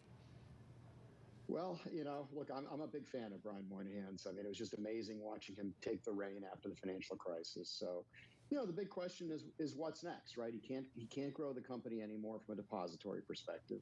What other lines of business would he like to be in? Does he want to continue to build out, the wealth management product? Does he want to continue to build out, other lines of business? And by the way, how is he using technology? Because technology is going to be the biggest driver of efficiency ratios in this industry. AI is enormous for anybody that has all those back office jobs like the big banks do. All right, going to leave it on that note. Around the world of banking we went, as we always do. Anton, thank you so much. Be well. Have a good summer. Anton Schutz, he's President and Chief Investment Officer at Menden Capital Advisors. We've been talking about Bank of America, which has definitely been rallying in today's session. It's up about 5.5% today, hitting its highest level in more than 2 years. Tim, the stock is up about 31% so far here in 2024. Yeah, the company reported trading revenue, excluding DVA, for the second quarter that beat the average analyst estimate. Its investment banking result, Carol, also coming in better than expected. And as a result, we are seeing actually all of the banks trend higher in today's session, really some outperformance. The KBW Bank Index right now up about 2.8%. Right now, let's get more on the banking world. We turn to the host of Bloomberg Wall Street Week. We are talking, of course, about David Weston, sitting down with Bank of America CEO Brian Moynihan, now on Bloomberg Television and Bloomberg Radio. David. Thank you so much for our Bloomberg audiences worldwide. I'm David Weston. Joining us now is Brian Moynihan. He is the chair and CEO of Bank of America. So welcome. It's good to have you on earnings day, Brian. That's great to be here, David. Good to see you again. So let's start with lending, which is so important to Bank of America, really a leader in commercial lending. And net interest income is something we've been talking about an awful lot. You had said it would be a trough in all likelihood second quarter, coming back fourth quarter. Yeah. But I'm curious about when you look at it, what are the things driving that right now, up or down? Is it loan demand? Is it the cost of deposits? What are the things that are feeding into that right now? Yeah, so I think, make it straightforward. We have $1.91 trillion of deposits, and we have about $1.05 trillion of loans. And so the money we earn on spread, net interest income, is the difference between what we deposit rates paid, loan rates received, and then ultimately investing the cash, the other $800 billion we have to invest. So first, what's driving demand, I think, is actually an interesting thing. So if you look across the loan categories, credit card growth was decent. Home equity growth is kind of bouncing along because consumers aren't using their home equity loans yet. They may.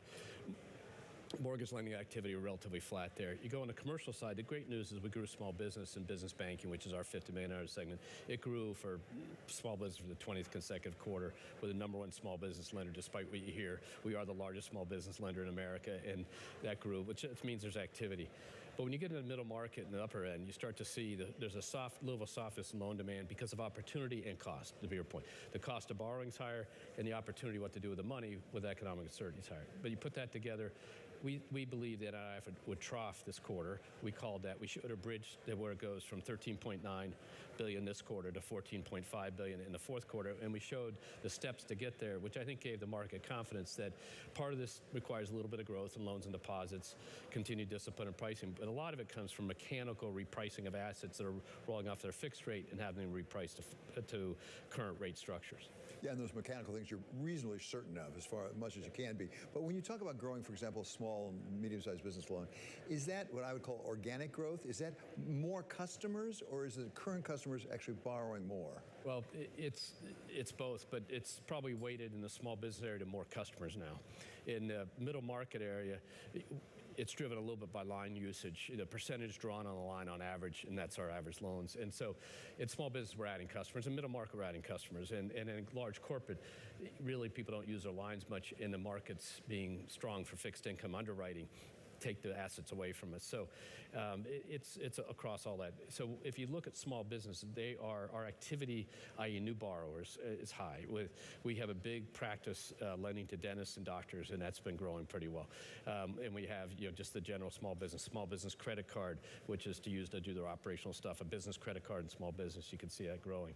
But middle market line draws are basically relatively bouncing around at a level that is still about 5 percentage points below where it was pre-pandemic, which means as cost of borrowing went up, people aren't being quite as aggressive, and that's why the economy is slowing down. They're not hiring quite as many people. They're not buying that piece of equipment. They're not doing it because they're a little worried about final demand, and therefore they're being careful, which is unpleasant for your bank, but is okay because the companies don't make them profitable and the credit quality is good. Yeah, and the Fed needs to slow it down a bit given where we're with inflation. At the same time, from where you sit, because you have such a vantage point into this, is that a straight line that's going down? Do you see it leveling off, or is it? It's a flat line. So loans grew first quarter, second quarter, a few $1 billion on a $1.05 trillion base, so say $8 billion. So they grew a little bit. All the business lines grew loans, but the wealth management business grew faster, which is good because wealthy people, as their asset base goes up, tend to use it to do something a little more faster than a corporate might. There's not a lot of leverage finance going on. There's some, not a lot, because deals at higher prices and multiples and getting it all straight. That'll work itself through the system, and you have a lot of people on your show who are private equity colleagues that they're sitting there saying, I've got lots of money, I can't find the deals at the right price. That's the key, at the right price. They can find deals, and so that's a little bit muted. But if you look across the board, it's solid, growing a bit, but growing consistent with the lower growth, 2% type growth, lower inflation economy. It's not growing as fast as it was coming. The pandemic shot up, went down, and started growing faster. Same with deposits, went up, drained down, they're stable. The activity is kind of normalizing now, and that's why I think the risk of the next turn in the track is actually getting the timing right to bring the rates down, to create a little more accommodation in the system, or a little less restriction. What are your projections on the rate cuts? Our company's projection, our research team, which is terrific, Candace Browning, Platinum Research Team, best research team in the world, has really won this year. They had just in their last report said we're probably going to come off of that. So like they usually do, I get on TV, the next day they change it. But the market's at 3, we're at 1, somewhere in that where they'll come out, is my guess. But maybe more important than that is, where do you think we end up? Because that's the question. We could do it this year, next year, but where's the long-term interest rates going to end up? So if you think across time here, that's what's important, is that our teammates think that we end up around 3.5. And that's where the Fed stops. That is a wholly different environment than the last 15, 20 years, where basically there was no interest rate, got up in 16, 17, 18, 19 to 2.5, and then it was cut, if people forget, at the end of 19. We never got back to, quote, a normal rate environment that you would have seen in our early careers for years, David, where the Fed funds was 3.5 or sometimes even a lot higher. 10-year rate was 4.5. That normalized rate is where our teammates think it gets to. And Candace and her team are saying, look, they bring inflation down, and then they'll stop because the core underlying growth dynamics, the amount of money in the system, the fiscal borrowing that went on is still being deployed, the IRA, the Infrastructure Act, all this stuff going on is going to still be coming through the system. A lot of it's not spent yet; it's being spent. That will create tight demand and things like that. Therefore, there's probably going to be a little more inflationary pressure, but it would be good for America if we ended up with a more normal rate structure and a growing economy. That 3.5 didn't become too restrictive.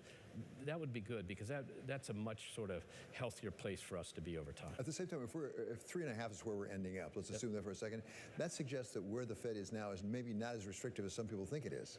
Yeah, I mean, there's great debate about R-star and the natural rate and the long-term rate, which the economists can go on, but I think they're restricting. When you hear from clients, they're saying, hey, it's costing me, what used to cost me 200 basis points over 50 basis points, or 300 basis points over 50 basis points, 3.5%, is now 300 basis points over 5.5%, 8.5%. They're like, so it has a restrictive effect. They've got to slow that down, and that's why you're seeing the borrowing demand come down and deployment of that borrowing. You're seeing consumer movement of money in our franchise come more consistent with a lower growth, low inflation economy. All that is going on, and that's where the next turn in the track is a trickier one. They've put inflation on the right path. What's the debate about too far or not far enough? And that's going to be what the market's going to ebb and flow on a given day. So what about the cost of funding for you for your deposits? Because you have to spend some.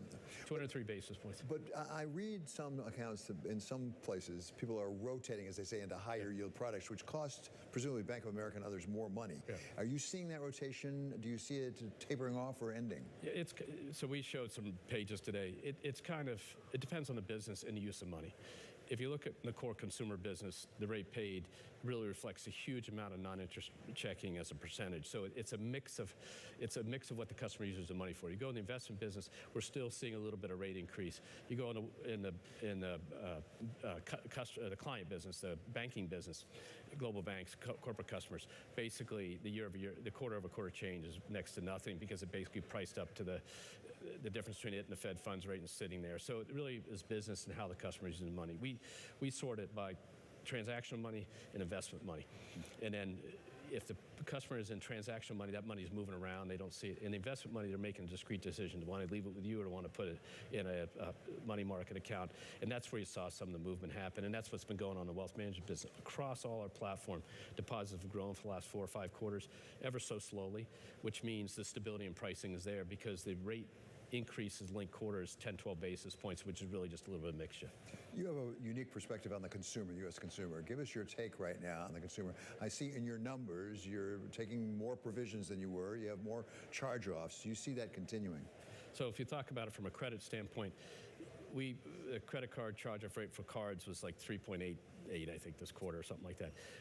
We underwrite to stay under 4.5 in normal times. So the point is that it's just been coming back up to the level that it was in prior periods. It's a little bit higher than it was in 19, but that was like a 50-year credit low in the company's history. So it's normalized, but the rate of increase is interesting. Year over year, I think it's up 80 basis points, or so everybody's like, oh my gosh, but it's just getting back. So what we showed today is that we showed the early stage of delinquency, what they call 5-stage, or 30-day delinquency and 90-day delinquency. US 10-year Treasury yields fall to 4.167%, the lowest since March 13th. 4%. So from credit, they're doing well. We haven't mentioned trading. You had quite a report on your equity trading. You're really doing terribly well. What do you do to keep that going? Are you going to invest more in it? We continue to invest along 3 dimensions. Technology, Jim DeMar and the team run it, and they've done a great job. And so 5-7 years ago, we made a decision to give them more capabilities. Technology, the balance sheet that they can use to help their customers achieve their goals, and talent. And so Jimmy across the board continues to increase. And so we feel good about it. He made $1.4 billion after tax this quarter, which is a very strong earnings quarter. But what's happening is you're seeing back-to-back $1 billion plus quarters. Where it used to be $1 billion plus and dropped to 500 when the market slowed down. You're seeing much more stability. The break-even point in the business is, on a relative basis, much lower. The best second quarter they've had since, I think, 2012 or something like that, which a lot of that was just when assets were marked up and came back through the system at profit. They've done a great job. And Tom Montag, NYMEX diesel August futures settle at $2.46 a gallon. NYMEX gasoline August futures settle at $2.47 a gallon. NYMEX natural gas August futures settle at $2.18. To run from a day-to-day basis. Brian, I know you want to grow all the business of Bank of America, but do you have a strategy about the balance between what I would think was a traditional bank lending interest receipts as opposed to the fee side, whether it's investment NYMEX banking or WTI crude August futures settle at $80.76 a barrel. That's down $1.15 or 1.4%. Out of the $25 billion of revenue, 14 was spread revenue, and 11 was, round numbers, was fee revenue. Because the market dictates a lot of the fee revenues, we could do it. But if you think about it from the businesses, in the consumer business, we made a decided decision to lower fee burdens on customers. And the trade-off for that was long-term customer favorability, running 88% across all the platform engagement places. The brand favorability in the 70%, up 20 points over the last 10 years. So we made a decision, lower the fee burden, but get it paid back in transactional accounts. Those are zero interest deposits. That's worked wonderfully. So we grow 1 million accounts a year. They start at $2,000 or $3,000. They mature to $7,000 to $10,000. It's all zero interest rate money. It's very strong, and that's, if it's a young kid, it's a customer of the future, and that's what we're doing. So that balance in fees there. In wealth management, it's all going to be about fee-driven. But the incremental growth, 7% increase in fees year over year. That's what we're driving there. Jimmy has a mix in the trading business, and then the commercial business is actually balanced. Investment banking fees, which everybody talks about, $1.6 billion, but the whole revenue in the business dominated by lending and deposits for corporate customers. So you have to keep your heads on. We never say if it's this we're happy, if it's not we're happy. We want to grow all aspects of it. Brian, thank you so very much. That's Bank of America's Brian Moynihan. All right, David, thank you so much. David Weston there with B of A CEO Brian Moynihan. Looking at B of A shares up about 5.6%. One of the headlines out of that interview with David is Brian Moynihan saying that B of A is adding customers in small business and in the mid-market space, Tim. Yeah, also saying that there's not a lot of leverage in finance going on. And, one of my favorite commentary about the consumer.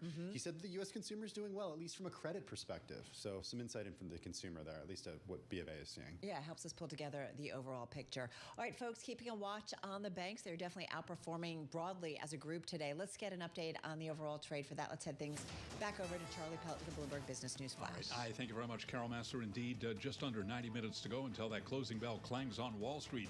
Big day for the Dow Jones Industrial Average, up 606 67 points right now. That is an advance of 1.7%. S&P up 21, higher by 0.4%. NASDAQ, though, in the red, down 0.1%. NASDAQ 100 index down 0.3%. The big story, though, the surge again today in the Russell 2000. That index of small cap shares now higher by 3%. Your 10-year, 4.16%. The 2-year, 4.44%. Spot gold now higher by $40 the ounce to $24.62, up 1.7%. And a retreat for West Texas Intermediate crude down 1.7% now, 80.63 for a barrel of WTI. Bitcoin, meanwhile, with a $64,000 handle, 64,777 on Bitcoin, up by about 1.6%. Briefly, we heard from Bank of America CEO Brian Moynihan. That stock ripping higher after earnings, up 5.7%. Morgan Stanley after earnings up 1.8%. Tough day for Schwab after earnings. That stock now down by 8.75%. So again, recapping, big gains for the Dow, worth repeating, up 1.6%. To put that in context, we've got the S&P up 0.4, while the Russell 2000 now higher by 3%. I'm Charlie Pellet, and that is a Bloomberg Business Flash. Much appreciated, Charlie Pellet there. Well, J.D. Vance, former venture capitalist, albeit for a brief period At of time. 2:45 p.m. Eastern Time, we expect comments from Fed's Kugler, who speaks at the NABE conference in Washington on challenges facing economic measurement and creative solutions. Text is expected as well as a Q&A. You know, not sort of conventional. Yeah. Yeah. Now, as you know, Donald Trump's vice presidential running mate, and with a backing of some in Silicon Valley, which has long been a liberal bastion nestled in California, a Democratic stronghold with roots in deeply progressive San Francisco. All right, so let's get to this story. Great story by Bloomberg's Lizette Chapman and Anna Edgerton. Anna is Bloomberg News Seattle bureau chief, joining us from Seattle. So great to see you and talk with you. Anna, tell us what it seems to be a growing Republican contingent within the technology world that continues to become more visible and more visible. We've heard a lot about Elon Musk supporting Donald Trump over the years, also Peter Thiel. There are others. Who are they, and why are they kind of increasingly stepping up to support the Republican Party? Yeah, we're seeing kind of scrambling of ideological lines on so many different levels that it's hard to even talk about it on a spectrum at this point.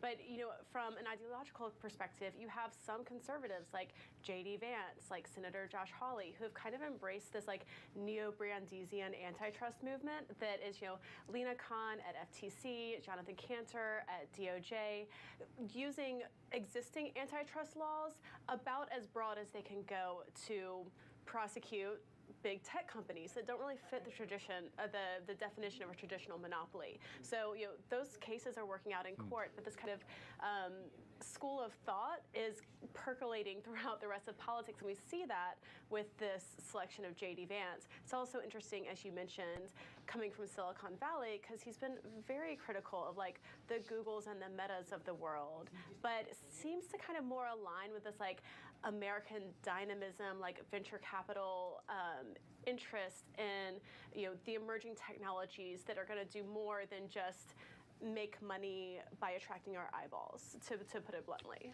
I mean, Silicon Valley has, as Carol and I were talking about, has been, and you guys write about, has sort of been this bastion of liberalism in San Francisco. But at the same time, there has been a thread for years of libertarianism running through it. And I'm wondering if we're starting to see that thread of libertarianism grow in Silicon Valley, or if it's just becoming more vocal at this point.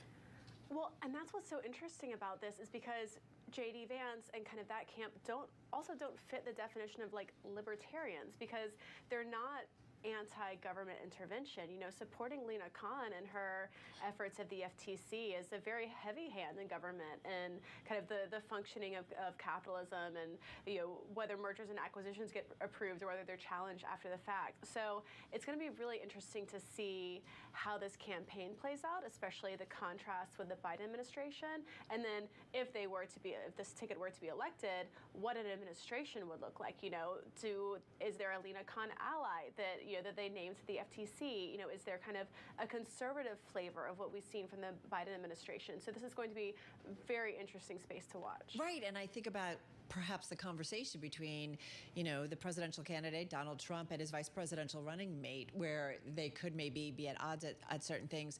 I am curious how this has translated into dollars specifically, Anna, when it comes to the Trump campaign. Yeah, definitely we've seen the choice of J.D. Vance bring on a lot of new money for the Trump campaign. Elon Musk has pledged to donate to Trump-aligned PACs, also to the GoFundMe fund for the victims of Saturday's attack at the Trump rally. And we've also seen other Republicans, other Silicon Valley people say that they're going to align. David Sachs, when he hosted a fundraiser for Trump in San Francisco, really credited J.D. Vance with kind of bringing those communities together and being that bridge between the Trump campaign and Silicon Valley. What happened in Silicon Valley? What changed in the last 8 years or so? I remember an article in The Nation back in 2016 that called Obama Silicon Valley's president. I mean, this is a guy, Obama, that is, who there was chatter of him becoming a venture capitalist after he left the presidency back in 2016. What shifted? What changed? That is a very philosophical question. I think we would have to have a longer conversation about that. But I don't know if it's just kind of the natural business cycle of an industry going At 2:45 p.m. Eastern Time, we expect comments from Fed's Kugler, who speaks at the NABE conference in Washington on challenges facing economic measurement and creative solutions. Text and Q&A are expected. Social factors that are at play. It's a really interesting space. Yeah, and I do think it's interesting, and you kind of talked about this before, that it does feel like, Anna, that as this race goes on, and maybe it's no surprise that there is, some division, if you will, between the startup community and whether it's the venture space versus kind of the tech establishment, whether it's Apple, whether it's Alphabet, whether it's Microsoft, whether it's Netflix, whether it's Amazon and others. I also think those publicly held companies are often, nervous about wading too far into politics because they can tick off some of their shareholders or some of their customers. It gets a little tricky. And their employees. And their employees. So, but I do feel like we're getting kind of somewhat of a division in terms of who's backing who among the political parties. Yeah, Trump has been the great scrambler of American politics and kind of the ideological spectrum. So I think, as this campaign really moves into the next phase running up to November, we're going to see even more of that, especially with some of the reaction that we're going to get from Wall Street, the different reaction we're going to get from Silicon Valley, and kind of how this percolates throughout the economy. So, we talked a little bit about the sort of strange bedfellows here in the context of Lina Khan and his public comments, J.D. Vance's, that is, recently about her supporting her. There's also backing legislation with Elizabeth Warren, as you and Lizette write about, and then teaming up with Democratic Senator of Ohio, Sherrod Brown, as well. Talk a little bit about J.D. Vance's alliances across party lines a little bit. Yeah, and this is where, you kind of question how attractive his policy positions would be to a traditional libertarian, because he has made these alliances in his short tenure on the Hill. And there seems to be kind of a through line in a rejection of what he's called in the past the financialization of the U.S. economy, where kind of the forces that are moving money around and not really producing anything, again, providing capital for companies that actually produce something. But, when all of the gains are going to finance and to kind of the investors, that seems to be the thing they're trying to address. And you can address that, from what we're seeing now from the political right and certainly from the political left. And so I think that's where this is really going. Yeah, I mean, I just want to jump in here, though.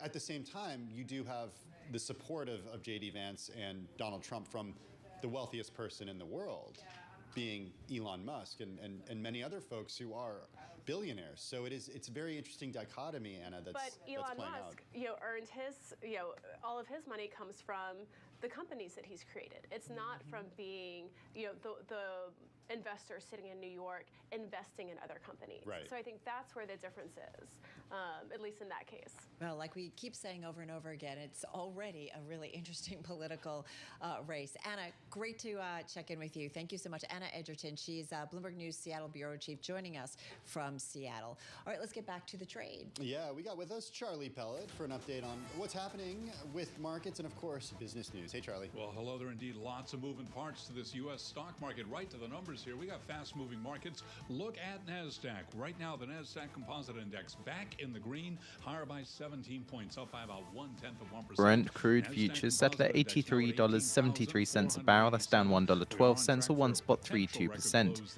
And noting front-month NYMEX crude falls to $80.76 a barrel, the lowest settlement since June 21st. 0.5%. The Dow up 671 points, up by about 1.7%. United Healthcare after earnings having a lot to do with that. UNH right now up by 6%. The Dow worth repeating up 670 points. But perhaps the biggest story of all in terms of markets today, the continuing ongoing surge in small cap shares, with the Russell 2000 up now by 3.1%. Your 10-year 4.16%. The 2-year 4.44%. Shortly expecting the text release from Fed's Kugler. Gold up 1.8%, $24.65 the ounce right now on the precious metal, while West Texas Intermediate crude down 1.5%. WTI 80.72 a barrel. Tesla looking to hire nearly 800 new employees 3 months after CEO Elon Musk hastily ordered the largest round of layoffs in 10 the company's seconds. history. Tesla taking part in the rally today. Tesla up now by 1.7%. So again, recapping, S&P pushing higher by 30, on track for a record close up 0.5%. Russell 2000 not going to ignore that. So Fed's Kugler says if incoming data doesn't provide confidence that inflation is moving toward the 2% target, it may be appropriate to hold rates steady a little longer. If the labor market cools too much, it'll be appropriate to cut interest rates sooner rather than later. Upside risks to inflation and downside risks to employment have become more balanced. It'll be appropriate to begin easing monetary policy later this year if economic conditions continue to evolve favorably. Continued labor market rebalancing suggests inflation will continue to move toward 2% target. Labor market has seen substantial rebalancing, and the supply and demand are gradually coming into better balance. Inflation remains above U.S. central bank's target, and inflation has continued to trend down despite a few bumps at the start of the year. To the head of the influential Teamsters Union. We even heard from David Sachs, the venture capitalist, who we were talking about a little earlier. A broad spectrum of speakers. So what will the race and run up to the November elections mean for investors short and longer term? To tackle that, with us is Kara Murphy. She's Chief Investment Officer at the Registered Investment Advisor, Kestra Investment Management, joining us right here in our studio. Kara, welcome. Thank you. Nice to have you here. Nothing going on. Yeah, very quiet. It's very quiet. Hey, remind us, we often, we'll talk about this, some of our Bloomberg Market write-up stories or write-ups on the markets. We'll talk, remind everybody about kind of historically what happens in a presidential year. Remind us a little bit about that. Well, number one, there's always a lot of fretting, a lot of hand-wringing, a lot of worrying. But what's interesting is that when we actually look at market performance in years when there's a presidential election, the annual return is remarkably similar to non-election years. But the way that we get there is a little bit different. And typically what we see is a kick up in volatility late in the summer prior to the election, and then markets sort of take off before the election actually happens. So we've been counseling people to be aware of this. It can still be a really good market environment, but it can be a bumpy road along the way. It hasn't been that bumpy over the last 18 months. And so this is where we also have to be cautioned because this year is so different in so many different ways. And I think part of the reason why markets have been able to rally in the first half of the year is because I know it doesn't feel this way, but there's actually much less uncertainty going into this election than what we normally have. Especially Meaning what specifically? And especially after a weekend like we just had, that sounds weird. But we have two former presidents who are running against each other. We've never had that before. So the two presumptive candidates, we know what they do in office. We know who they surround themselves with. We know what policies they favor. We've actually never had that level of policy certainty going into an election. So from a market's perspective, that's actually a good thing. Do you believe, though, as someone who has to advise investors, that a second Donald Trump term would be just like his first term? So that's always a big question. And again, just because he served 4 years doesn't mean the next 4 years are going to be exactly like it. It's fair to say, and this isn't being political, but he's not your standard political candidate. He's also, a lot of the people who were in his universe in his first term are, no question, out of his universe forever. Right, what people have been calling kind of the guardrails in that first administration. But we also see, I mean, even in a Biden administration or other administrations, you tend to see every couple of years a big turnover in terms of the personalities around a president.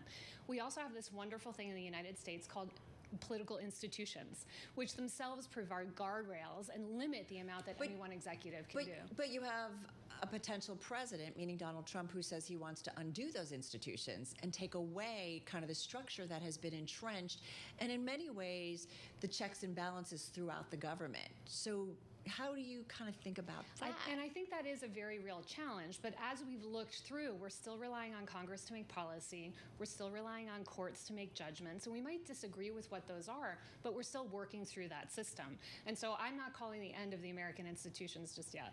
What do you see as potentially inflationary about another Trump administration? We've talked a lot about this, the idea that he is interested in raising tariffs. There are some questions about other policies that would actually be inflationary. How are you thinking about that? Well, I think when we look at both potential administrations, both have potentially inflationary policies. And so for Trump, it's more along the lines of tax cuts and tariffs, which, you know, in some ways the market likes, right? The market likes when companies pay fewer taxes, but can actually be inflationary. So I think those are components to a broader picture, but there are certainly broader economic forces that'll play into inflation than just policy. So what do you tell investors when someone comes and says, Kara, okay, I want to put some money to work. Do I play it safe, keep it in cash right now and wait to see what happens? What do you say? I think if investors play it too safe, they risk missing a really good market environment. So what we would say is diversification is still your best friend, right? You don't have to own just a handful of companies. You can diversify, whether it's smaller cap names outside the U.S., bonds. So there are a lot of different ways that you can still be invested, enjoy a good market environment, but without being so beholden to just a few names. Would you play the Trump trade right now, which is everybody was kind of jumping on? And I think Tim and I talked a lot about this, of being like, a little careful one day.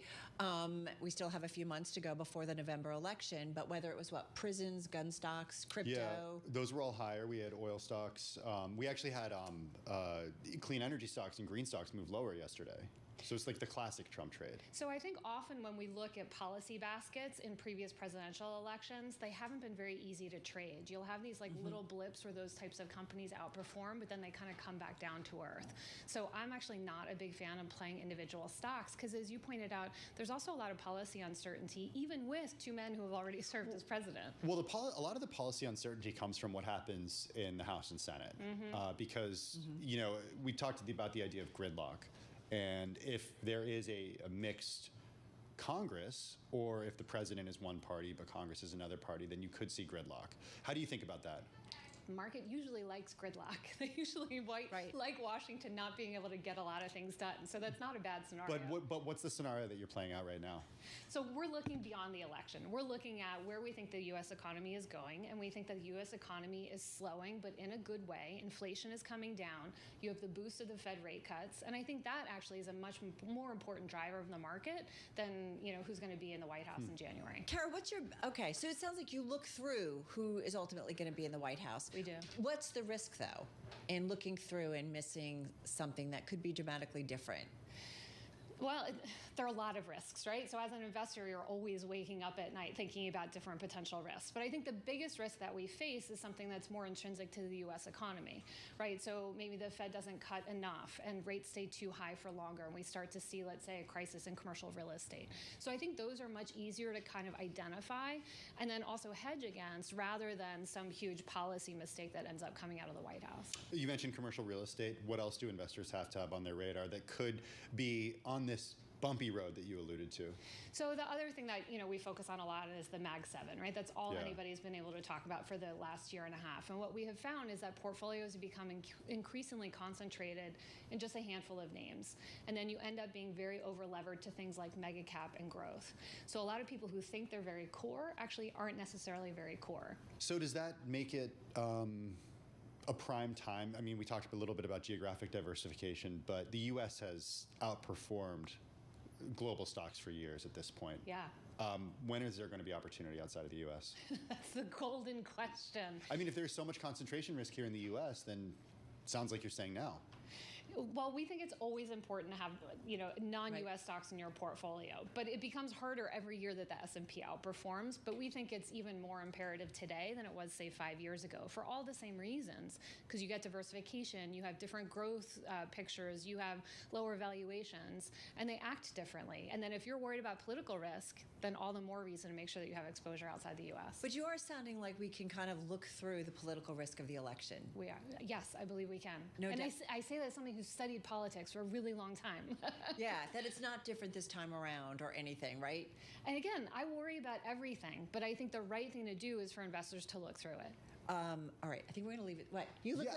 I guess, I mean, my question, though, is there's a lot of hay being made about, and Carol mentioned this, about the fragility of institutions in the U.S. And with a Supreme Court that some would argue gave the president much more power in a recent ruling. Why doesn't it concern you? So it does concern me. I don't think it's necessarily something that we should be investing on our portfolios with. And when I ask people, like, do you feel like political polarization has grown in the U.S.? Everyone nods their head yes. But then I show stats showing that this has been a growing trend for over 40 years. And it's happening not just in the U.S., but outside the U.S. as well.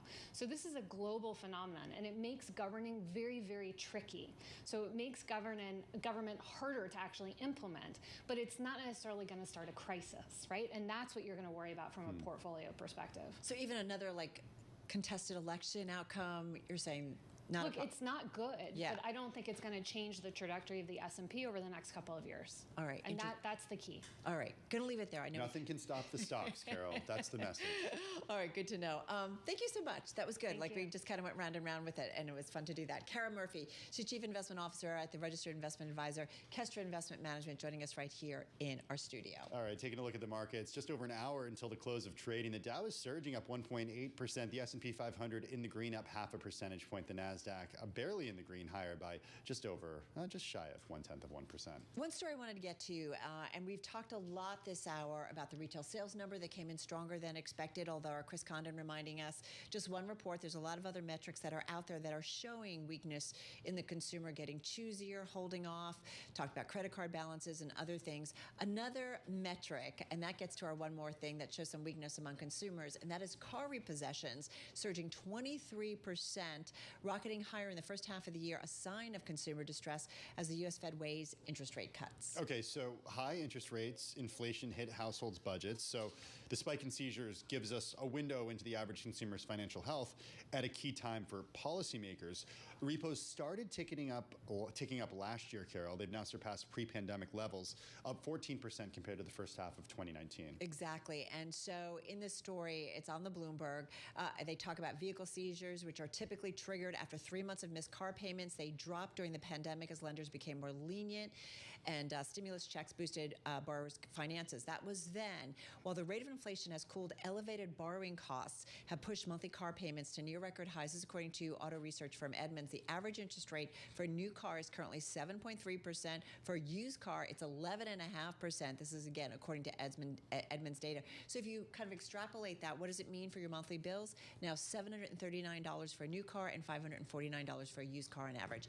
That makes a difference. Right. Consumers being hit on a couple different fronts here. One, higher rate, so it means payments are higher, but also cars are getting more expensive. So if you have higher rates and higher payments, then it's a recipe for a monthly payment that you can fall behind on. I think it's safe to say, I mean, conversations that we have with colleagues just in and around the newsroom that, people are kind of waiting for the Fed to cut rates and see that kind of trickle through in terms of some of the rates that are out there and that are used in borrowing. Okay, so that if that does happen.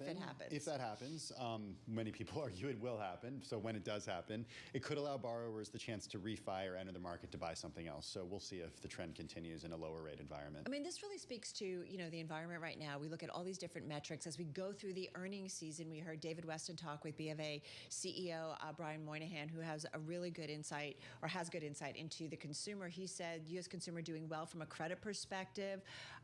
So, you know, that is another metric and facet, if you will, that kind of builds a picture of what's going on in the consumer. So trying to get an idea of what happens next in the economy. Okay, well, speaking of what happens next, we're going to hand things off to the team over at The Close on Bloomberg TV. If you are sticking with us on Bloomberg Radio, we got a great program coming up over the next 2 hours on Bloomberg Business Week. We do indeed, and looking forward to one of our first guests there who has worked in the public sector, the private sector, worked during the Obama administration, understands the importance of financial markets, business, and trade in particular. So Stefan Seelig is going to be with us, and I'm curious to see how he kind of ties it all together and throw in the political environment too.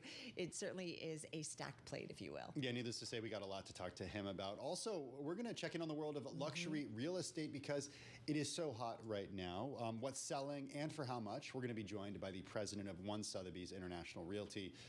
He's out there in Aspen, Carol, so it's a good sense of the luxury market out there. All right, luxury market, and then we're going to get into the business of public hospitals.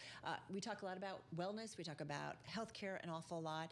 We are going to be joined by Dr. Dean David Schillinger. He's a primary care physician who says that medicine almost killed him. It's all in his new book, but he talks about the importance of narrative medicine. Basically, it's when doctors talk actually to their patients so they can get a clearer picture of what's going on. So we've got a lot coming up in the next couple of hours. We do that as we look at the markets. Most names in the S&P 500 are higher today. We've got a broad-based rally, so we're going to continue here. As Tim mentioned, S&P up about 31 points. Dow really the outperformer, up 700 points. I'm Carol Massar along with Tim Stanovic. This is Bloomberg Business Week.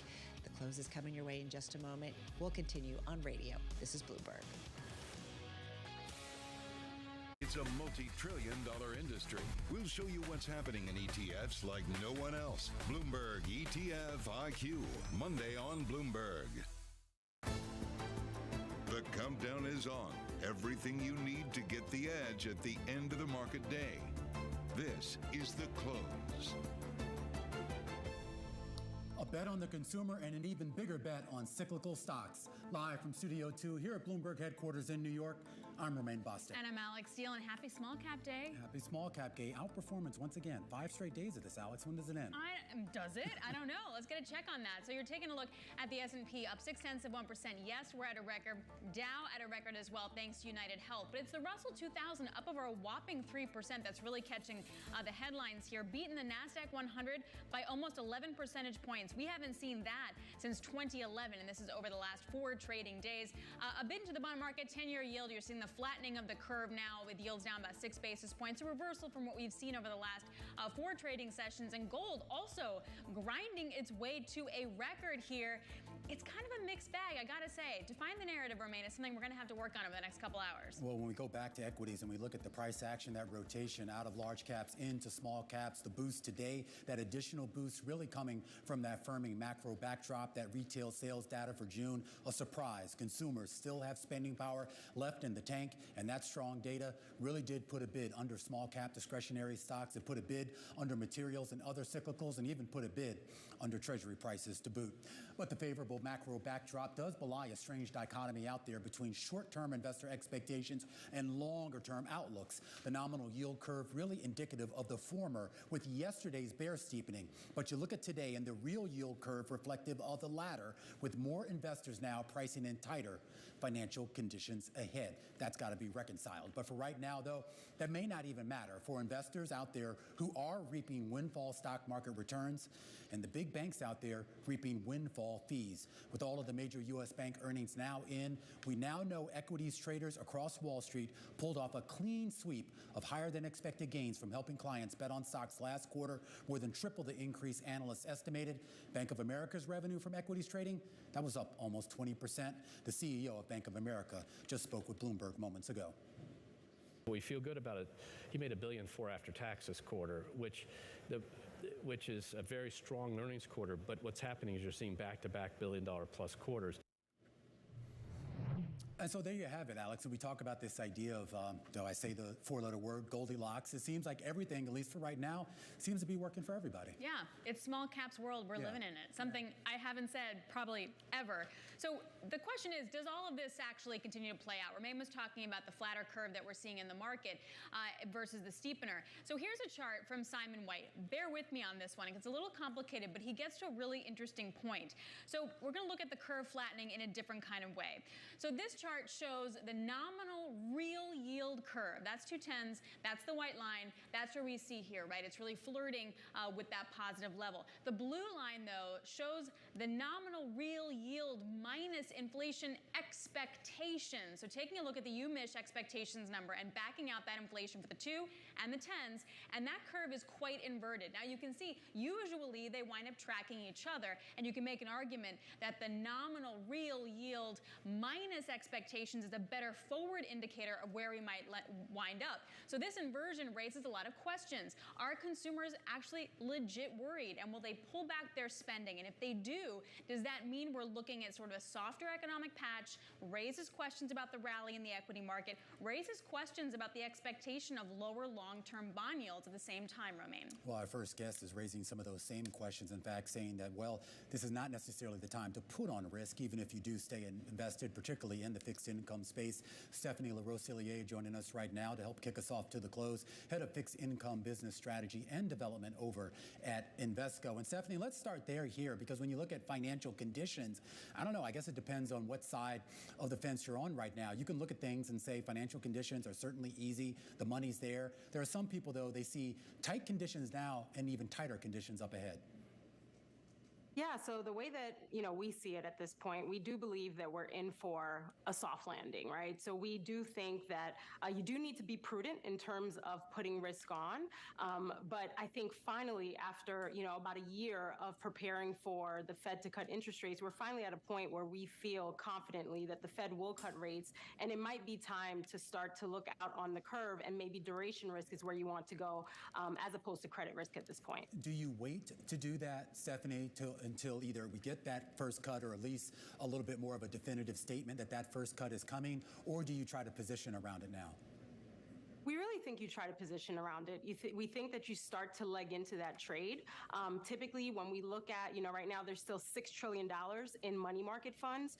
Typically, the individual investor stays in money funds and stays in cash much too long. So you want to start to leg out on that trade. You want to start looking at the ultra short funds in the space, because that 5+% on the money markets is not going to last. Yeah, people keep telling me that, Stephanie, and I keep not listening. But, it's a fair point. I want to get to the long end part of the equation, because it does feel like higher yields may actually be here for longer on the back end, even if the front end winds up coming down, particularly if we get a President Trump in the White House and we get something like weaker growth and higher inflation. Yeah, we certainly, have a thought process that is in line with what we're thinking here. We do think that we're likely to see some steepening on the curve, which, again, we've been waiting for quite some time. So it'll pay off to be longer on the curve at some point. And we do agree that with, the political backdrop that we have now, we're likely to see the longer end kind of stay anchored to where it is while the front end comes down. Okay, so you see the 10-year not coming down, just not going up either. Well, we see it coming down marginally. I would say we're looking, when I say, kind of staying anchored, we're looking further out in the curve. So we look at the 30-year, we're likely to see that kind of stick around where it is right now, with the 10-year coming down marginally. So, Stephanie, as we sort of push ahead, I do have to ask you a little bit about election risk, particularly for those folks who are counting on rate cuts and rate cuts this year that would require even greater repositioning, greater rotation than what we've already seen, not just in fixed income, but across all the major asset classes. Are you worried at all about that maybe running into, I guess, complications, if you will, from how the election shakes out in November? That's a great question. Right now, I think, what we do know is that President Trump is the nominee for the Republican, ticket, and that was no surprise. I think the market is really pricing in a lot of what we're expecting from a political backdrop. So, right now it's just my crystal ball is a little unclear when it comes to the political side of things. There's just so much that can happen between now and November. All right. Well, a very measured response to that question, as we expect out of you, Stephanie. Great stuff.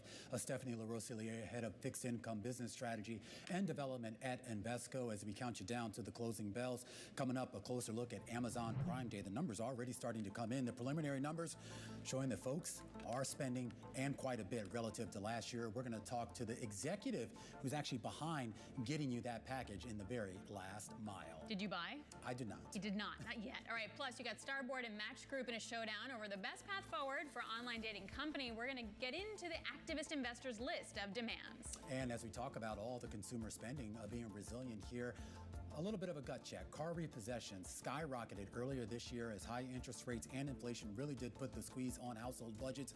You really want to see what these numbers show, and we're going to have a discussion as to whether there's any relief anytime soon. All that and more coming up in a bit. This is The Close on Bloomberg.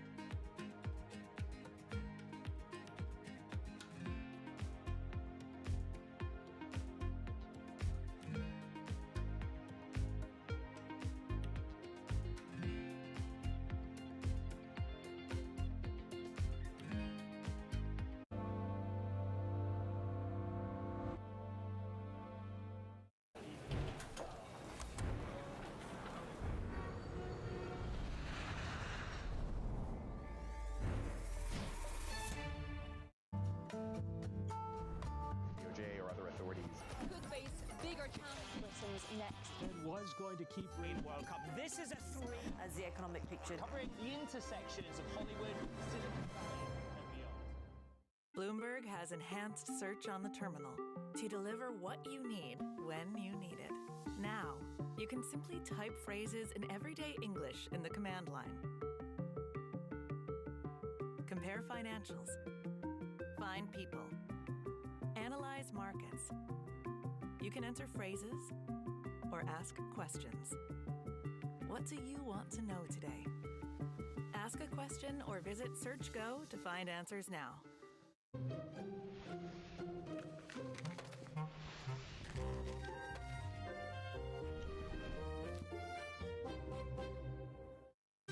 Good morning. This is Bloomberg Surveillance. Welcome back to the opening trade. This is Bloomberg Technology. This is the Asia trade. You're watching The Close. Welcome to Balance of Power. This is Bloomberg.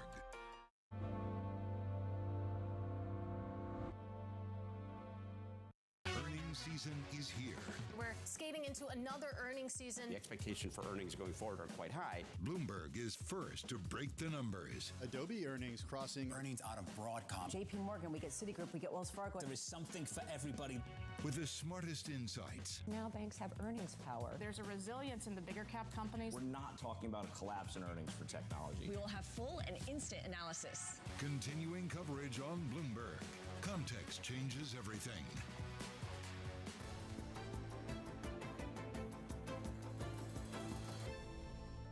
If you look across the board, it's solid, growing a bit, but growing consistent with the lower growth, 2% type growth, lower inflation economy. It's not growing as fast as it was coming. The pandemic shot up, went down, and started growing faster. Same with deposits, went up, drained down, they're stable. The activity is kind of normalizing. That was Bank of America CEO Brian Moynihan speaking with Bloomberg just moments ago after delivering a very strong quarter alongside Morgan Stanley and PNC. Results setting the stocks higher. Morgan Stanley at 1 point hitting a record. Bank of America at a 2-year high. Joining us now is Erica Najarian, a managing director for large cap banks and consumer finance over at UBS Investment Research. Hey, Erica, let's just drill down to Bank of America. Was this number worth a 2-year high on the stock? In a way, it is because it's really not about the number that they reported today, but it's about the path forward. So, Bank of America essentially laid out a path for a fourth quarter net interest income number. That's their interest margin times how big their balance sheet is. It is substantially larger than what they reported in the second quarter. And of course, they gave us a lot of moving pieces in which to conclude that that number will continue to improve from that fourth quarter exit rate. And so what the market is really buying into is not the result of the quarter, but the promise of higher consensus revisions for 2025 outlook. The question, though, becomes, isn't that all dependent on Fed rate cuts, particularly their net interest income? Like, they didn't say it's not going to trough now or at third quarter. Like, it's going to get better in the fourth quarter, which leaves question marks around the third quarter. What do we get in the fourth quarter? We get rate cuts.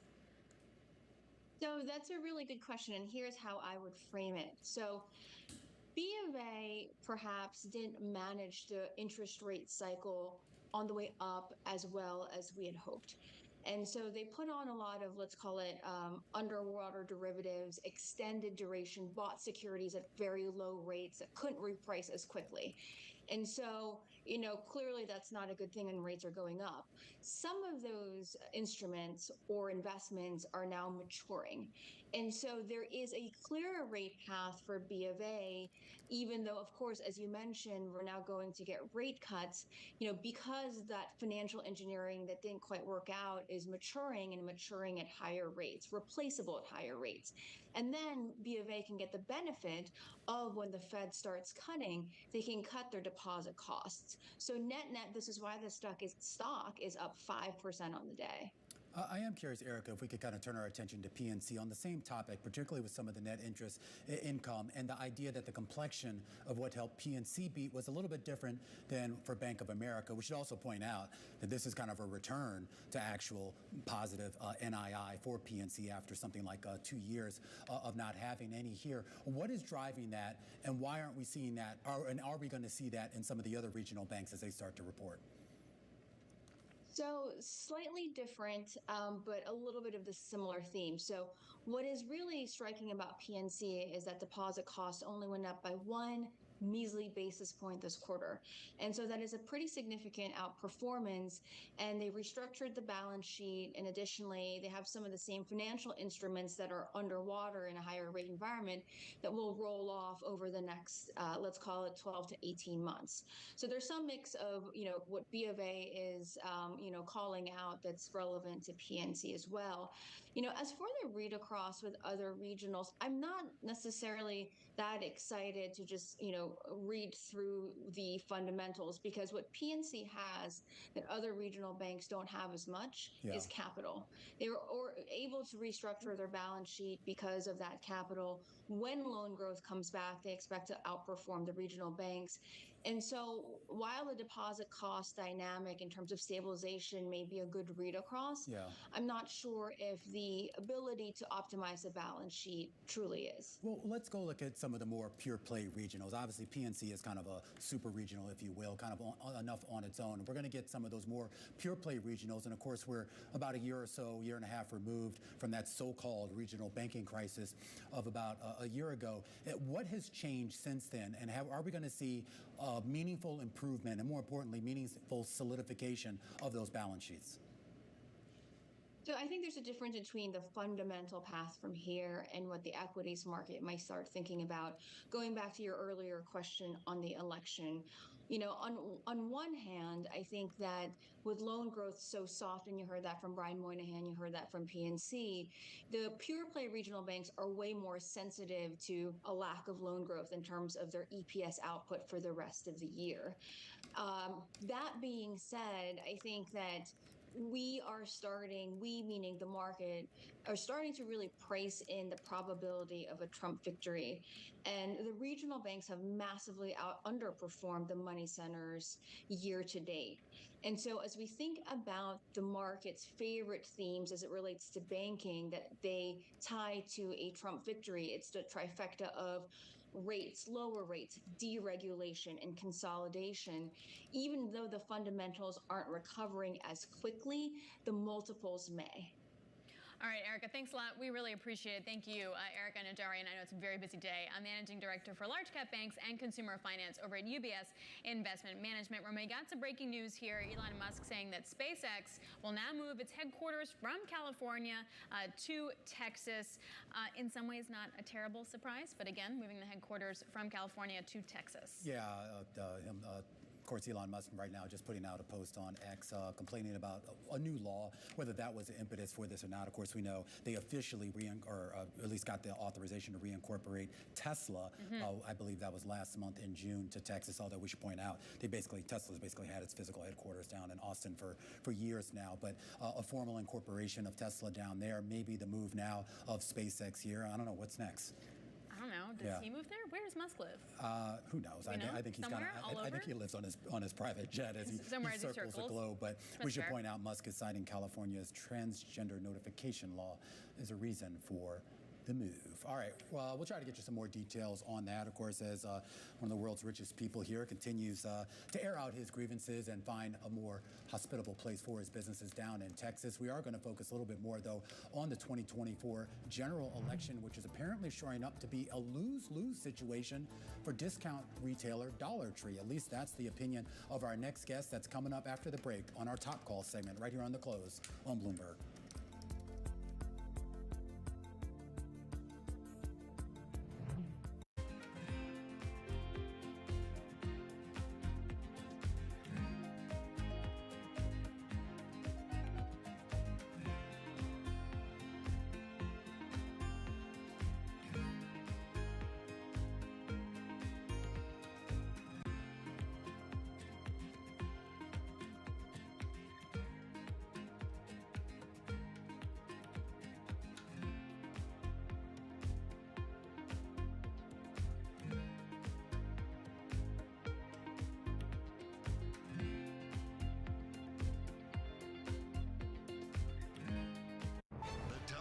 In global leadership are on Bloomberg. We are 40 millions. We're a big country, and we really depend on the aid from the world. And we depend on the aid and the position and the stance of the US. So I would like to understand, what would it mean to finish war fast? If Trump knows how to end this war, he should tell us today. Because if there are risks to Ukraine's independence, if there are risks that we will lose the statehood, we want to be prepared for this. We want to understand whether in November we will have the powerful support of the US or we'll be all alone. Only our lives are at stake here, and nobody can just trade our lives. Nobody covers the top global leaders like Bloomberg Television and Radio. Bloomberg covers the world with unmatched reach and resources. From more than 120 countries, the moment news breaks, 24 hours a day.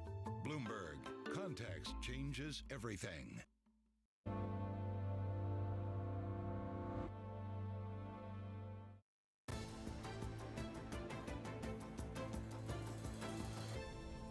All right, let's get a view from the sell side. Top calls, the big movers on the back of analyst recommendations. And we start today with Chegg, Morgan Stanley, giving the education platform a passing upgrade for now with an upgrade to equal weight.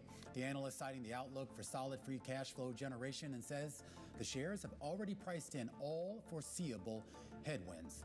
Shares of Chegg having their best day going back to November. Next up, Starbucks, Evercore downgrades to inline. The analyst surprised by the lack of movement in revenue despite new products as well as warmer than usual weather that should have benefited cold beverage sales. He's also worried about weakening consumer demand over there in China, lowering his price target to 80 from 92. The shares, though, bucking that trend up 3% on the day. And finally, let's take a look at Dollar Tree.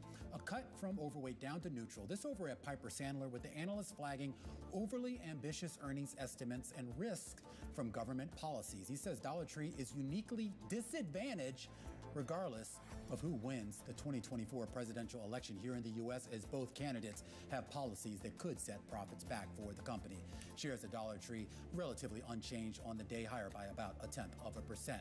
Those are our top calls, but we do want to stick on Dollar Tree for just a second and bring in the analyst behind that call, Peter Keith, Managing Director covering hardlines and leisure over at Piper Sandler. All right, let's kind of unpack here some of these unique disadvantages, Peter, particularly when it comes to the political landscape. And we're going to start with the obvious one, and that is tariffs. Obviously, a company that sources a lot of its products from China. Yeah, so with Dollar Tree, you have to remember that's two different banners. You have the core Dollar Tree banner, and then you also have the Family Dollar banner.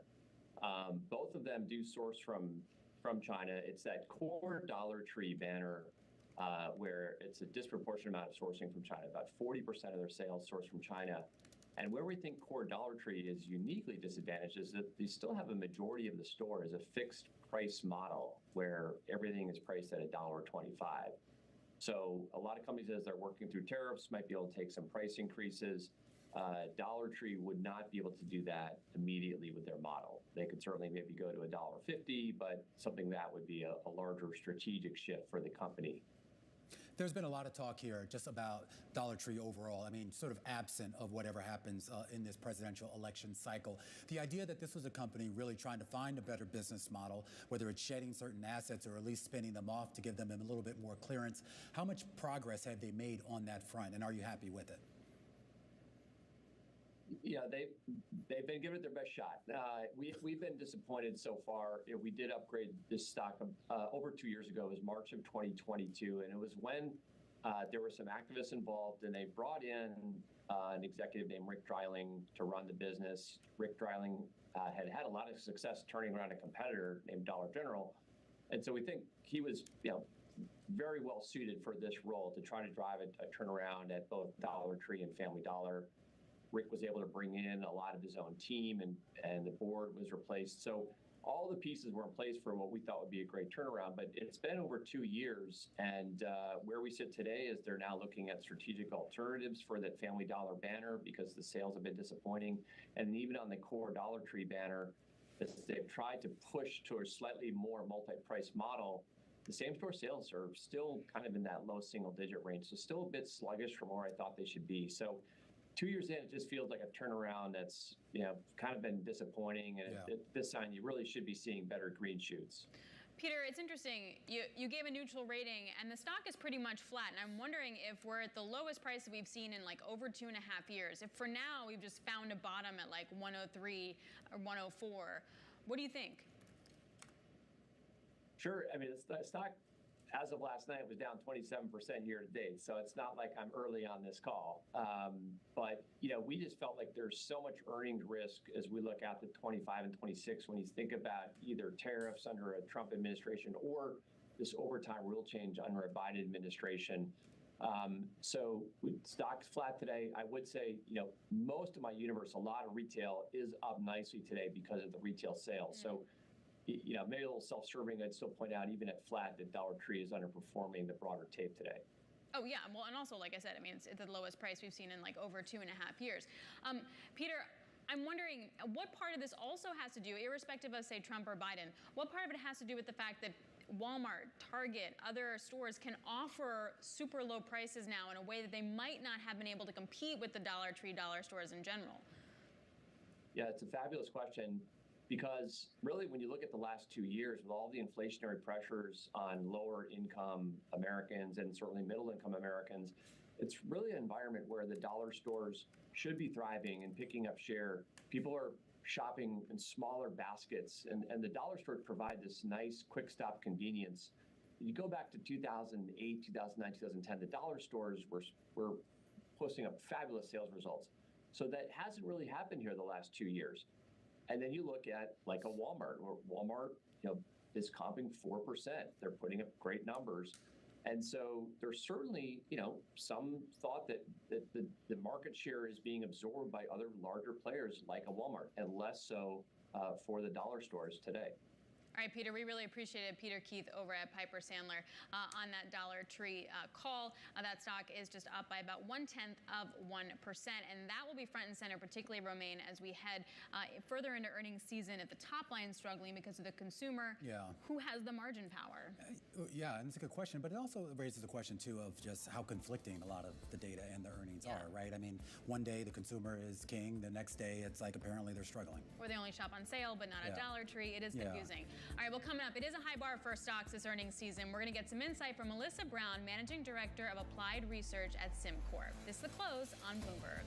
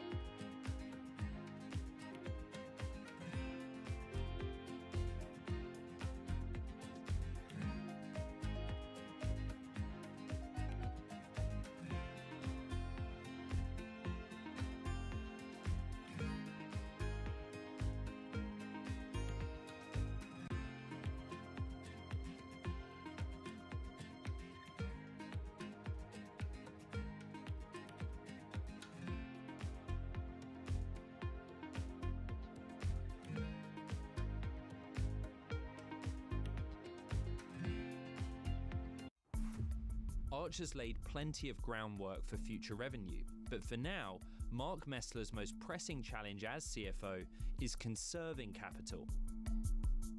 You have to have the short-term discipline to sort of circle the wagons around cash. I mean, cash is oxygen. I know where every ounce of cash is going, and but we also have to be nimble around that as well because things change by the day.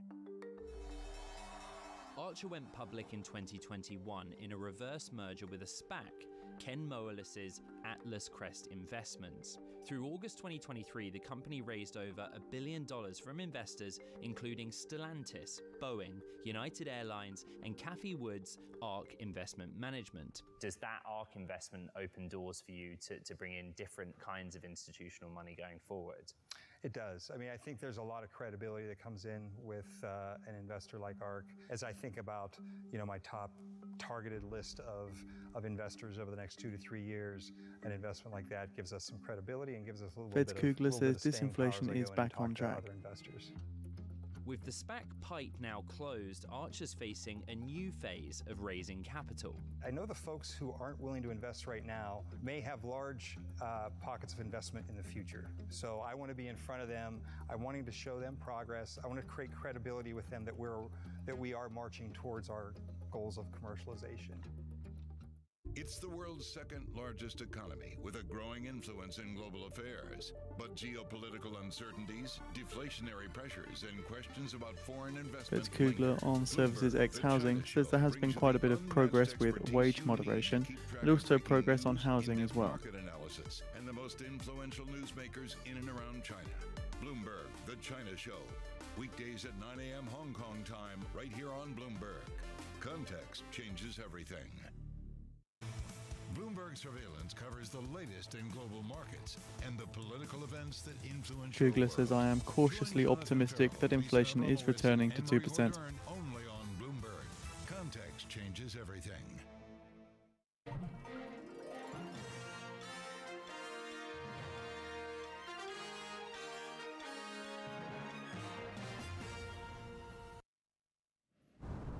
Let's get back to that breaking news. Elon Musk moving the SpaceX headquarters from California to Texas, citing California's newly passed transgender notification law and other bills that have preceded it. Bloomberg Technology host Ed Ludlow jumping on the story for us and joins us now. Hey, Ed, was this expected?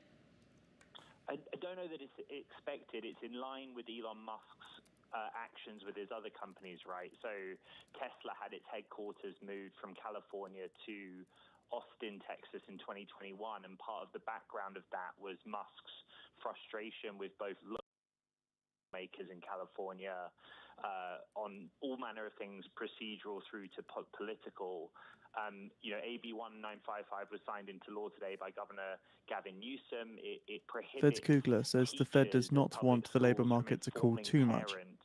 Of any child's change in status, gender status, or sexual orientation. And Musk, responding to another ex-user, basically said that was the final straw for him and for the company. And from a sort of space industry standpoint, it's important to note that quite a lot of SpaceX's activity is in Texas anyway, in Boca Chica, near the border with Mexico, but not all of it. So, it's an interesting development for America's most valuable private company. All right, there you go. Ed Ludlow, the co-host of Bloomberg Technology. A read here on Elon Musk, a post on X saying that SpaceX will now have its headquarters down in Texas, moving from Hawthorne, California. Elon Musk citing a transgender notification law in California as an impetus for why he wanted to move. We do want to get back to the markets and get back to earnings, because for the first time in a long time, the bar for earnings growth is actually pretty high. Forecasts for the second quarter were lifted to 8.5%, the highest since 2021. Most analysts are expecting 68% of the industry groups to report robust increases as well. Michael Casper joining us right now, equity strategist over at Bloomberg Intelligence. And let's start off with the general expectations for this earnings season, because it seems like the last few quarters we've come in and everyone said the bar was on the floor. So if you missed, you just missed. Yeah, the bar is definitely significantly higher this quarter. We're looking at, again, 8.6% EPS growth on 4.4% revenue growth. So the bar definitely higher. Our guidance model suggests we could have about 12% earnings growth, so significantly higher than the earnings bar. But again, it's going to be pretty difficult. 8 of 25 industries still expected for a decline. Tech and communications still leading the earnings gains. So it's a very lumpy earnings season still, and the bar is significantly higher. Okay, so with that in mind, where are the risks here? How about sector leadership as earnings go? Yeah, I think some of the risks are that we have a little bit more rotation that we've had over the last week or so, and does that actually get cemented by the fundamentals this earnings season, right? So Mag 7 earnings growth for the next 4 quarters after 2Q, so 3Q through 2Q next year, expected to slow into the mid-teens or so, with the 493 catching up to that. And that, I think, is what investors are trying to front run, and we have to see if that actually gets cemented this earnings season. Is there any reason, though, where we think that this quarter is going to be different when it comes to that differential that we've seen between the Mag 7, the big cap tech, and the rest of the market? There's a reason why those stocks rallied the way they did. I mean, that was a fundamentally driven rally. The earnings and, more importantly, the top line numbers were there. Yeah, the earnings expectations have been improving for especially out after 2Q. Yeah. A lot of it was to do with that weaker than expected CPI print, right? So we had disinflation actually. Yeah. And we're kind of looking for that to kind of continue and see if it can be cemented this earnings season with fundamentals. All right, Michael, great. We're going to leave it there. Michael Casper over at Bloomberg Intelligence. I do, Alex, just real quickly want to go back to some other breaking news on Elon Musk. We're now getting another headline crossing the Bloomberg terminal, Alex, that Elon Musk is also going to move the headquarters of X, the platform formerly known as Twitter, also to Austin, Texas. So this would effectively bring at least his 3 major properties, SpaceX, X, and of course Tesla, all into the purview of Texas. And I like what Ed was saying just before, is that a lot of SpaceX launches are in Texas. So from that perspective, even regardless of whatever laws he doesn't like in California, that makes sense. And most of the Tesla executives are down there already, as there are a lot of the X folks. So more of just rearranging the chairs for something that he's already done. We'll find you some more details on that, but we want to continue our discussion about this earnings season with Melissa Brown, Managing Director of Applied Research over at SimCorp. And Melissa, we were just talking with Michael Casper of Bloomberg Intelligence.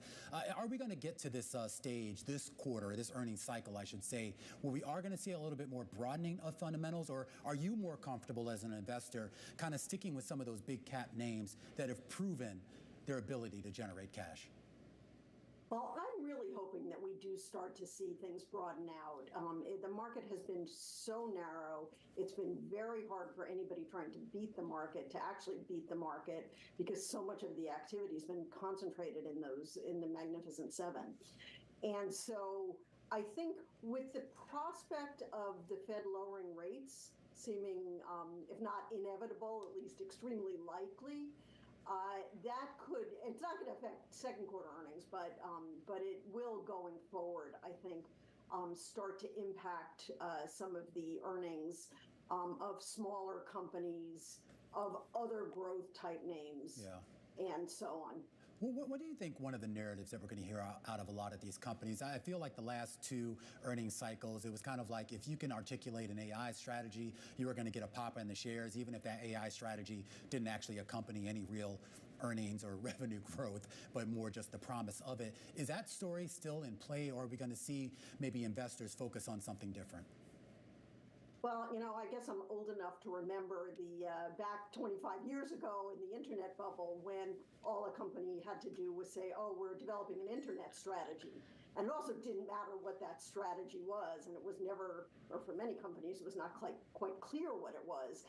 And, potentially not so much for the traditional AI companies, not for the NVIDIAs, but for every other company that is now talking about developing an AI strategy. I think investors are really going to have to sort through those claims and the impact and what the company is actually doing. Are they really able to build on AI and somehow either improve their revenues or improve their margins or whatever? Yeah, and also just, monetize it at the end of the day. So you brought up margins, and I wonder, the theme so far, and this is over the last couple earnings season, is top line still struggling, but cost cutting has really helped margins, and that's been the support. Does that stay the support this time? I think it probably does. I guess the one major difference between the last few earnings seasons is that inflation has come down. So we could potentially see some better top line growth.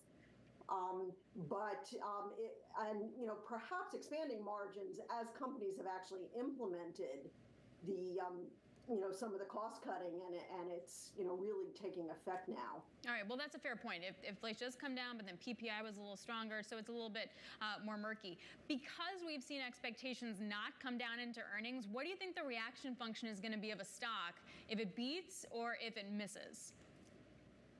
I think if it misses, it's really going to be in trouble, particularly, the Magnificent Seven and other, similar types of names, because investors have really placed a lot of their faith in those stocks driving the market. I think the general expectation is that companies are always going to beat by a little. So even if they just report in line with expectations, that may not be great news. It's not necessarily terrible news, but it's not great news. So in order for a company really to have a positive earnings surprise, its earnings are going to have to be significantly better than expected. All right, Melissa, great stuff. Melissa Brown, Managing Director of Applied Research over at SimCorp, here as we count you down to the closing bells here on this Tuesday afternoon. When we come back, a closer look at some of the big movers on the day, including Match Group. Those shares higher here on news that Starboard Value is taking a stake and plans to push for a sale of the company if it can't turn things around. It's our stock of the hour, and it's up next right here on The Close.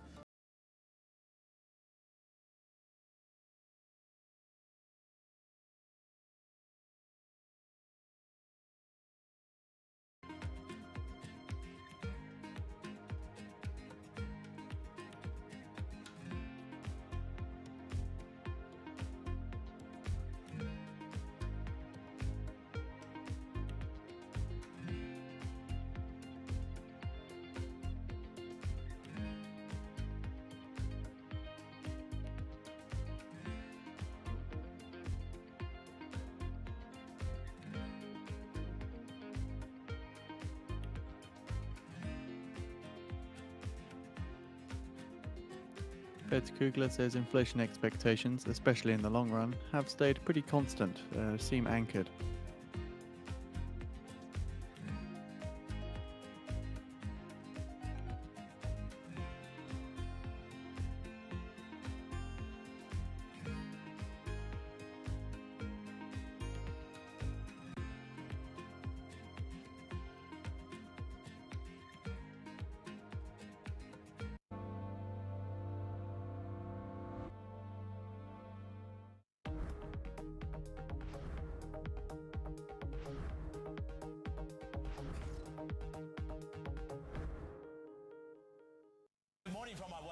News in New York, I'm Menace Credit. And I'm Danny Berger. Let's set your agenda. Bloomberg Brief delivers the market news, data, and analysis you need live every weekday at 5 a.m. Eastern. Bloomberg. Context changes everything. From the world of politics to the world of business. 2 times a day at 1 p.m. and 5 p.m. Eastern Time. Hosts Joe Matthew and Keely Lyons. Fed's Kugler says, I am watching data incredibly closely, given that it can weaken fast.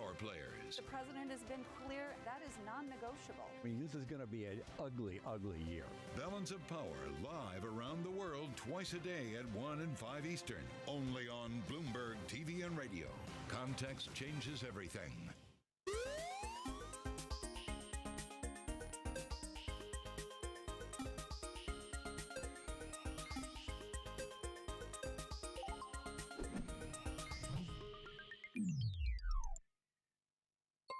Asia is at the forefront of some of the world's biggest stories. I'm Sherian in Tokyo.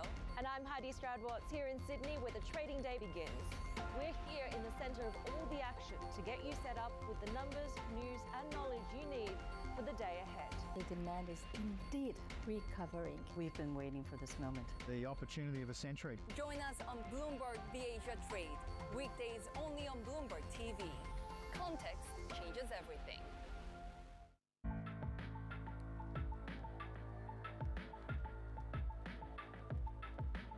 This is Bloomberg.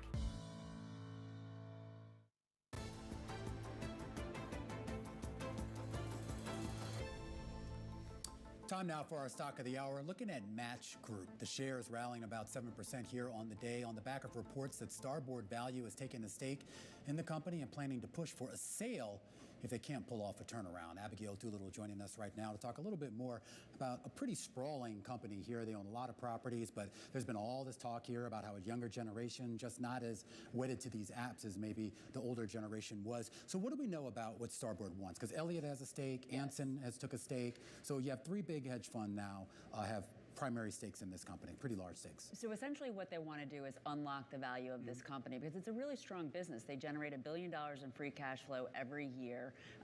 They have decent growth, not as much growth as they used to have. It's interesting, the stock had been at its peak during the pandemic, funny enough, because you wouldn't think, but I guess that was how people were meeting at that time. Even they couldn't be, people had like dates online. Online. It's like a thing. Yeah. Oh, really? Yeah. So that is reflected in the stock. And then I think that people thought that growth was just going to continue, and they weren't able to do it. So Starboard's basically coming in saying that we want you to increase the operating margins to above 40%, clean up the Tinder brand, because that's the one, that was their big growth engine. But apparently Hinge has a better format. So they want Tinder to gain the Hinge format so that Tinder will take off again. But here's the biggest thing. This company has 2.5 times leverage. Their max is 3 times. So at the end of the day, what they're really saying is we want you to take on more leverage, buy back stock. Take on more leverage. Well, go up to your maximum leverage level and buy back stock and support the stock. Technically, it's really interesting because if it goes below 27, it's going down. But if it goes above 42, and I think that's the better chance that it's going to go higher. Take this company private is very, very difficult. So there is a possibility they're just trying to create this pop, which they've done. And if they can continue, they could get the stock higher because, frankly, it used to be a growth stock. It's not a growth stock anymore. It's not a GARP stock either. So they need a new ownership of value owners. If they can find that, I think that this stock may tiptoe higher. So I covered this stock on radio. I was just watching that commercial. I know, me too. What's going on there? There's like confetti. And for Tinder, guess what the age range is for Tinder? Do we know this? Pop quiz. No? Like 20 to 25? No. Well, you 25 were saying to? I was going to say I actually was saying 20 to 25. Is it shockingly high? It's 25 to 34. Oh, okay. And you can kind of see that in all their different business models. Like it just goes different by age. Here's my silly question with activist investors. Do they all have to agree on the same thing? Like what if they don't? So it's interesting that you're saying this. I imagine that they probably at the end of the day, they want to unlock the value. That's why they're making the investment so that their money will go higher. But apparently some analysts are saying that Elliott, they didn't go quite as far as as the analysts had expected Elliott to go. And that now maybe Starboard's going to kind of pick up from here and get a little bit more aggressive in terms of the operating margins, really make some stuff happen with Hinge. Elliott, of course, does have 2 seats on the board, so stay tuned. All right, Abigail, thanks a lot. Really appreciate that, Abigail Doolittle, joining us there. And we are counting you down to the closing bells. Small caps continue to rally hard. The Russell 2000 still up by about 3.5%, while the S&P hits another record high. If we close here, we're on 38 record closes for the year. Hakuna, Azar. I'm looking at all the Match Group properties here. I'm lost. Our time, which is for older people. I don't know what Hakuna is for. There's something about fish too. Rich Weiss comes up next. This is Bloomberg. Yeah, we have a promo. Sorry.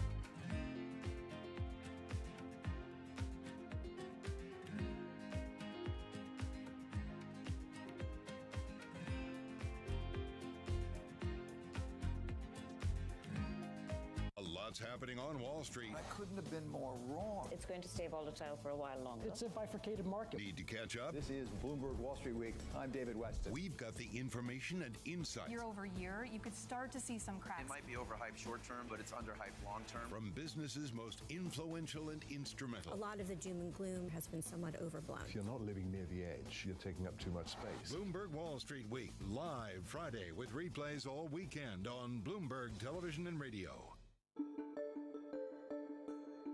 You are also an owner, I should have pointed out, of 3 major sports teams. That's right.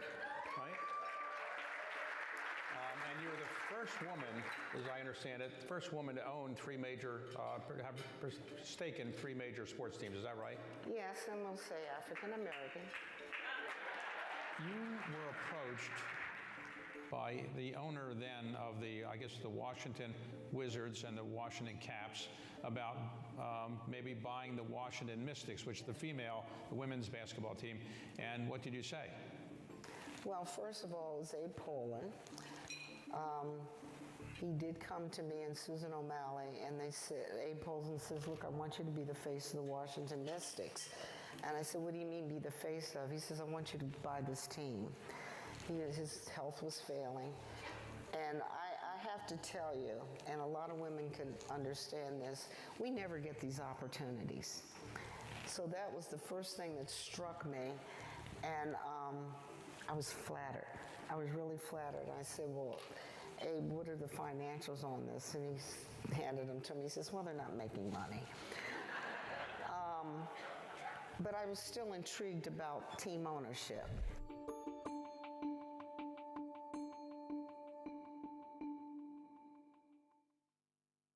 People ask me all the time, what is the key to being a really good investor? And I tell them it's to surround yourself with and work with the best investors you can find.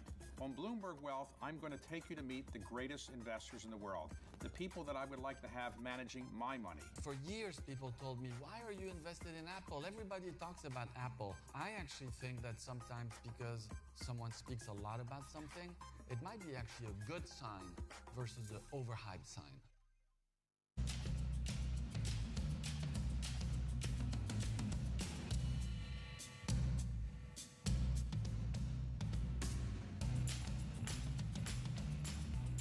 So looking now to the market on close imbalance, S&P 500, 150 million to the buy side, and the NASDAQ 100 is 140 million to the sell side. Dow 30 stocks are 210 million to the sell side, as with Mag 7 stocks, 210 million to sell.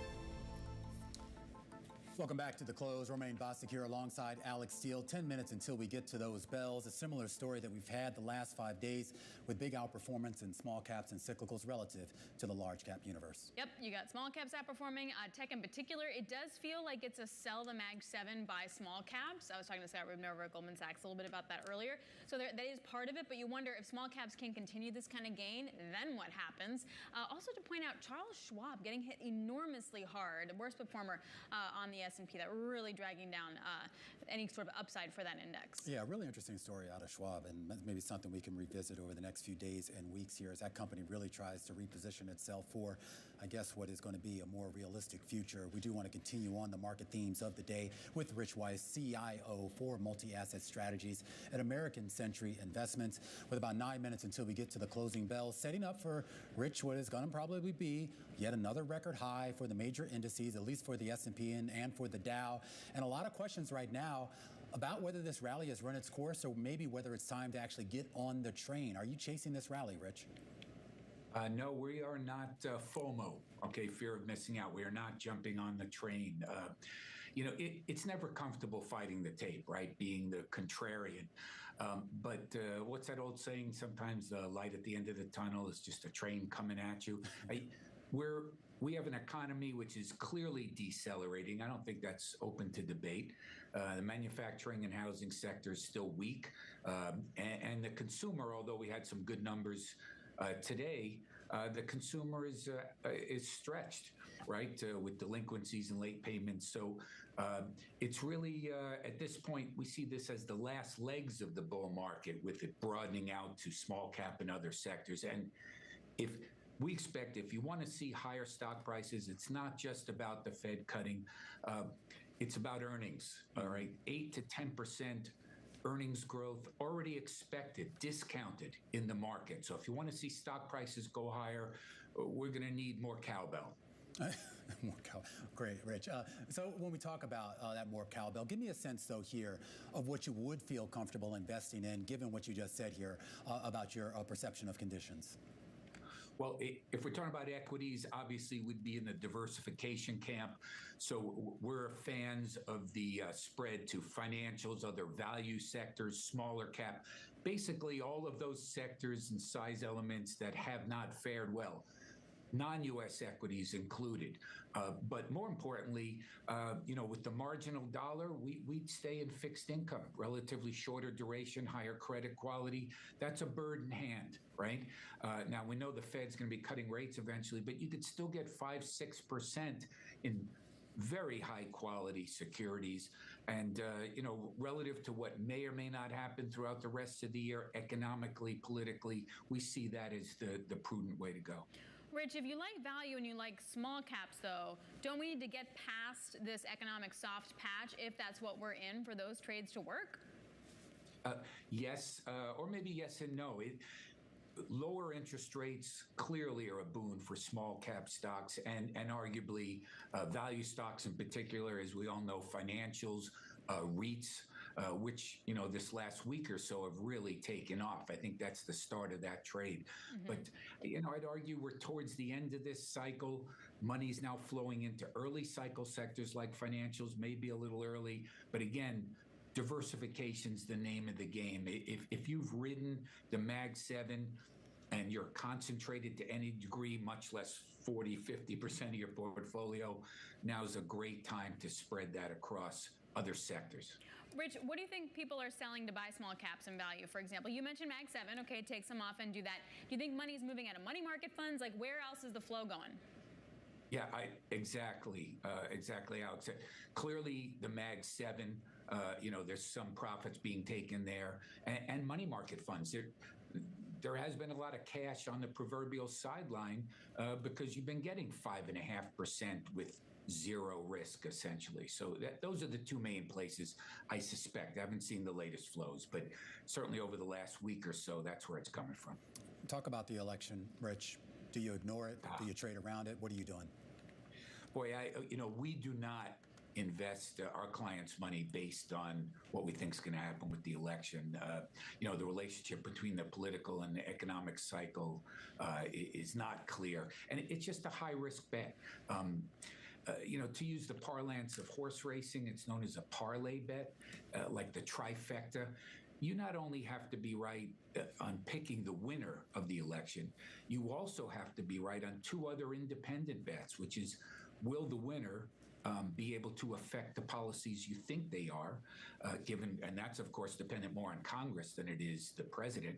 And then third, and not least, is has the market already discounted that information? So again, you have to be right on three separate bets in order to make money on an election trade. So we stay away from it, prefer to position based on the economic fundamentals, okay? Not who's going to be in the White House or whether Congress is locked, et cetera. Yeah. Well, when it comes to those economic fundamentals, particularly on a global basis, Rich, I mean, the U.S. has kind of stood out for pretty obvious reasons, but there's been a lot of discussions about that American exceptionalism, whether it's waning. We've already gotten a lot of anecdotal evidence of investors, global investors, I should say, trying to look for other places to earn a return other than the U.S. Are you one of those folks? Yes, very much so. Again, along with the diversification theme, the U.S. has had an exceptional stock market, okay? And we've outperformed virtually any other developed and many of the emerging markets over the last, 10 years, just as stocks have outperformed bonds by an exceptional amount over the last 10 years. So we're looking to diversify. And in fact, if you look at not only our own forecasts, but the consensus forecasts of the major economists, U.S. growth decelerating this year. We've far outstripped, in terms of real economic growth, the major developed nations, but they're already beginning to climb. They have been, in many cases, reducing interest rates. So they are arguably on the upswing while we're in the downswing. Expect that gap to close between the U.S. and the major developed nations. Ergo, we'd expect to see stronger, surprises in earnings overseas relative to what we got here. All right, Rich, going to have to leave it there. Always great stuff. Rich Weiss, wealth of experience in the world of finance, now CIO for multi-asset strategies at American Century Investments. As we count you down to the closing bells here, Alex, just about 2.5 minutes to go here. And the outperformance, 3.5% gain on the Russell 2000. You overlay that with the NASDAQ that's basically flat on the day. Yeah, it's actually kind of amazing. Also, the Mag 7 down 0.4%. Here's a question, though. If small caps sell off, or we reach oversold levels and you're going to have a reversal, does money go back into big tech? It's a big question, and I think we're going to get that answer over the next couple of weeks as those big tech names, including Netflix on Thursday, start to report earnings. If they're still generating the cash, why not? Maybe not. Yeah, but then you have to monetize it. It's some questions. Too many questions. Too many questions that we're going to try to answer. Stick with us. This is Bloomberg. The Closing Bell, Bloomberg's comprehensive cross-platform coverage of the U.S. market close, starts right now. And right now, we are 2 minutes away from the end of the trading day. Romaine Bostic and Alex Steele here to help take you through the closing bell. It's a global simulcast starting now. Scarlett Fu joining us in the TV studio. Carol Masser and Tim Stenovic in the radio booth as we bring together our audiences across all of our platforms, including our partnership with YouTube. Carol Masser, another phenomenal day if you're a small or mid-cap stock, particularly relative to what's happening with the larger cap brethren. Yeah, the outperformance, right, that we're finally seeing in small caps. We've been talking about them, I feel like, forever, guys. We're seeing investors move into it. Once again, though, I'm going to highlight also the financial sector, because you're looking at the KBW Bank Index up almost 5% in the last 2 days alone, and that compares with about not even quite a 1% gain in the S&P 500. Yeah, the Russell up 3.4% right now, up about 11.5% so far this year, which is underperforming the major indices. Well, underperforming the S&P 500 and the NASDAQ.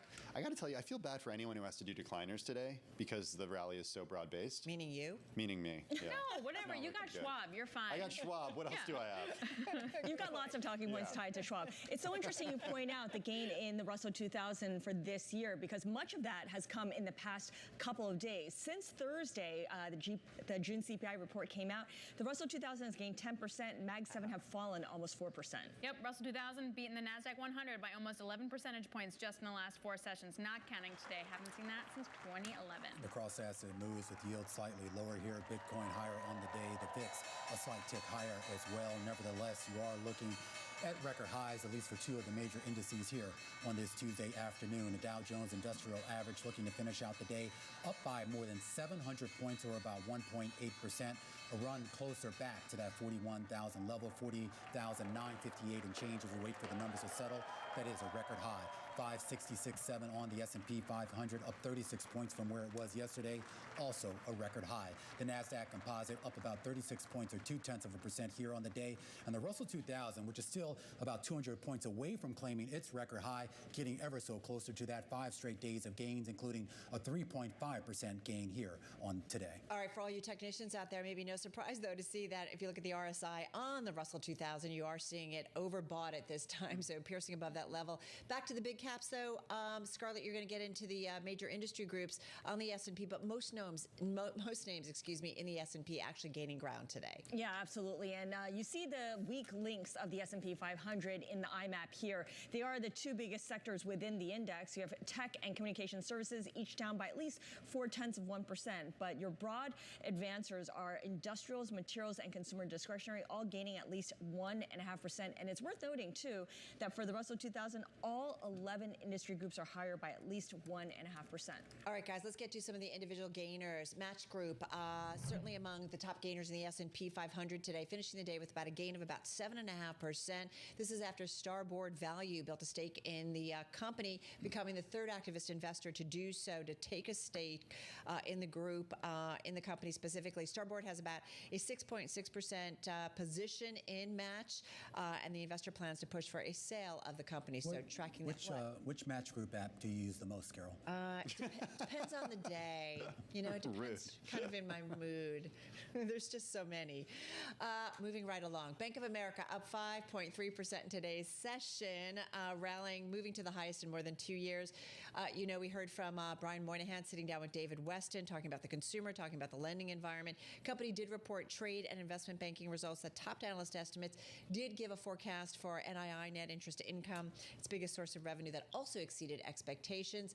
Another banking name, State Street, up about 7.3%, finishing at its highs of the session, up after beating revenue and net interest income expectations as well for the second quarter, even amid some high expectations. So that's an outperformer. And just one more earnings name I want to throw in there. United Health up about 6.5%. This is after the company reported second quarter adjusted profits that topped estimates, even as the firm saw medical costs that were higher than Wall Street expected. Can I say I like Tinder? No, I don't like Tinder. Okay, moving right on. You don't like Tinder? No, Carol, you can't say that. I don't say that. You like the veggie one. There's like veggie friends or something. That's the name. Not veggie. It's something like that. Yeah, exactly. All right, moving right along. I think, Swipe right for Scarlett, broccoli, I think you were the one who called that. I do have Schwab today, finishing the day down 10%. Shares suffering their biggest intraday drop, going all the way back to last year's regional bank crisis. That was back in mid-March. This after Schwab warned that it will have to shrink itself in order to protect profits. So going forward, Schwab is planning to rely more on off-balance sheet arrangements to house customers' deposit. This is according to Walt Bettinger, the company's CEO. By relying on partners like Toronto Dominion Bank, deals would allow Schwab to more efficiently use capital, he said. Investors not cheering the results after that earnings call this morning. Shares down more than 10%.